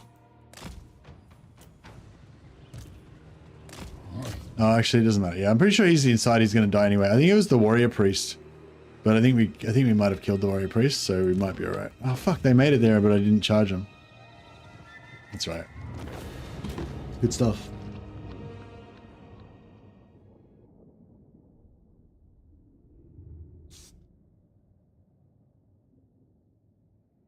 You've met Greasus at Walmart before? Isn't there a big name that makes Noblars unbreakable, or did they remove that? It was not a big name, I don't think. It was a, what was it? I thought, no, maybe it was a big name. Yeah. Yeah, there was a big name that made him unbreakable. I don't know if they removed it or not. There's also a tech that made him really cheap.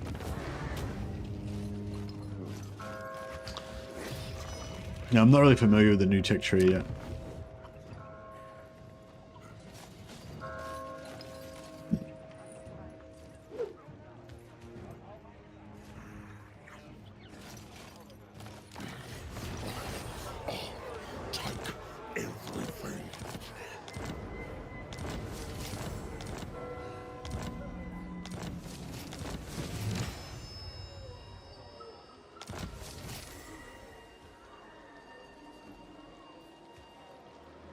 Hey, we've got more regeneration.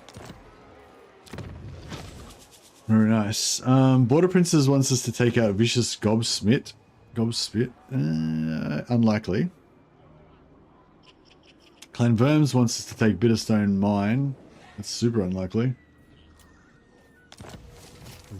Barak Var wants us to take Doc Karaz. Super unlikely also. Vicious Gobsmith.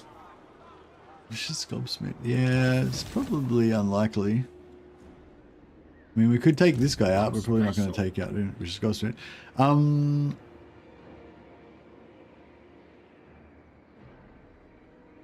again.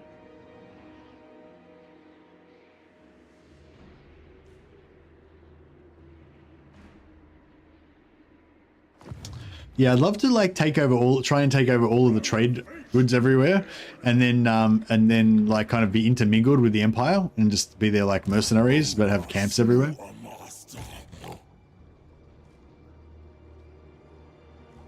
Does the Goldfag insta-peace strategy master reliability? No. That's what I mean. Like Goldfag's just like there's no repercussions for anything. You can just fuck over everybody and just ruin everything. It's just like I don't know. It just I think that's the problem I got with Goldfag. It just feels like there's no repercussions for anything.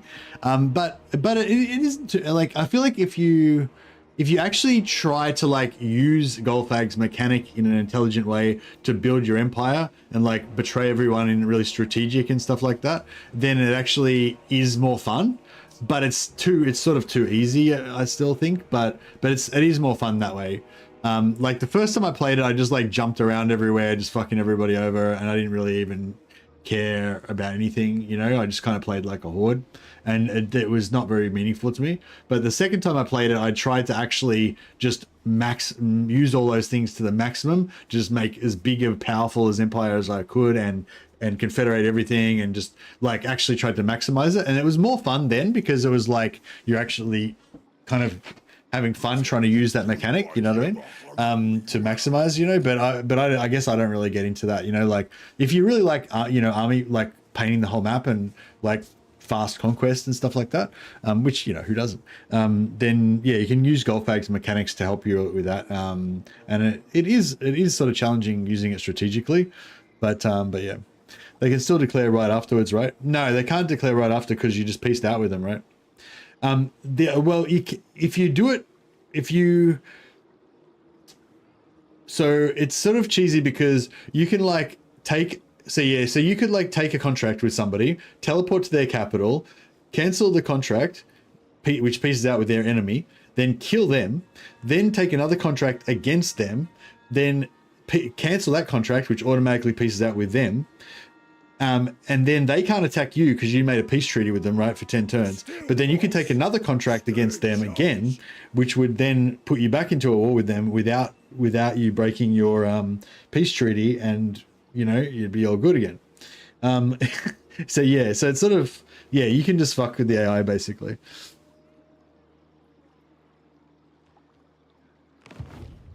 Slaughtermaster. Yeah, I'm not 100% sure on that, Anthony, but no, I don't think so. I think they have the 10 turn cooldown, because you have the 10 turn cooldown. Like if you use the auto piece, like auto pieces no matter what, but you still have it's still like you made a peace treaty, right? You still have, you can't declare war on them again.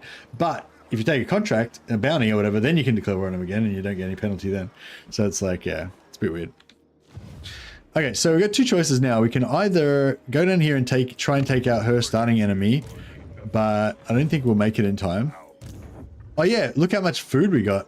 500, 400, 600, blah, blah. So we've got plenty of food now.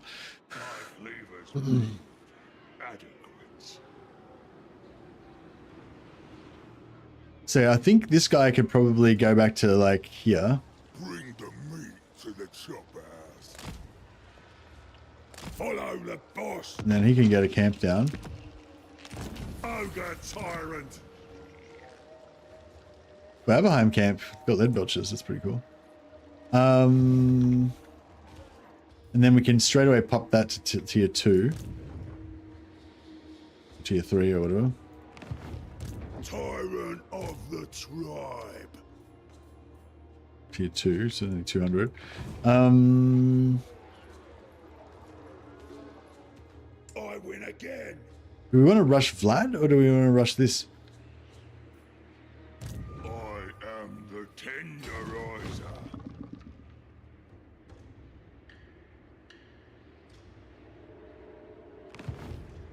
Still boss, still in charge.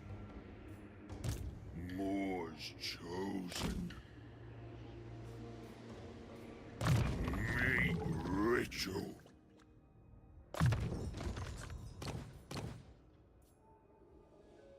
Oh yeah, big names. So weapon strength, belly slapper, -8 melee attack. What do you gotta do for that one? Get ring 15. Win against an army with spellcaster. That's pretty good. Death cheater. Ass belcher. He can fart. He can fart corrosive acid farts. That's pretty cool.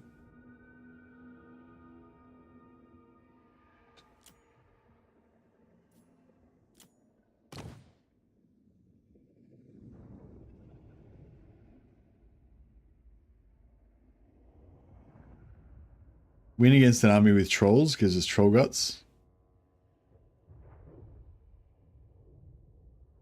Heal per second when in combat.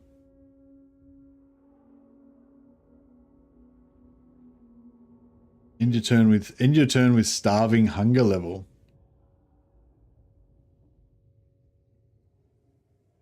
Oh shit. Wait, with the big names, you don't choose them anymore, do you? You just have all of them unlocked at the same time, right? So I should do that as fast as possible.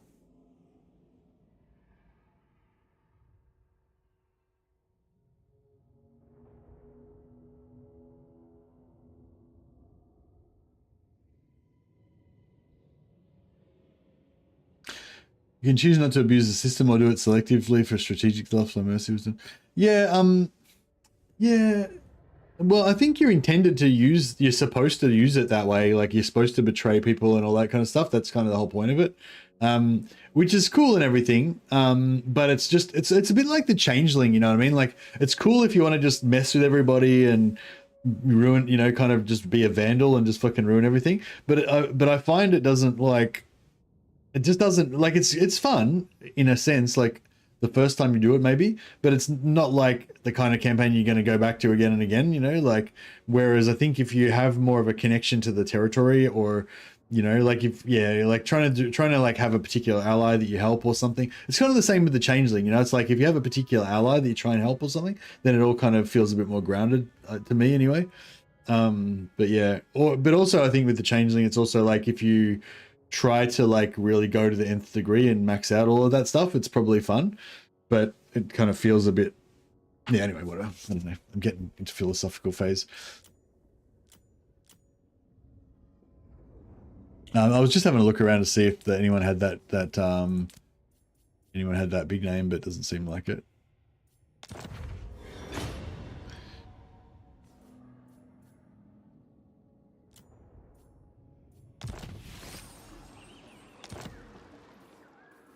I'm thinking if next turn, if Elspeth hasn't taken Faldorf on next turn, and if he can make it in one turn, then I might go for it. Bring me something to live. Skrag, soldier, servant. What does starving do again?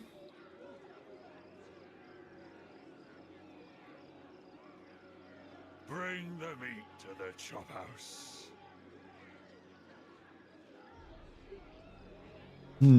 So I kind of want to. I didn't realize how good starving how good that big name is. So I kind of want to get starving as soon as possible because it gives me 5 meat per turn and 15% extra meat from battles. So yeah, so you probably should actually do that on turn 1. If I had have realized that, I probably would have maybe done that on turn 1. Because now I've got like too much meat for it to do it, you know.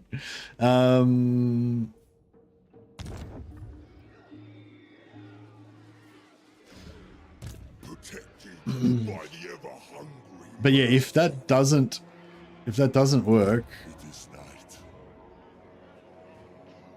yeah, I could transfer it to a camp. But if I do it now, then I'll lose my replenishment.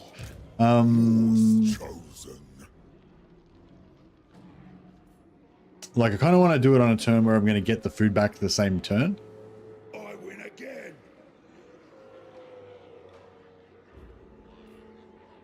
My cook partner. But yeah, I could just put all the troops in this guy's army instead, and then just transfer it to the camp. Yeah, yeah, maybe I will do that actually. Yeah. Throw a feast in my honor.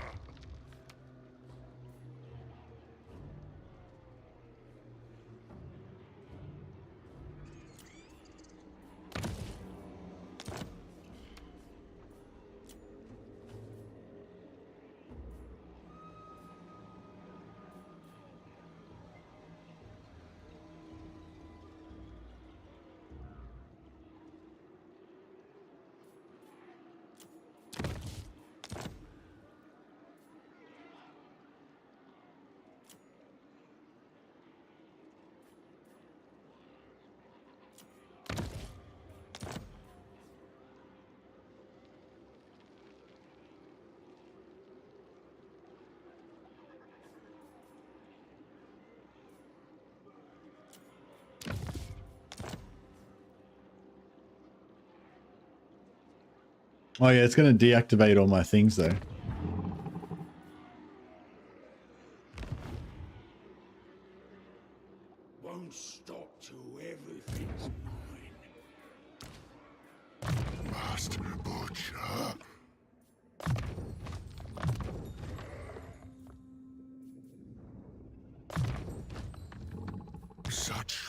luxury it promises.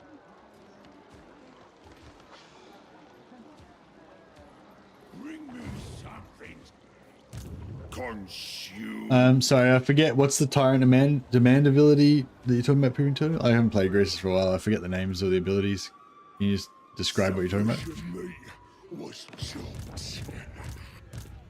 Oh, actually, maybe someone else can answer that one. I'm not sure. The Godmouth's command.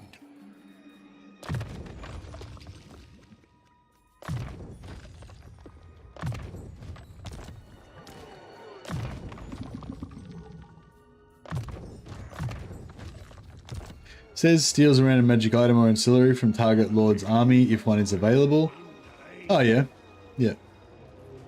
It's just like normal, like stealing an item. Like if you, it's like as if you just beat them in combat and you got to steal an item. Yeah, you can't steal, like if you're stealing it from like undead, you can't steal like the black berry up that's a unique undead item, but you can steal you can steal generic items, or if they're the same faction as you, you can steal, you know, items that are the same, faction specific items. You can steal legendary items as well. There's the new purple legendary items that drop. There's there's a new thing since you've last played where basically you have your normal item drop chance, and then additionally to that there's like a 1% chance or something like that, or maybe less, that you'll get like this unique purple item, and they're actually unique in the whole map. And if you get one, then no one else can get it. But also, if one of the other factions loots it, then you can't loot it, but you can steal it off them. So yeah, that's kind of why. So stealing item stuff kind of became more interesting since those items came out. This will assist my recipes.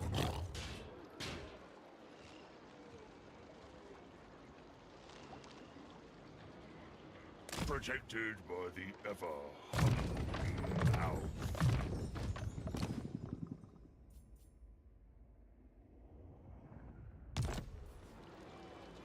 Obey me.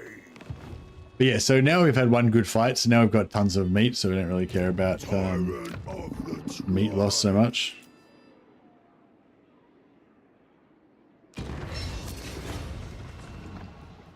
Still, boss. Still in charge. Carve and grind. Yeah, I'll put on movement and also movement and wins per turn on everyone.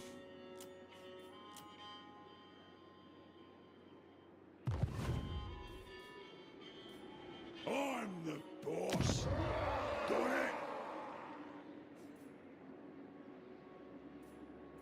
I don't know, should I do like public order or something?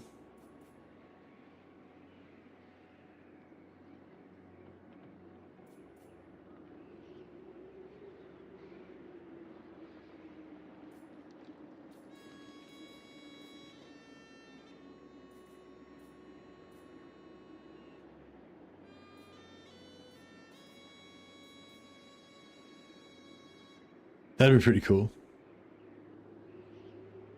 We get a fire belly.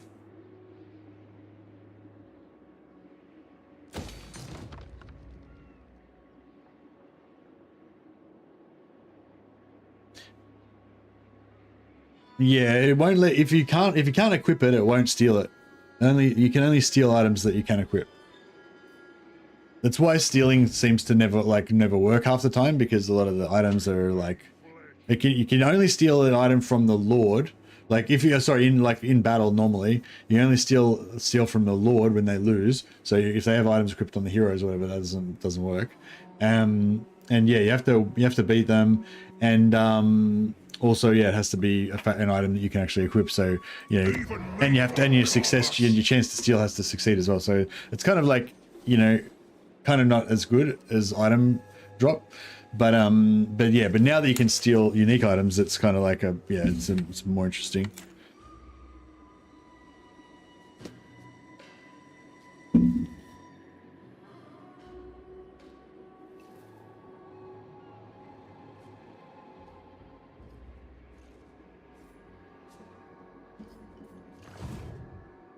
Tyrant of the tribe. Leader of the tribe.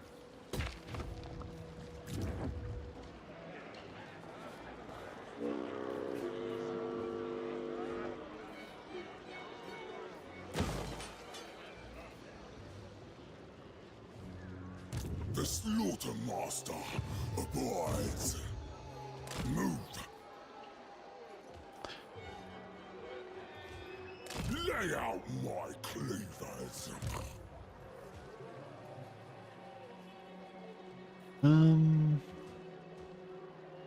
97. Cleavers proved adequate. Can we? I'm the boss. Master Butcher. Fuck, I really want that replenishment. But then I also really want this rebellion. Bring the meat to the chop house. The magic of meat. It cools.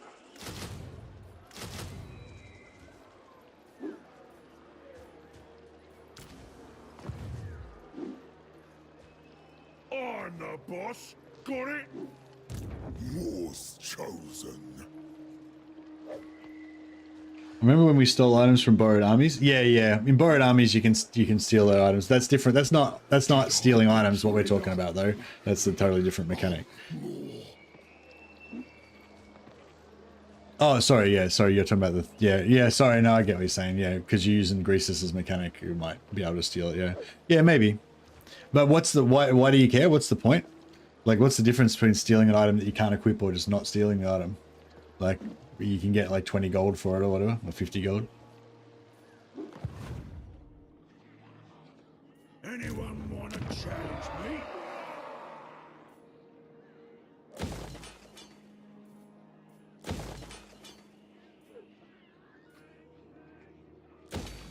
You could fuse it. Yeah, true.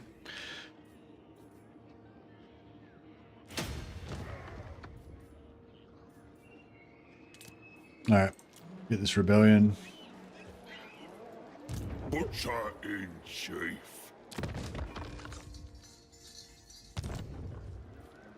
I wonder if they're gonna kill this army. Bring me ingredients.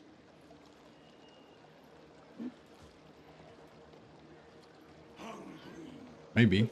Always hungry. My cookpot awaits. Oh, easy come, easy go. Bring the meat to the chop house.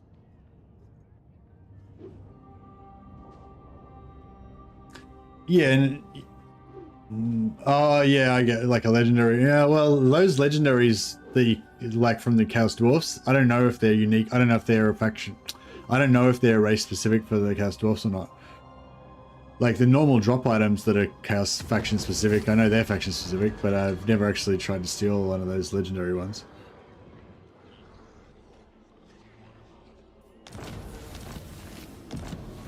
Did we just get a no spawn rebel?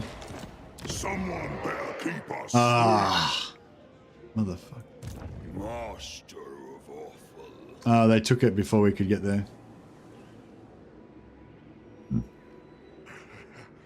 Its whispers never end.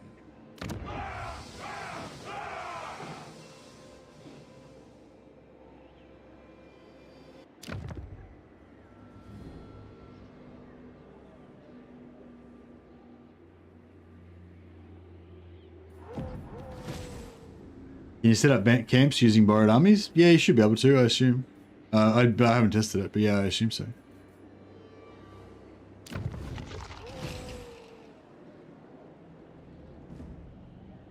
That's a good thinking, Damon Wrath.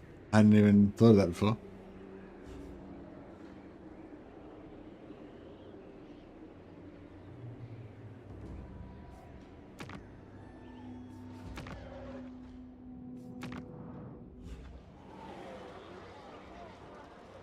Keep getting bounties that I don't want. I gotta get rid of my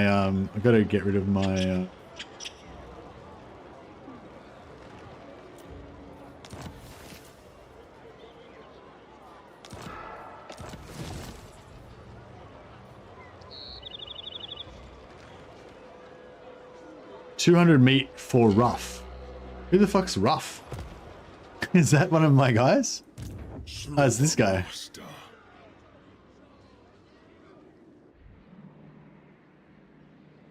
I don't know. Should we just take out Avaland?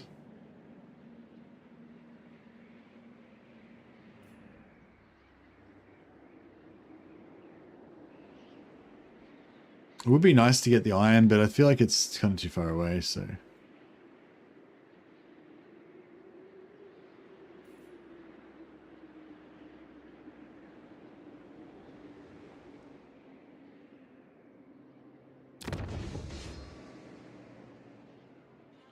True capacity...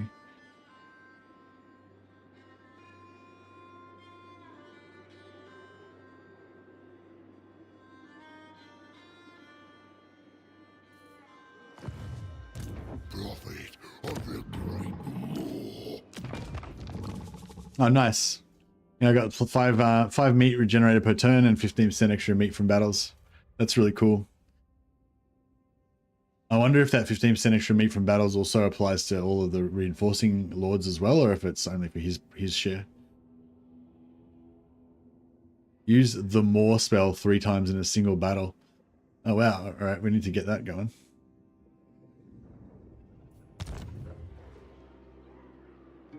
There will be butchery.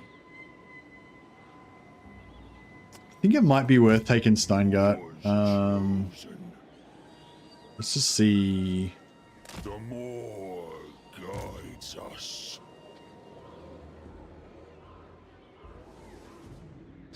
It's actually we're sort of going the wrong direction though, aren't we? Havana school.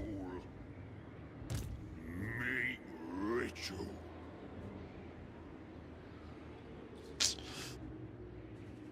No ogre can beat me.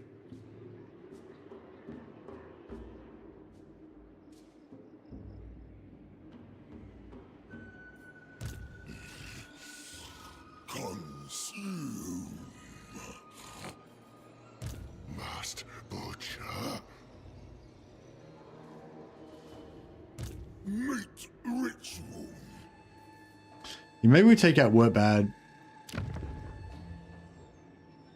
And then Flintsburg. And then we can sell a bunch of that stuff to Karl Franz to get a quick money in get a quick money More.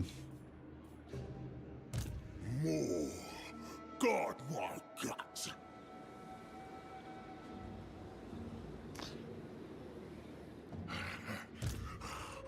The more will consume all. Very well. yeah, I think we'll just go to war with My them. hand hovers close to my blade. Utter your demand before I raise it.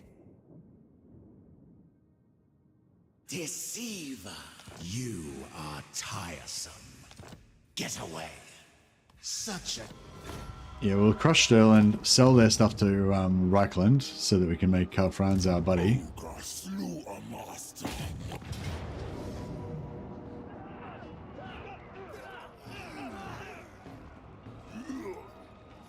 Slice the meat. Are you taking only contracts from Empire factions? No, I'm taking I don't have contracts in this one. I just have bounties. So they're just like what do you call it? Yeah, they're not like contracts like with Golgfag. They're just like bonuses for, they're like little quests basically. So yeah, I'm just looking for ones that are where I want to go. So I'm not gonna like I want to go up here and then take out Vlad. So I don't want a contract that tells me to go down here. Like that's fucking irrelevant to my thing. So I'm gonna keep canceling them until I get one to kill Vlad or to kill something nearby or something. You know what I mean? So you basically just keep cycling them until you can get one that's convenient. So it's what I do. Great Moor's directive. Crush and cleave. Tyrant. Find me loot. Let your hunger guide you. The chop house side Cool. soul fail me. Now we'll try and pump this up so that we can try and get to 10 plus. What are we on now? 7, 8.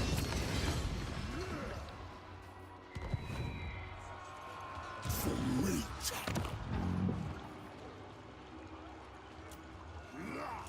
9, 10. Rake and rend. So now we're getting, what do you call it? 50% extra meat gained all armies. Like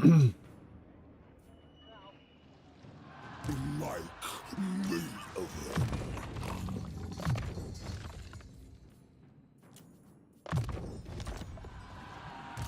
I bring meat. No.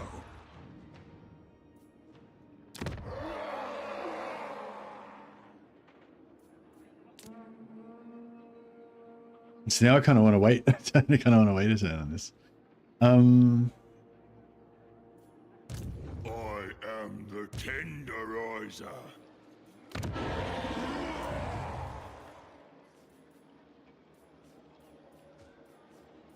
I've been disciplined, strong. Slaughtermaster. If it means butchery, carve and grind. Butcher in chief.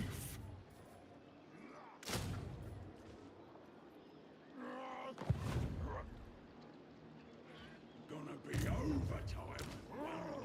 Skrag, I like Skrag because he's just simple.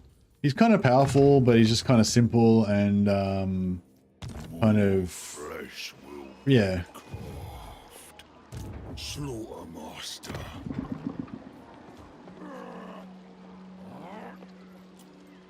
We must feed them more.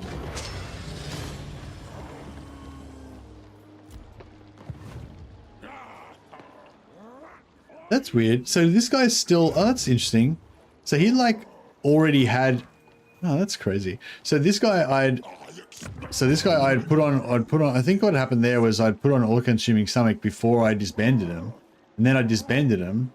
And then he came back, got his 50 meat that he starts off with, even though he'd already spent 20 on this. He's not on 30, he's on 50. And then I spent 20 on this. So now I'm down to 30.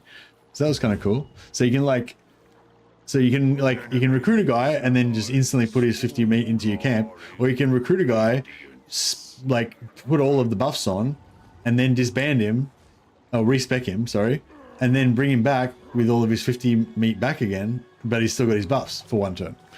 It's kind of cool. I am the tenderizer. I'll eat any challenger.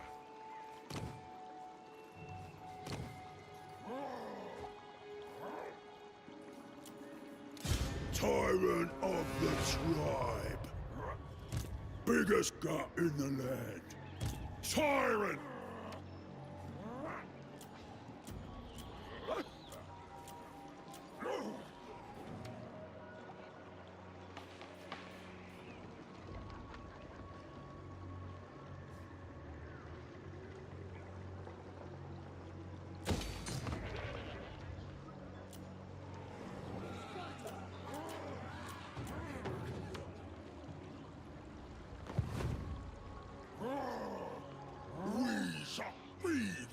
All right. Yeah. Anyway, so we better fight this battle. I'll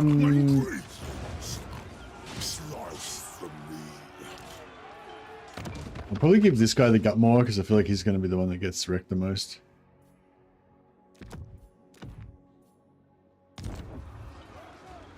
It hungers.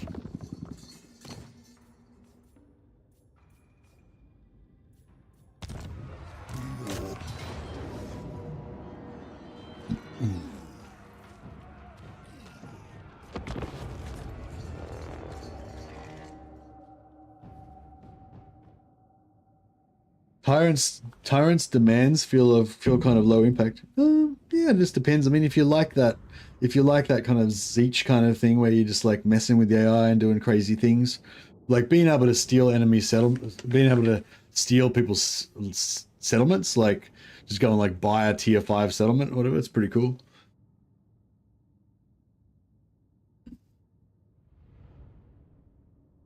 Or a tier 4 settlement or whatever.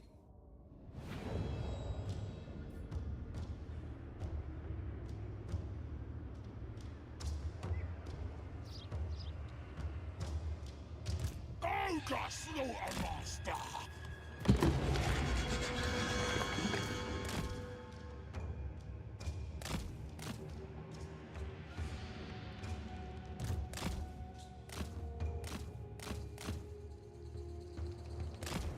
It's only tier 3 when you take it, yeah. But you can like, they could have a tier 4 settlement. You could like take it and blow it up. Well, not blow it up, but you know, take it off them. But yeah, you'll only get a tier 3 settlement, yeah.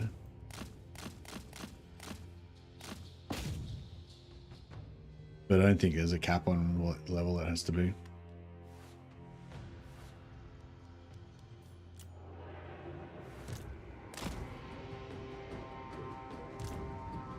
Club and claw!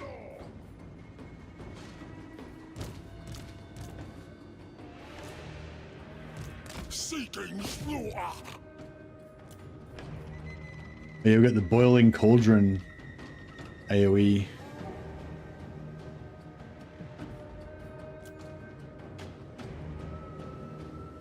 The hunger gnaws! Call of the maw! Chop and cleave!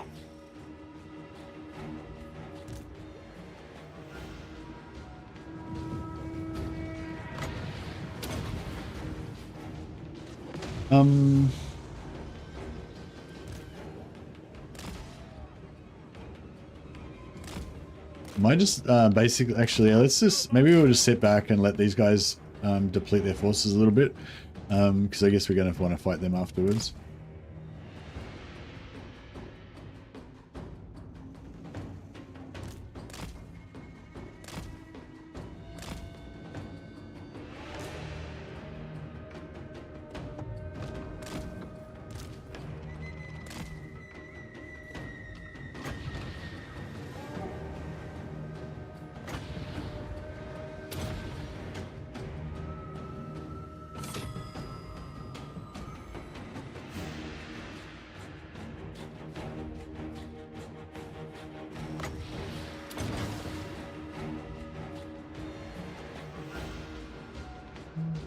Maybe kill some of these Furies. Ah, missed.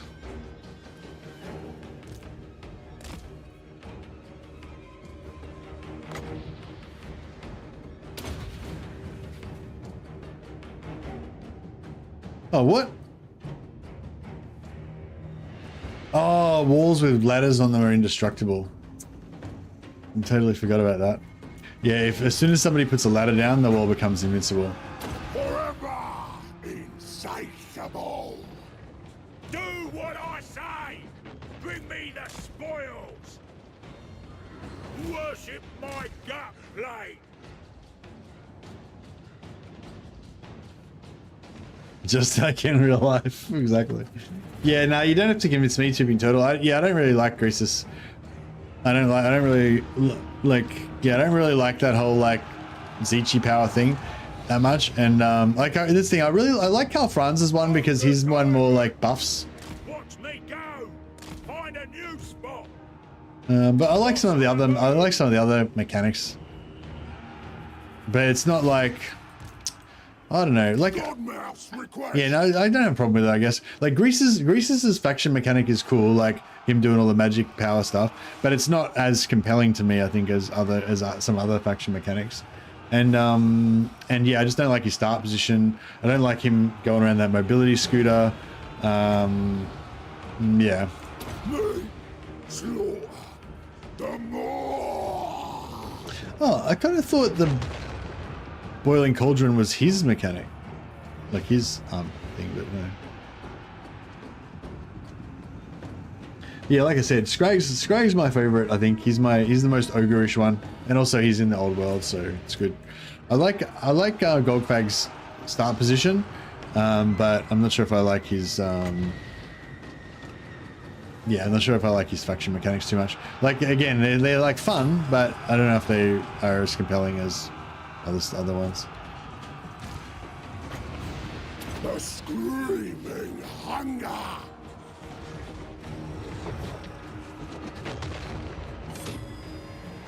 Leader of butchers, call of the maw!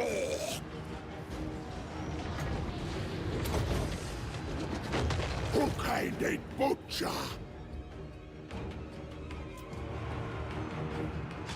I might be able to knock some of these guys off the wall. That'd be cool. No, you can't do it on the wall. Crap. Hopefully this will kill those guys. Righties. Me slaughter the more.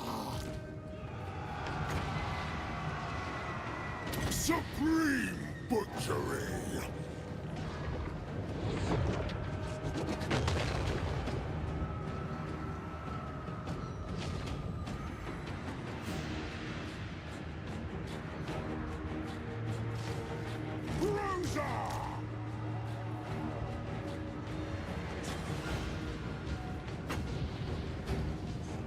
Voice of the Moor.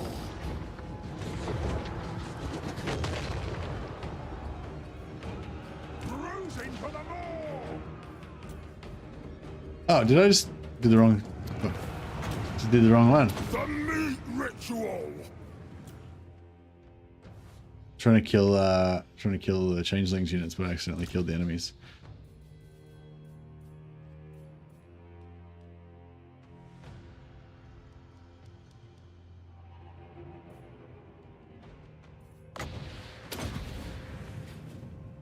Hoping maybe like one of their guys would fall off the edge or something.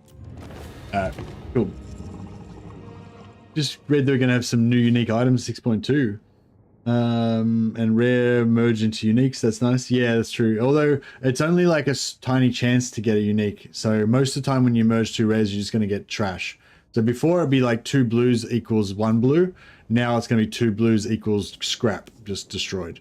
Except for occasionally like a really rare chance that you'll get a unique. So it's like, it's just like a gambling kind of thing, but I don't know. It's cool though.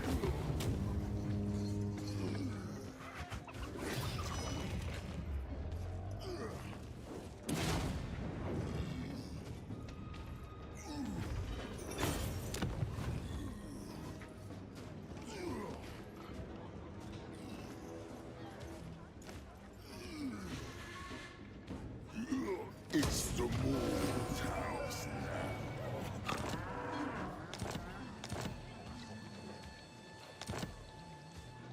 Tyrant of the tribe. Obey me. Yeah, that was a mistake. Throw a feast in my honor. Alright, so I guess he's gonna have to go and occupy Flintsburg. Oh, we don't even have vision on France yet? No. Amethyst Guardian. If you hope to walk off with my treasures...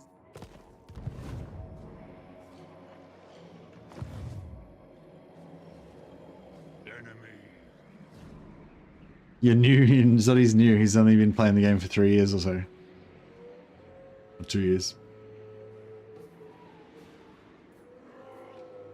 Slaughtermaster. Skrag. Slaughter. Servant. 3 years is new, yeah. According to Zoddy, yeah. Meat for the meat ritual. Guided by me. Do you reckon he's got a full stack in there? No, he doesn't have a stack in there. What's his faction strength? Do not waste my time. Oh, he's fucked. Okay, cool. Alright, I'm gonna risk it for the biscuit.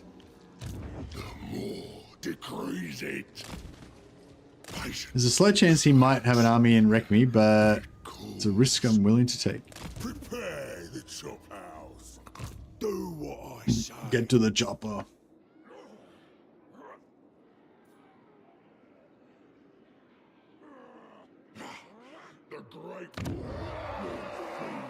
Are you going to be a good Skrag and help the Empire or conquer them all? Now, I'm going to be a good Skrag and help Karl Franz. I might eat a few of the other minor elect accounts, though, because I don't really understand the whole concept of, you know. Like, I'm loyal to Karl Franz, but I might, like, kill his allies and stuff, because I don't really understand the whole concept of, like, you know, honor and alliances and things. That's pretty much where my guy's at. Carve and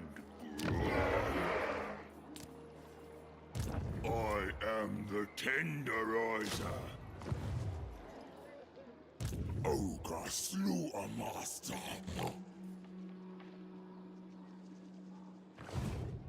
It calls. They serve, or they'll be served.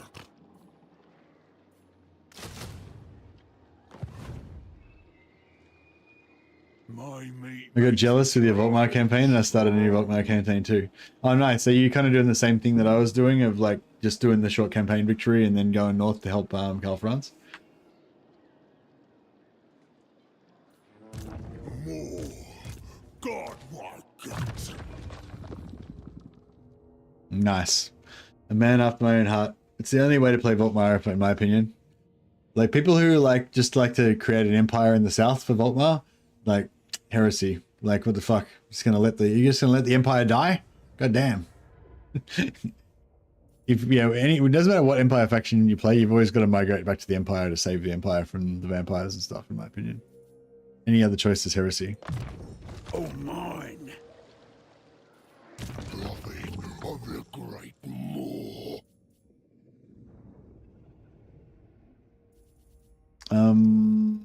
What's Toothrocker again? Oh yeah, it's a pretty cool kind of spell. I like how they have these little utility. I like how Brain Gobbler, it's kind of shit, but it's like only costs 6 and it's like, it's kind of a fun spell to use, like when you just want to break one particular thing.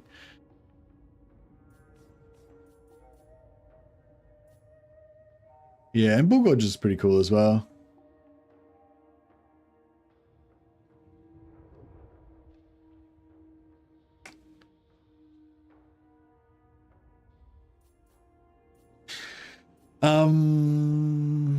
What's Overcast do again?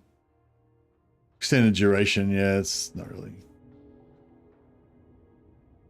that good. No more. It will bring you meat.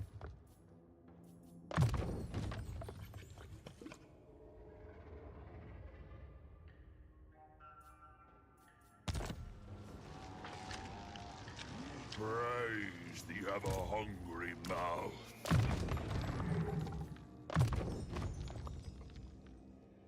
I hate when the AI skip past my army and attack an unguarded settlement. I'd much rather make a force to take out my marching armies.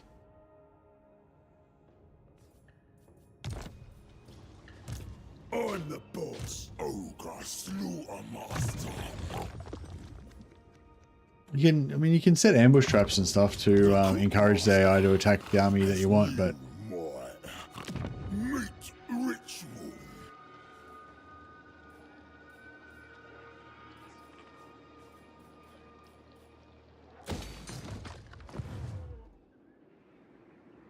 Hungry. Always hungry.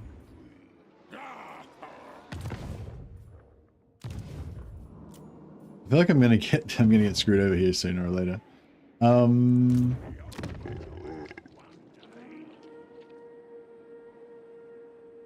Tyrant of the tribe. Yeah, I was thinking about gonna play some Mordheim later. Maybe I'll play this a little bit longer first, but I do want to get I want to kind of finish early today, and I also want to play a bit of Mordheim. So, yeah, I don't know, a lot of people like just getting into Mordheim and like, you know, playing as Empire or Sisters Sigmar or something, and so I kind of want to show off those campaigns. I feel like we could beat this, couldn't we? Maybe. I kind of wish that I had have put better items on them. But yeah, so I was sort of thinking about doing a new campaign as Empire or Sisters or something, just to sort of show a bit more early gameplay stuff. But I don't feel like it's that much different from the campaign that I'm already playing with Chaos. So I don't know. Another idea I was thinking about doing was a campaign where every character is unique. Like we only normally you'd have like 5 of a certain type of henchmen, then you have like 4 heroes and a lord, and you might have 2 of the same heroes because it's a really good hero, and you might have 5 of the same henchmen because you have a you have a favorite other 2 types available.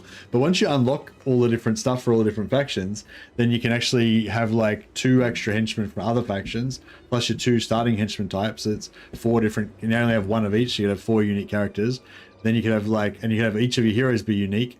So you have like 4 different unique heroes and a unique lord. So you could have like 9 unique characters instead of having like multiples of the same. I don't know, I kind of thought that'd be kind of a fun campaign to do.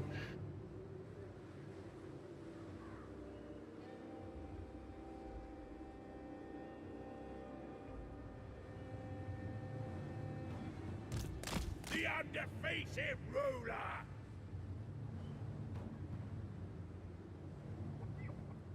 Biggest in the tribe. All right, well, we sort of want a bit of range so we can, the lead belchers are pretty much going to be the key to it, I think. If the lead belchers can do their work, then we'll be good. But we've also got these 2 tyrants, and tyrants are pretty freaking badass. So yeah, so I'm going to set up over here. Those guns, bad news for our tyrant. They'll like completely fucking destroy us.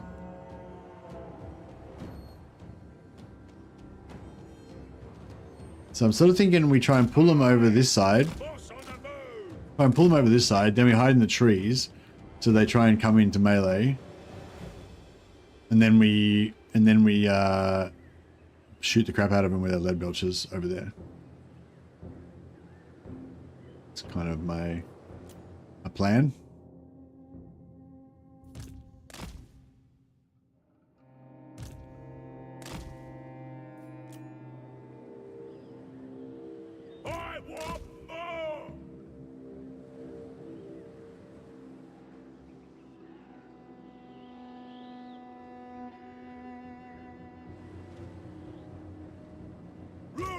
Tribe!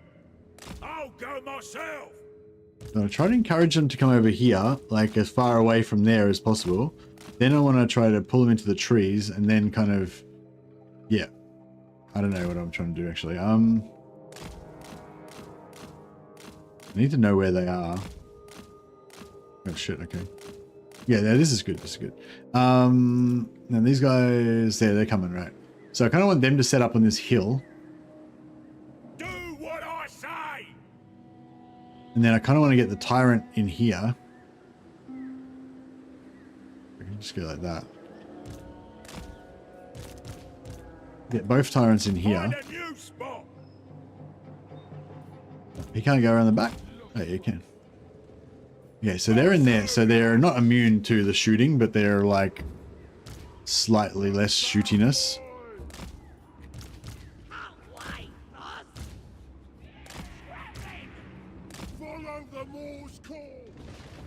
Oh, bro, get in there. I'll go where I like. Looking for grub. Stopping.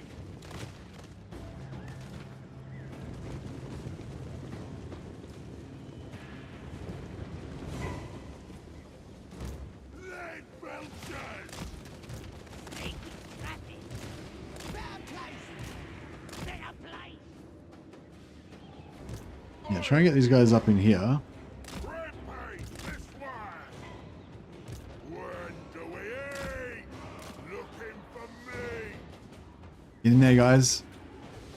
Get in there. Good plan! Lead belchers! Find a meal! No! As you say. Whatever you say. The biggest boss. Hungry! Meat for me.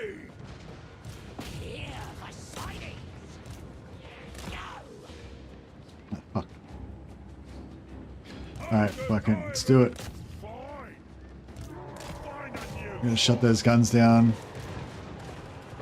Here for sightings. Serving the masters. Okay, those guns are shut down. Those guns are shut down. tyrant of the tribe! Shooting the crap out of these guns. He's gonna make them stay. Tyrant moving! Good enough. Stomp it. Biggest in the tribe.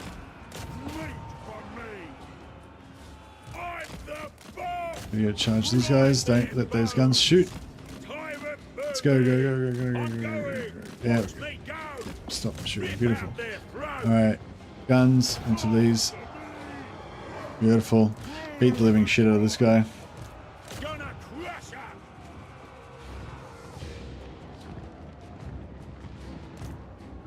Lead belches are so good if you can use them, like if you can get them to, you know, do their work. Take it all. Come on, break. Break. There we go.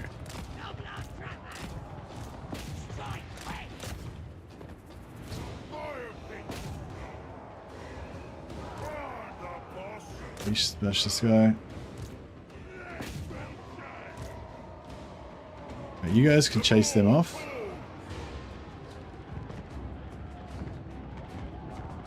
Isn't one of the resources to give early access to lead belches? Maybe. Sure. Ready! Stab their bits! Ready! The biggest boss. In my gut. Meat for me. I think we got this. Nice. This is open field, so the more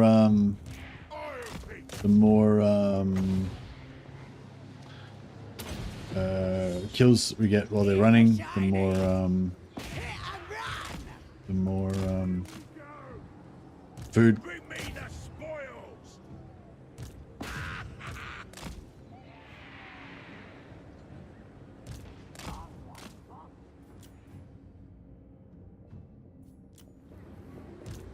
Kill that lord for the gold.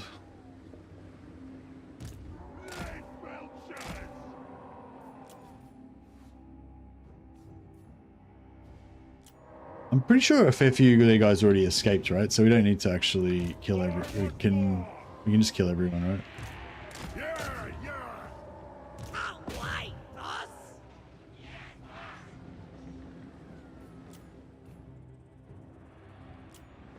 Worship my gut blade. For the more. Here for shinies! Grind their bones. Worship my gut plate. Oh.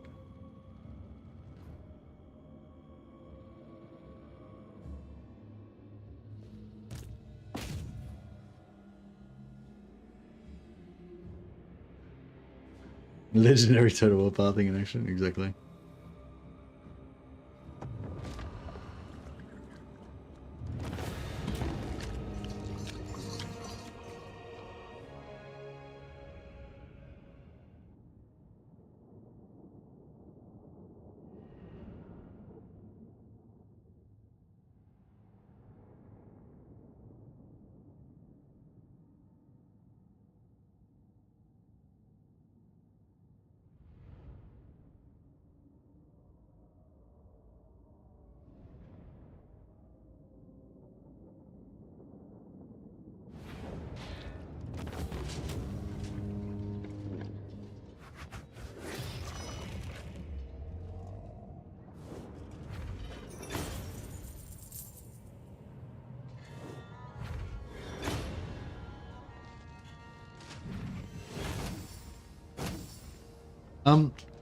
Just give me a second, guys. Just gotta get the bathroom. That's it.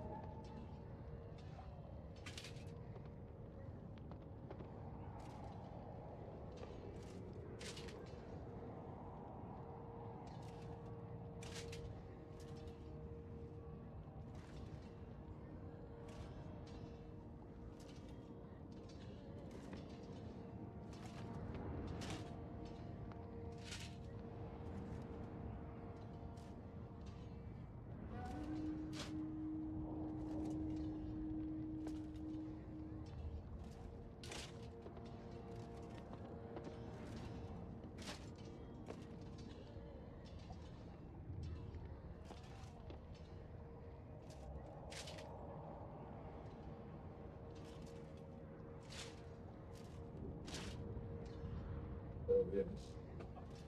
I'm not showing it here, sorry.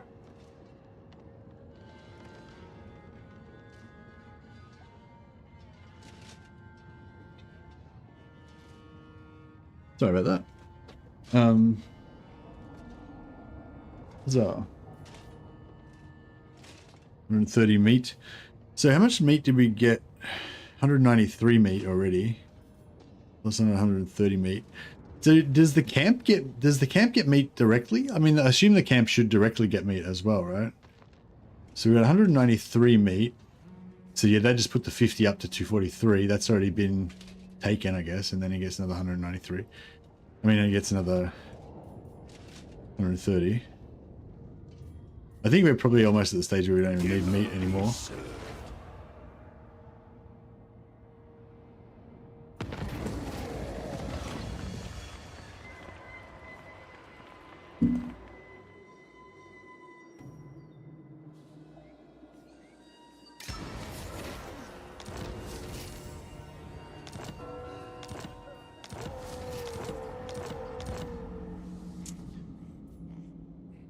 Not a very ogre thing to say, yeah.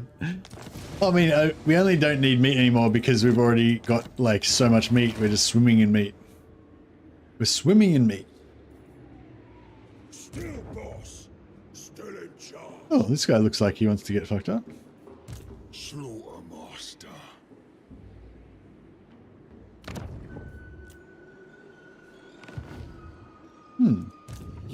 This is my place.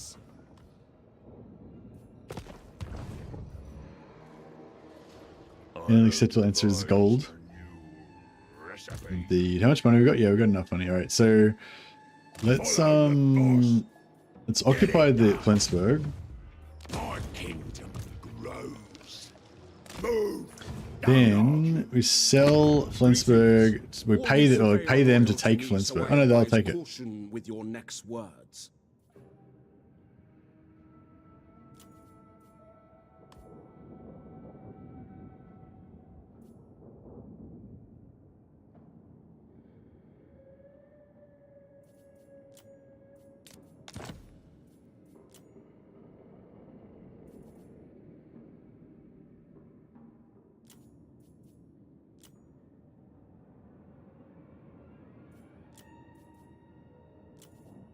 Okay, so yeah, we'll take the non-aggression pact with France in exchange for the settlement.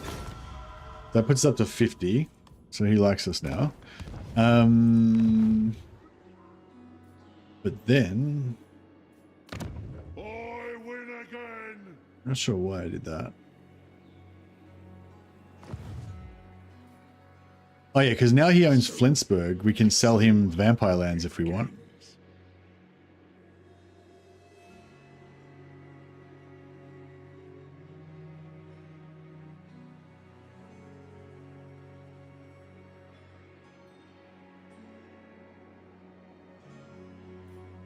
Anyway, yeah, so my...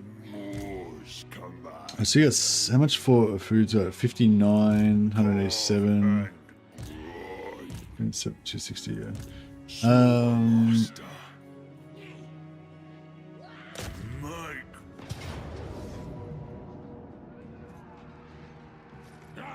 I just realized I just completely ignored the rebels that are still alive. Oh yeah, how are we going? Sackham for Bitterstone Mines, too far away, go wrong direction. Eric Izor, too far away, wrong direction.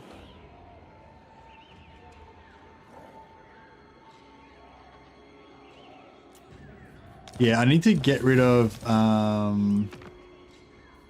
yeah, I need to get rid of, I need to abandon my starting, I need to get rid of this location. Because they keep giving me settlements that are, like, they keep giving me missions that are too close to there that I don't want. Oh, we're going to get a fire belly in one turn, though.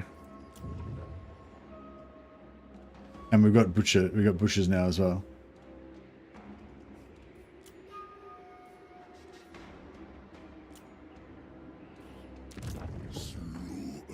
Does the Fardo campaign movement range actually work on heroes, or is it only on? It's probably only on lords, hey.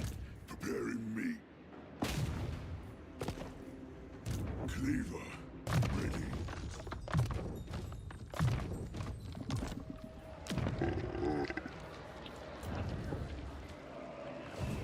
ain't gonna roll over.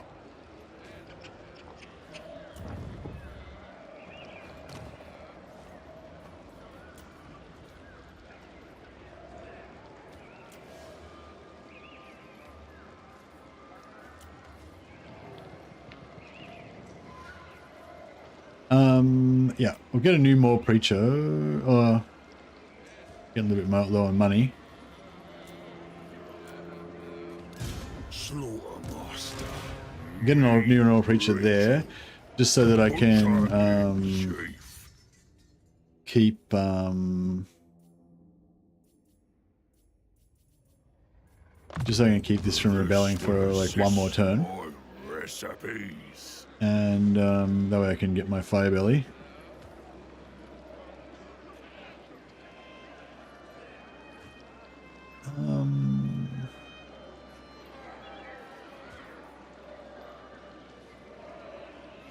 It would be cool getting the capacity for butchers, but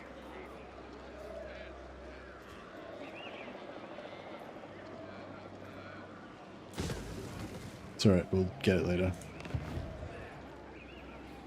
Time to make trouble. Master of offal. If it means butchery. Ogres, stomp on. Tyrant of the tribe. I'm the boss. Alright, yeah, we'll bash these guys. I am the tenderizer. 97. Want everything. About a feast. Yeah, we've got a heap of gold there, which we could have No good meat on it. spread around more. Yeah, so we'll just keep trying to keep this at 10 the whole time from now on. Still in Or charge. 10, you know, 10 plus. Tyrant. Get moving. Moors chosen. You win. Heroic medium. I expect many new ingredients. Just go for the occupy. It's the Moor's house. Beautiful. And we want to start, we're still in the camp radius here. Ogre And tyrant. yeah, we want to start getting ready to take on the The vampires. boss. I said go. Hunger cannot slow us. I'm having a break. The slaughter master abides. Iron should be ogres, exotic animal. I think ogres get, iron gives them bruiser capacity and recruitment of iron blaster. Yeah. Oh, was it iron blaster you were talking about? I thought you were talking about lead belchers. Yeah, no, yeah, iron blasters. Iron gives you. I'm not sure if there's a lead belcher one. Oh, maybe on lower tiers. Oh, it does too. Sorry, you're right. Yep. Sorry, Vasily, you're right. You are. Yeah, lead belchers and iron guts. That's pretty cool. I don't really want to mess with her though. There was another iron somewhere, wasn't there? There's one down here somewhere, isn't there? Not sure where the nearest iron is up there. I know, I was thinking about trying to trade her, for it, but yeah, we got Carrick. Oh yeah, we got Carrick Hearn, yeah, there as well. But again, I didn't want to really go that far south. Got her, she's got Dottenbach, got Ironrack, Zothbar. Oh, it's Zothbar. Yeah, we'll just take Zothbar when we get the vampires. That's cool. Yeah, he's got it there, yeah. And then you got Montfort, which is sort of too far away at the moment. But eventually, when we expand out, you know, our and Blackstone Post, yeah. But yeah, anyway, that'll give us lots of bruiser capacity. Tyrant of the tribe. All right, so we need 600 food now, so we can get to the next level. No one beats my tribe. Bring me ingredients. is.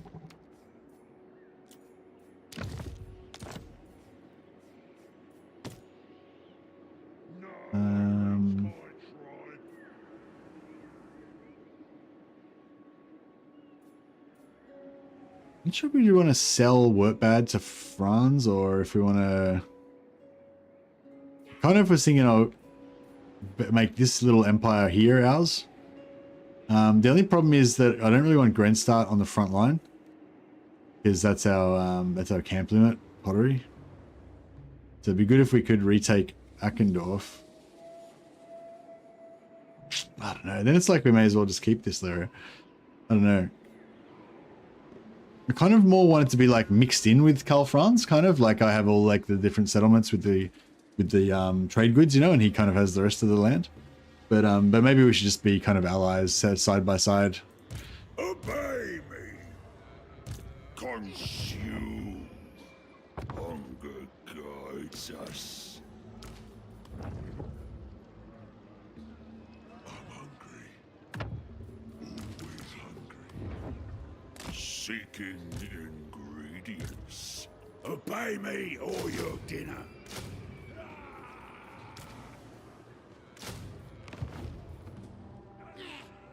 Even meat won't calm us.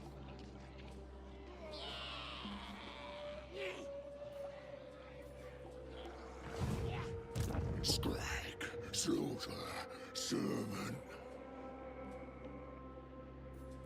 The Godmouth's command.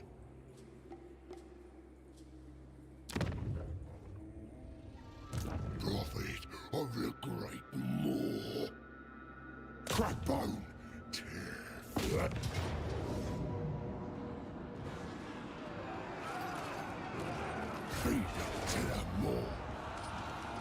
Yeah, we'll sack this, then retake it with this guy. Ogre slew a master. I will. They will become off.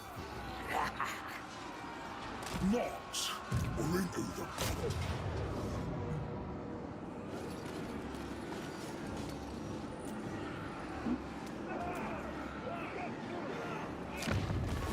We consume them.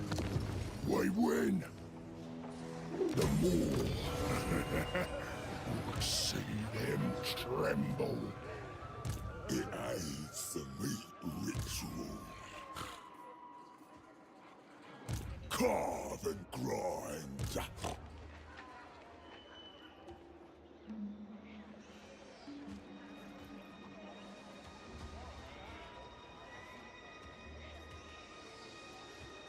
The more demands patience.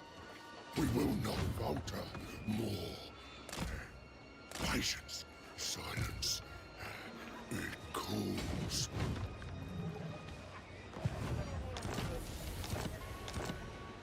Emissary of the war.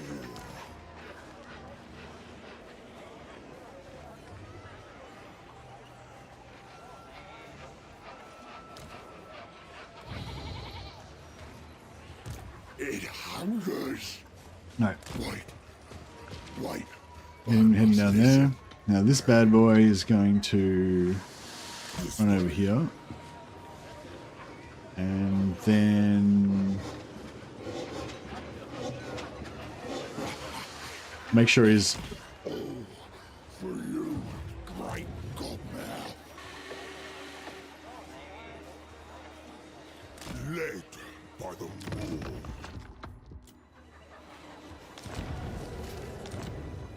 better work.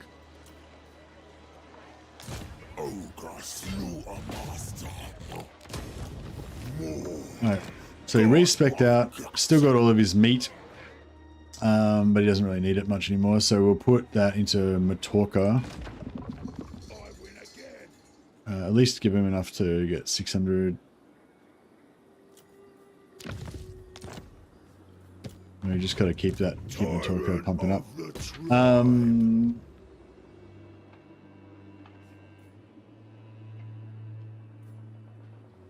What do these cost? 75, 75, yeah.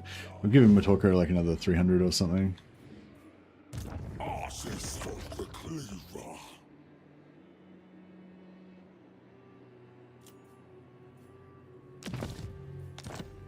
protected by the ever-hungry mouth. Tyrant! And yeah, start building them out. Yeah, so we got their belchers pretty much coming now anyway.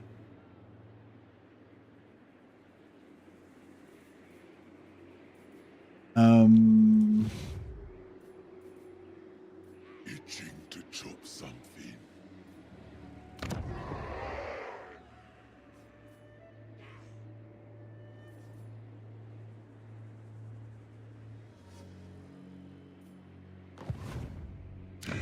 Greetings from Sigma.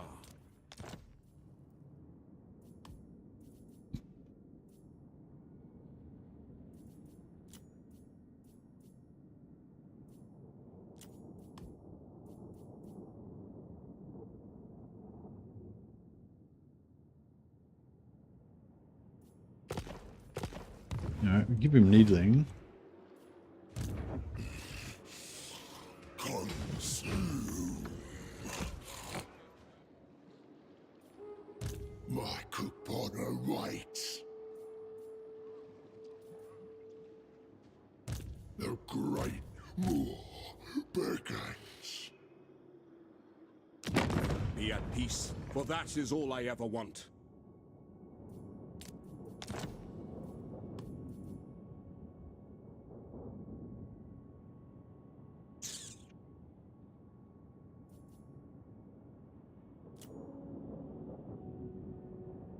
It's 7 a.m. for you.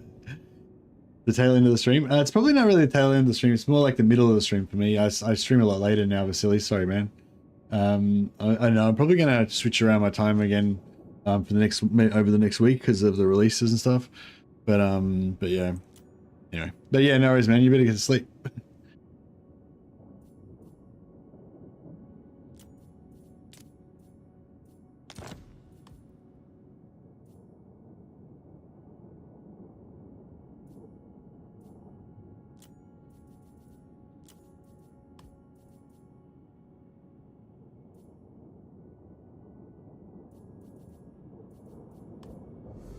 Have you paid any attention to Chronicle Medieval? Just to know that it's not out yet, so I'm just waiting for it to come out. Yeah, I haven't gone back to work yet. It's still a couple of weeks away, but I'm just trying to like get back to a normal schedule and stuff to make it a bit easier to switch back and forth. I'm not sure what's happening yet, whether I'll be working full time for a while, in which case, you know, you might not see much of me for a while. Or I might be like working like 2 or 3 days a week or something, and so that I'll be able to like, you know, work in between. It's just like an office job. Yeah,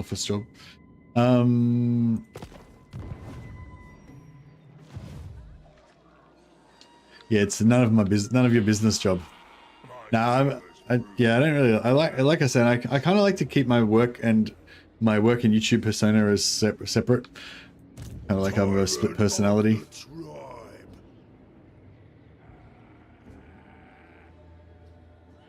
Master of Awful. I am the Tenderizer. Master Butcher. It must be weird for people that know me from work, actually, because I act totally different on stream than what I do at work, probably, you know. But yeah, but I enjoy that. I enjoy that freedom to just kind of be a different person, you know, when I'm streaming, or, you know, I don't know if yeah, that makes sense, but yeah. Just my streaming version is my, you know, just shameless nerd version, you know, where I just am like completely obsessed with games and Warhammer and shit, and I'm not afraid to let the world know about it, you know what I mean? Whereas in real life, I'm kind of like that in real life as well, I guess. But yeah. But yeah, anyway, long story short, I don't really want to talk about work and shit, you know? It's like, I'd rather just leave that at the door, you know? More flesh will be carved.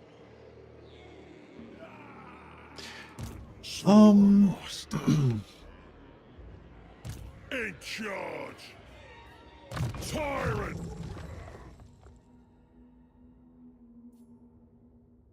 Actually, I might just do this one. No just so that my little garrison here can keep generating, re-leveling up. All right, now these guys want to give me some money. But we also need 400 plus a heap more. What are you doing? The boss. This guy can probably just take an E. Actually, we'll just give all of his food to Averheim camp. Waste no part of a corpse.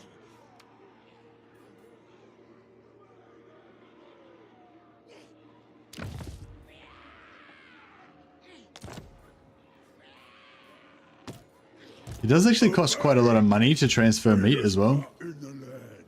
That's also another thing to look out for.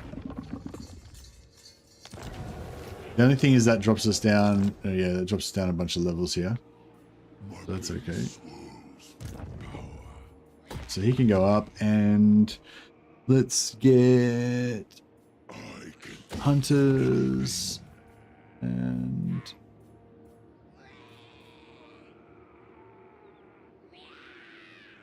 fuck. He's in a 63 meter already. Jesus. All right, this guy. That because I said so. Give him like half his meat. No one beats my tribe. How's my Talker camp doing? Tyrant. My Talker camp's broke as well. Let's check out Abraham camp. So Abraham camp, we want to go. I'll eat this whole stinking world.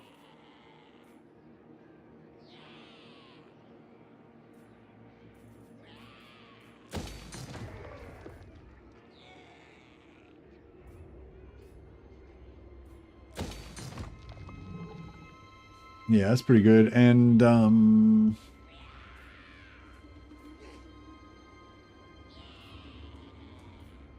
where's the oh yeah, that's it there. Gluttony. Yeah, that's pretty good, I think.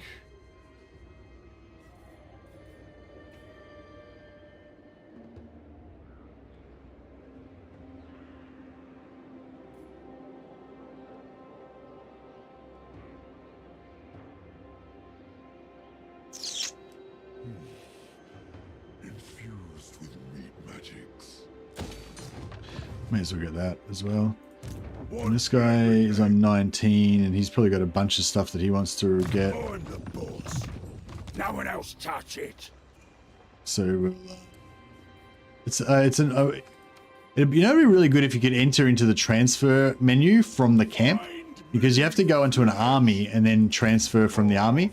But once you're in the transfer menu, you can choose any army and in any camp. It'd be good if you could open it up from the camp as well, rather than having to go into, you don't have to find an army and then, you know.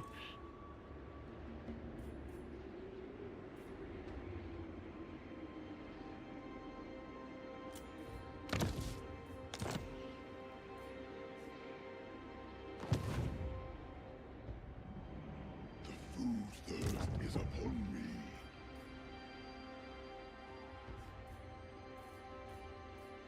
Won't stop till everything's mine.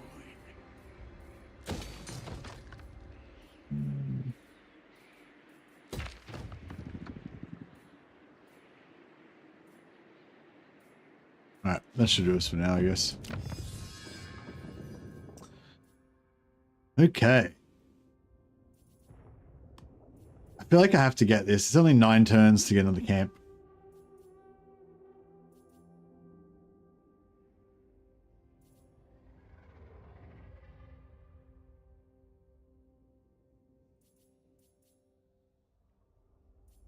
Oh, hunger grows. It grows.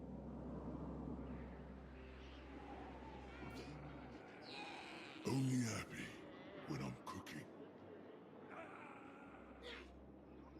Ogre tyrant.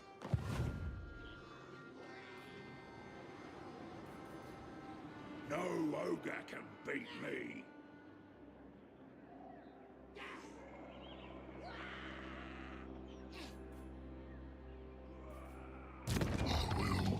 I will. I will. I think we're done, right? You More bit of easy work to do. ingredients. A fine tool of butchery. The slaughtermaster. I could get rid of him as well, but Tyrant of the tribe. The magic of me.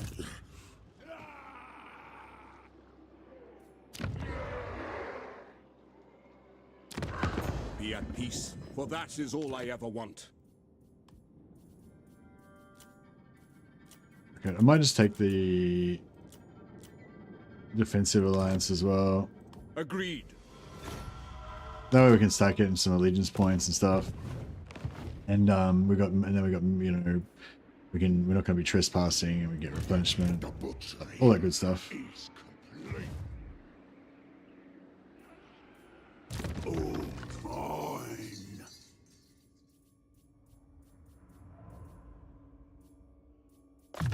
This'll do the trick.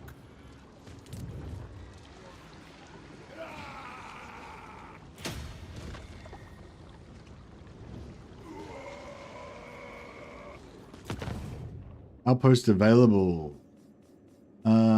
I'm probably gonna borrow. I'm probably gonna do the borrowing armies thing mostly, so I don't want to tempt myself. Plus, we don't really have the cash right now, so I might turn off borrowing. Turn off the outposts.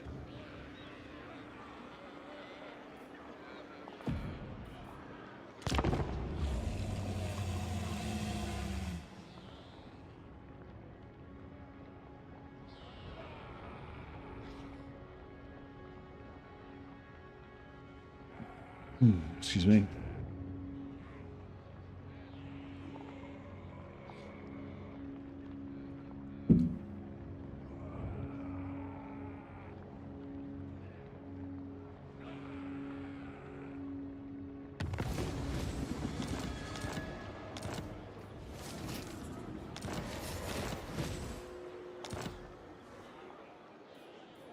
Bring me something, Skrag.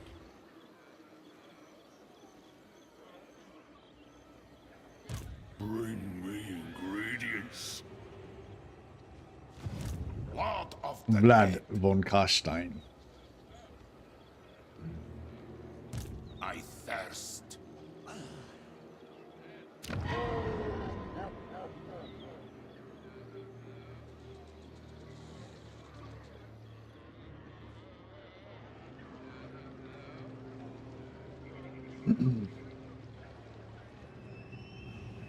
The more it helps the hunger. Master Butcher.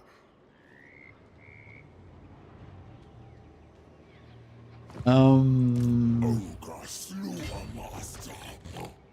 I kind of want to take on Vlad.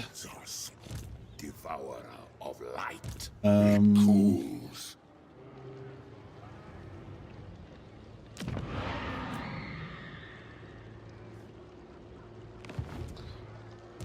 Butcher in chief. We My get recipes. no, we can't get originals for renown. That would have been good though. Anyone wanna challenge me? Master Butcher. Master of Awful. It aids What's that? the meat 27%. What's that? biggest gut in the 27%. Same. Who's tougher? I am the tenderizer. It's probably that guy. Moore's chosen. On thy knees, then and only. Oh wait up. I want to pull France into this war. Right. I could sell Karl Franz the Moot, but I feel like that's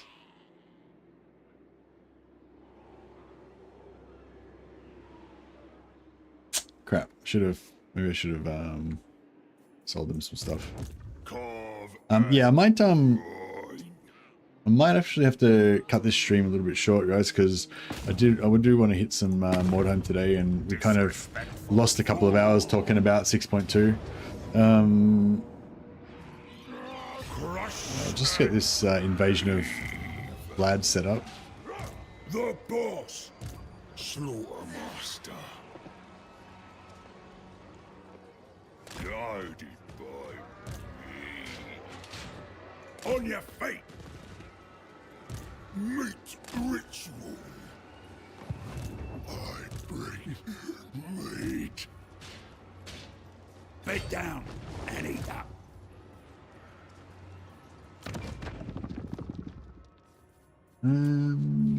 Yeah, we'll get another farter in there.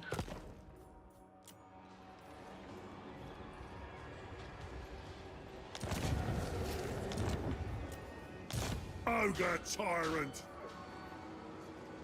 Obey me. Hey Sam, if you enjoy the stream, like and subscribe, boys. Says Sam. Oh, thanks so much, Sam. I appreciate the super chat, man. You're awesome, and the message. Very nice. I'll name one of my mighty heroes in your honor. Who's my mightiest hero? What I want. 3, 4. Consume. None of them are very mighty at the moment. Make me This guy's level your 6. gun. Rough is level 6. That can be you.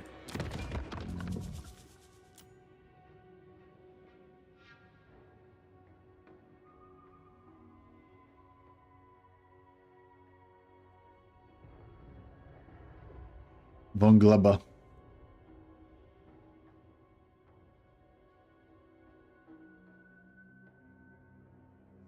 Von Glower. Beef Sam? Eat Sam. Gut Sam. Von Glubber, Gut Sam. There we go.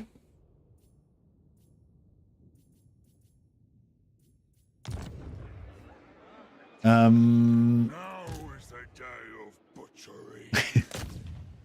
You can be the leader of the Southern. Valiant defeat, says auto resolve. I feel like that means we could almost get to it. We could almost auto resolve it.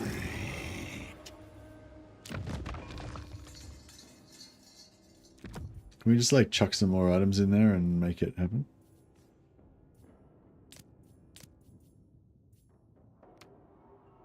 Ruby Ring of Ruin's kind of cool on ogres because they're tall, so they can kind of fireball stuff. More, it will bring you meat.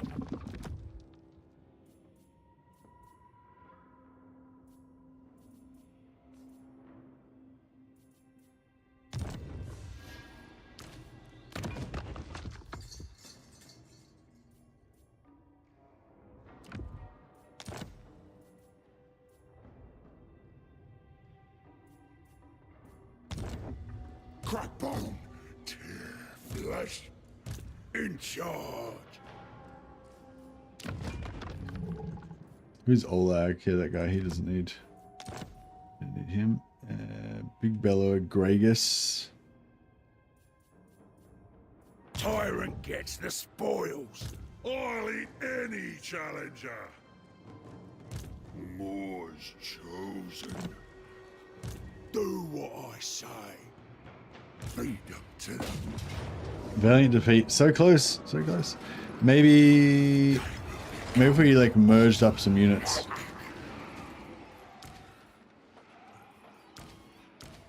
For the war. Meat. Meat. Meat. Crackbone. Tear flesh. Into my meat cauldron.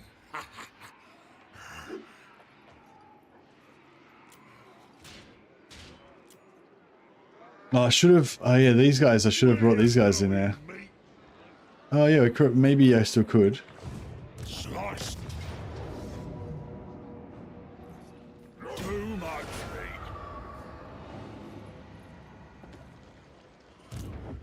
meat. Let the hunger guide us.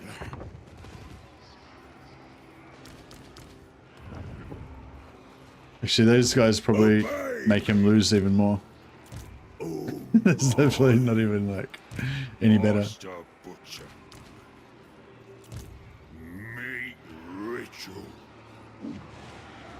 Butcher in chief. Led by the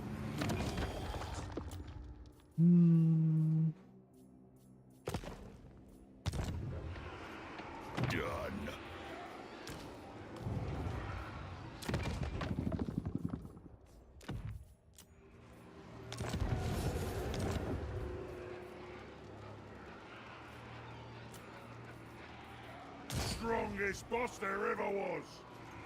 Feed them to the maw. Ogre tyrant.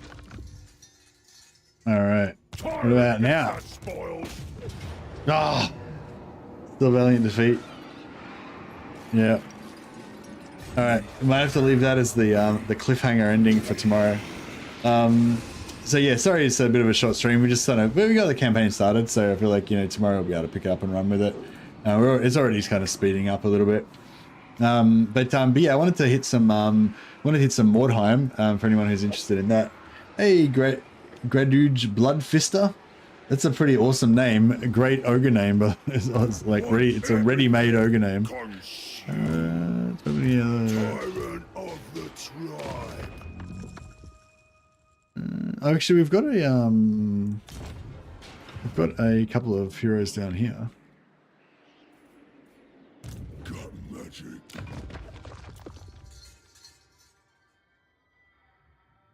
Still a strict style stream. Yeah, I know, but it's just 2 hours of that was 2 hours of that was spent just talking about the 6.2, and then an hour, probably half an hour of that was spent just figuring out what campaign to play and chatting about ogres and shit. So yeah, it was just, I feel like I didn't get very far, but yeah, thanks so much, Gradage. Appreciate it, man. You're awesome. So yeah, so I was gonna play some Mordheim, and I'm just not sure whether we should do like, I kind of wanted to do an Empire kind of campaign as well, but I wasn't sure whether I wanted to do a new one or or what. But maybe we'll jump into it and we'll kind of see how we go. But yeah, one idea I had was to do either a new campaign for either Empire Mercs or Empire Mercs Sisters, or Empire Mercs or Sisters, really, because those are probably the two easiest sort of starting ones. They're all kind of the same, really. I mean, once you get used to it, it's more about learning the game, really, I think. But yeah, anyway, I kind of wanted to do another like get started type one, but also wanted to do a themed campaign where every character is unique, which I think could be pretty fun. Spin the wheel to choose your faction, yeah. So I don't know, maybe we'll do a we could do a Sisters, but every character is unique. I don't know, we can get into it and figure out what we're gonna do. Nuns with comet guns. We can do nuns with comet guns for sure. Wait, let me just I'll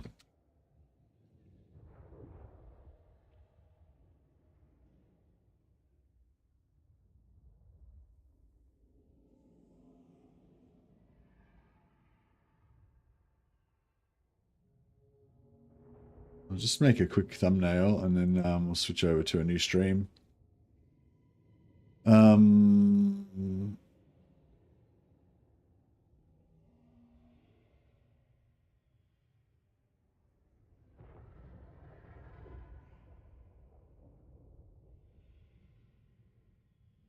Oh, is that only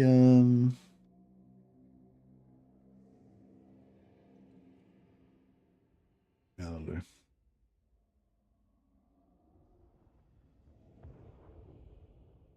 Mordheim's such a great game. I love this game. So cool.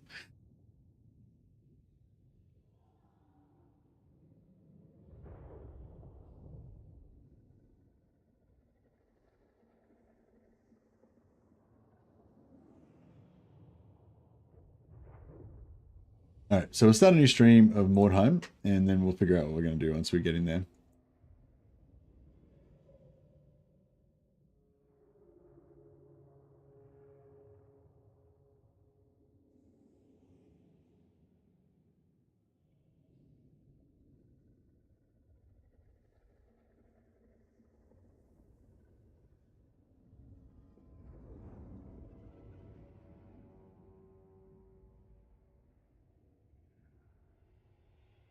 Just fixing this up.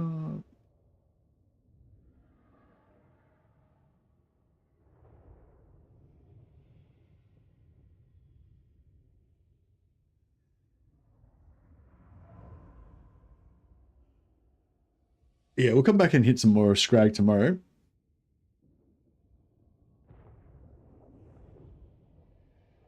And yeah, thanks for joining us for the Skrag. Appreciate you all. Let's try to get this set up.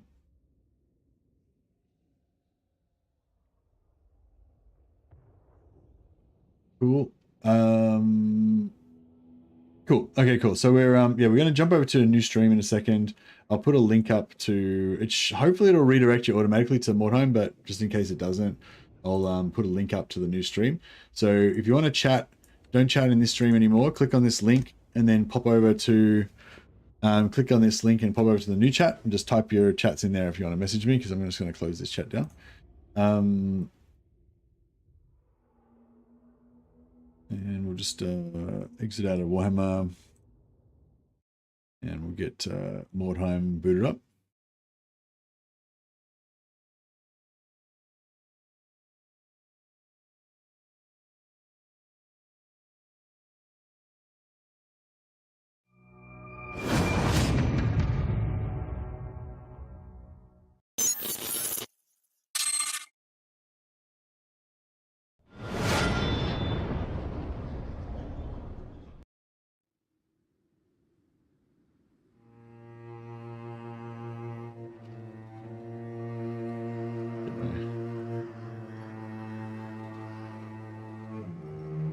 Not since the horrors of the Black Plague has our land seen such despair.